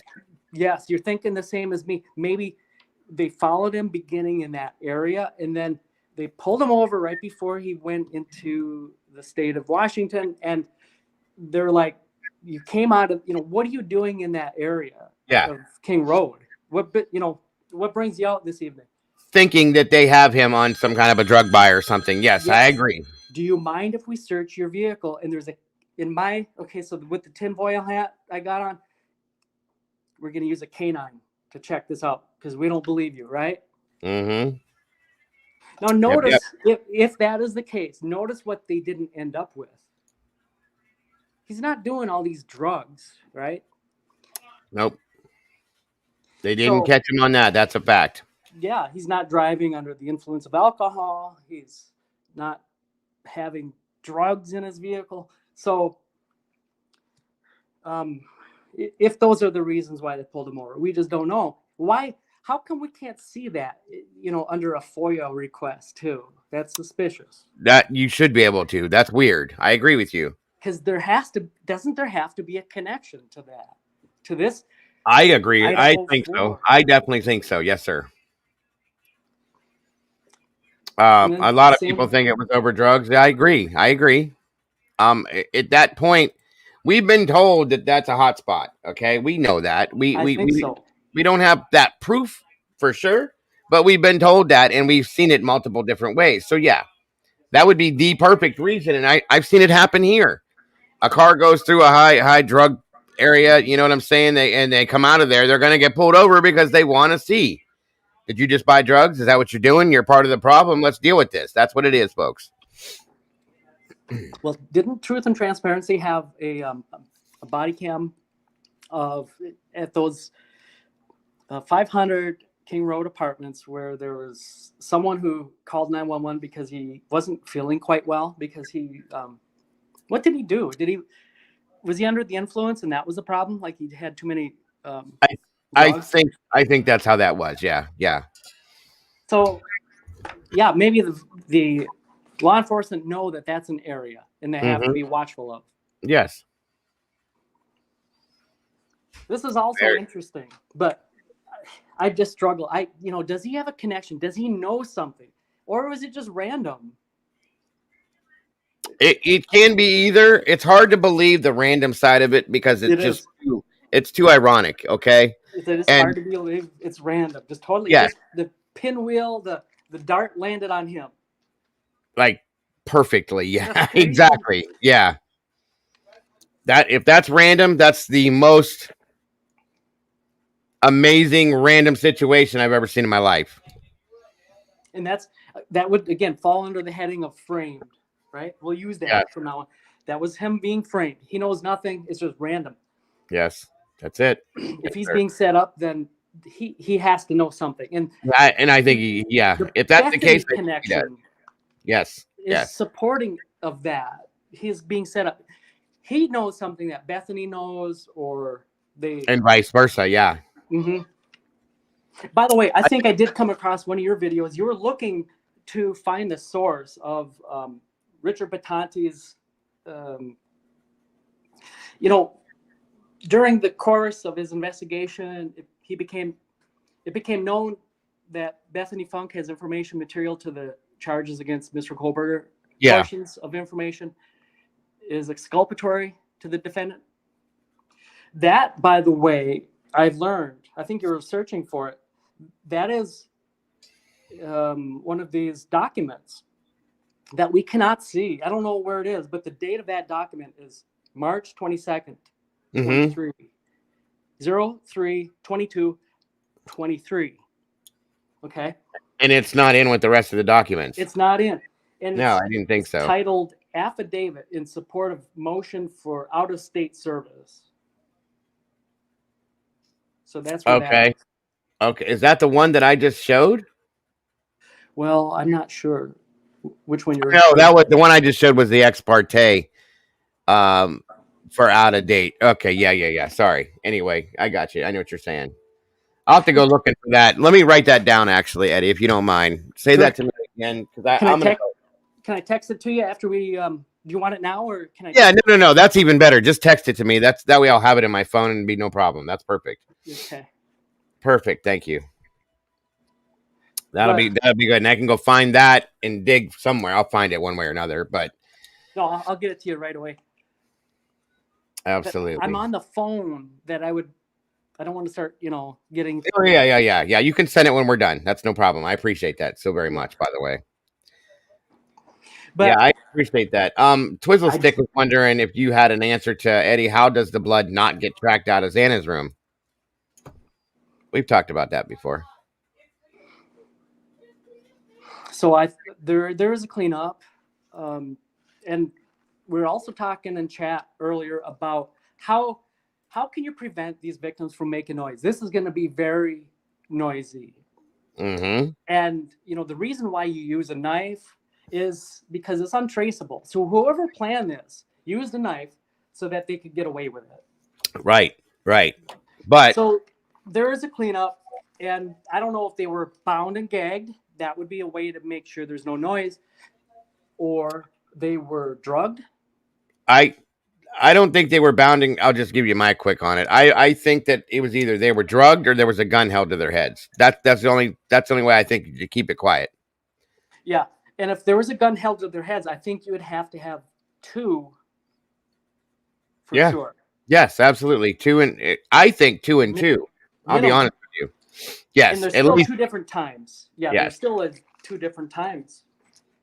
and that could have been the possibility right there. It can go either way, guys. It's either there was 2 on 2, okay, at the same time, which would make 4, or we just have 2 people at 2 different times, which is a huge. That's something I've looked at a lot more recently, a lot harder, meaning 2 separate times that they were unalived. You handled the first 2, and then they handled the other 2 after that down, a little while later. So yeah, Yes, and that that makes the most sense to me. That makes the utmost sense to me. Yes. Yep, that gives you way more control. Doing Right. that. Absolutely. And you don't have to. All you have to do is have a weapon in your hand, threaten them with it. They're not going to move. They're not going to make a sound. That in turn is why it was not affecting the other 2. If there was no sound, you see what I'm saying? Mm-hmm. This gets into the question of toxicology. If they were drugged, I don't know anything about what drug it would be, but would that, be a method of making sure that they're like out, right? So that you can do this with a knife. Oh yeah, especially with somebody like Ethan, somebody his size, 100%. I think that would be one of the best ways to do that. You shoot him up with something that's going to knock him out. Then you do what you got to do because then he's not going to fight back. You know what I mean? Because right away they told Steve Goncalves that they were sleeping, and that just doesn't make sense. I mean, 4 people sleeping, and is that their way to explain why there's no defensive wounds? I assume Maddie and Kaylee didn't have any defensive wounds. How does that happen? It doesn't normally happen at all. No, you would fight for your life. But then we know that Xana had massive defensive wounds. We know that. So yes, how does that fit into that? You know what I mean? Well, 2 and 2. The first 2, the drug didn't work, and then the second 2 it did. Yeah, maybe? That's very possible. There was a learning curve. Hey, we stumbled on something. There's a learning curve. The first 2, right? You gotta change. You gotta alter the plan. That didn't work. Trigger warning, folks. Anyway, go ahead, buddy. Right. So the first 2, they put up a fight. Right. Well, the second 2 didn't seem to put up a fight. They learned something and they altered their method. Mm-hmm. We just by using each other as a sounding board came on that. That's a good point, Jeff. But yeah, agreed. I agree, Eddie. I agree. This brings us to the toxicology.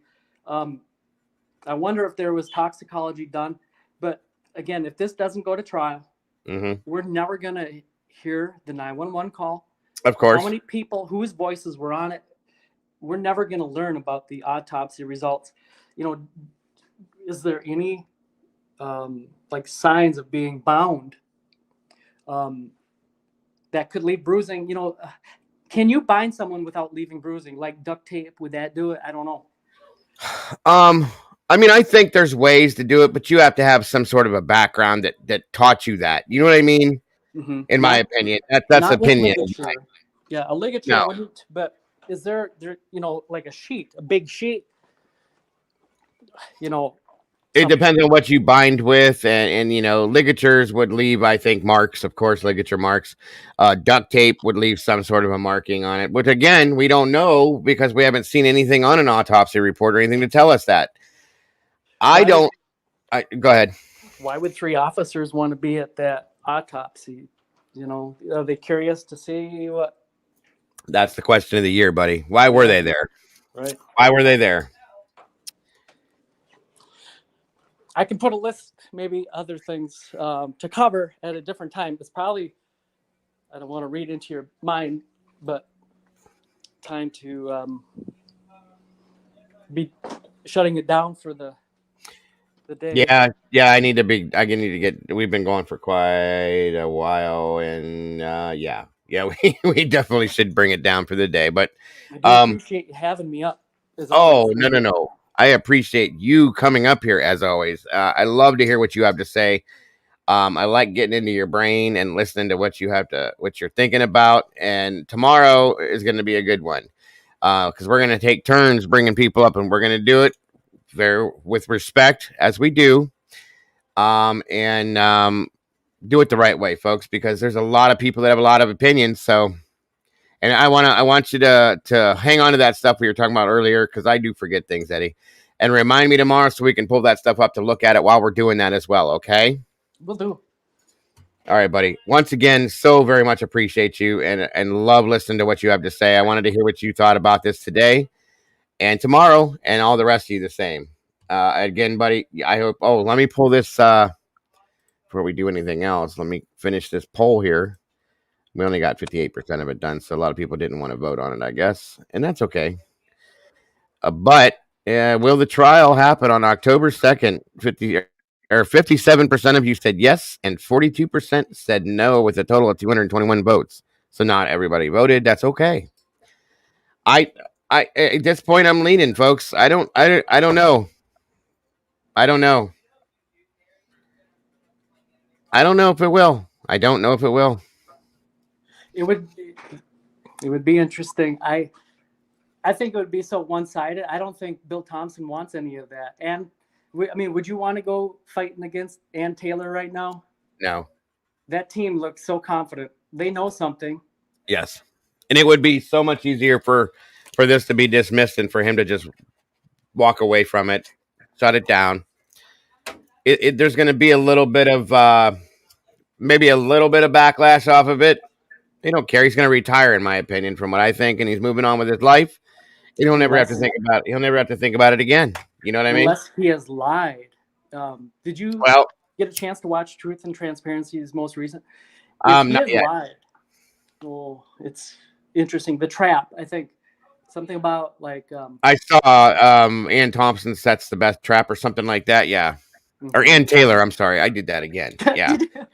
Is it contagious? It is, I think. I don't know. But yeah, I need to go check it out. I haven't had time. But yeah, definitely.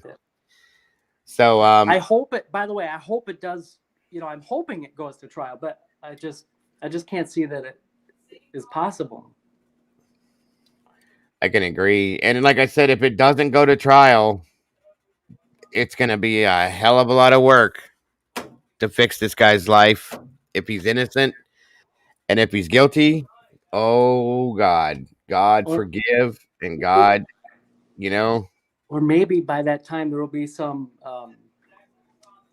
FBI agent who has up to this point remained incognito, but he's going to step up and put his real name and signature on that DNA work, and then give his ownership on that and hand it over. Mm-hmm. You think that would be great? Yeah. Because that would tell the whole story, and then we could all sit back and go, "There it is. Thank God." You know what I mean? And we could breathe. None of us have been breathing, in my opinion, since this has happened. We're probably holding our breath. Don't hold your breath. That ain't going to be happening. It's something that I doubt, but it would be great. It's laughable, but I'll let you get going. And thanks, everybody. And thank you. Always, Eddie. Always. You always have a home here, my friend. You know that. I know that. Thank you for that. All right, brother. Have a great rest of your day. Yeah, you too. Thank you. All right. Always a pleasure. Always a pleasure to hear what Eddie has to say. So, at that point, that's it, folks. Tomorrow is the day. I want to hear from you all, respectfully and peacefully. Please keep that in mind.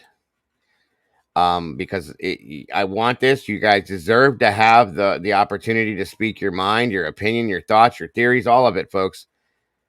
But you have to do it respectfully and peacefully, or I will shut it down. You guys know that already. There will be no attacking of anybody, no attacking anybody's thoughts, theories, opinions, any of that. No, none of that stuff, guys. It's going to be done the right way. besides that, I want to thank you all. Yes, all of you. I'll try to make it short. That way all of you guys can get a chance to slide through here. I'm going to try to get together with somebody to make this thing work so I can have calls come through too if we can do it. If I can't do it in 1 day, then we'll do it in 2 days, folks. I'll get, you guys all deserve that. You always have, and you always will. So thank you guys for being here today once again. Thank you guys for being patient with the fact that I didn't go live Saturday to do this. I just had a lot of people here, guys, and I couldn't. Our families all come first in all of this, folks. They do in real life, and that has to be what it is. So, but I appreciate and respect all of you. And for what happened today, the rest of today, I still don't know what to say to you guys other than I love you all so very much. That's fact. Complete fact. I really do. I wouldn't be here if it wasn't for any of you guys. Tomorrow we're doing the open panel discussion, and we're going to finish up with the Bethany Funk stuff and the things that Eddie was talking about. So we're going to kind of do a half and half scenario while we're doing the panel and the discussion. We're going to be talking about that stuff too. So be ready for that. And again, please, if you guys haven't, please run over there and check out Jules of All Trades, True Crime. She's absolutely amazing. She does so well with what she does, guys. She deserves every bit of love that you guys can show. And if you haven't subscribed, do it. If you have, go check out the next video. Please. It's great. The one that came after the one I showed you, it's amazing. Go check it out, please. And honestly, guys, I'm telling you, you won't be disappointed in it. I'm impressed with this one too. I'm in all of them. I'm impressed with every video she's ever put out. I'll be honest with you guys. I'm not just saying that either.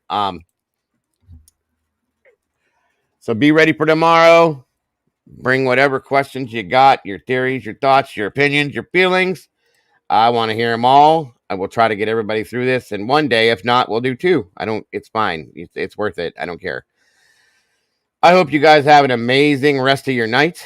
I'll probably see you somewhere out here in YouTube land this evening somehow.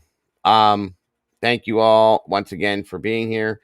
Thank you all once again for just being who you are. I want to thank you once again, one by one for the gifted memberships, the super chats, the super stickers, the donations to the Venmo, the PayPal, and or the Cash App. Anybody that purchased anything off of the Amazon wish list, all of it. Thank you all so much. And most of all, absolutely most of all, thank you all for coming in here, being here every day to support me on a daily basis, to listen to what I have to say, regardless of whether you agree with me or not, or what you liked what I have to say. You're here. And thank you for that. And again, thank you for just being who you are. And don't forget, guys, to love yourselves and to love each other, because that's all we got, folks. I love you all so very much, and I will see you on the other side. Have a great night, folks. Bye-bye.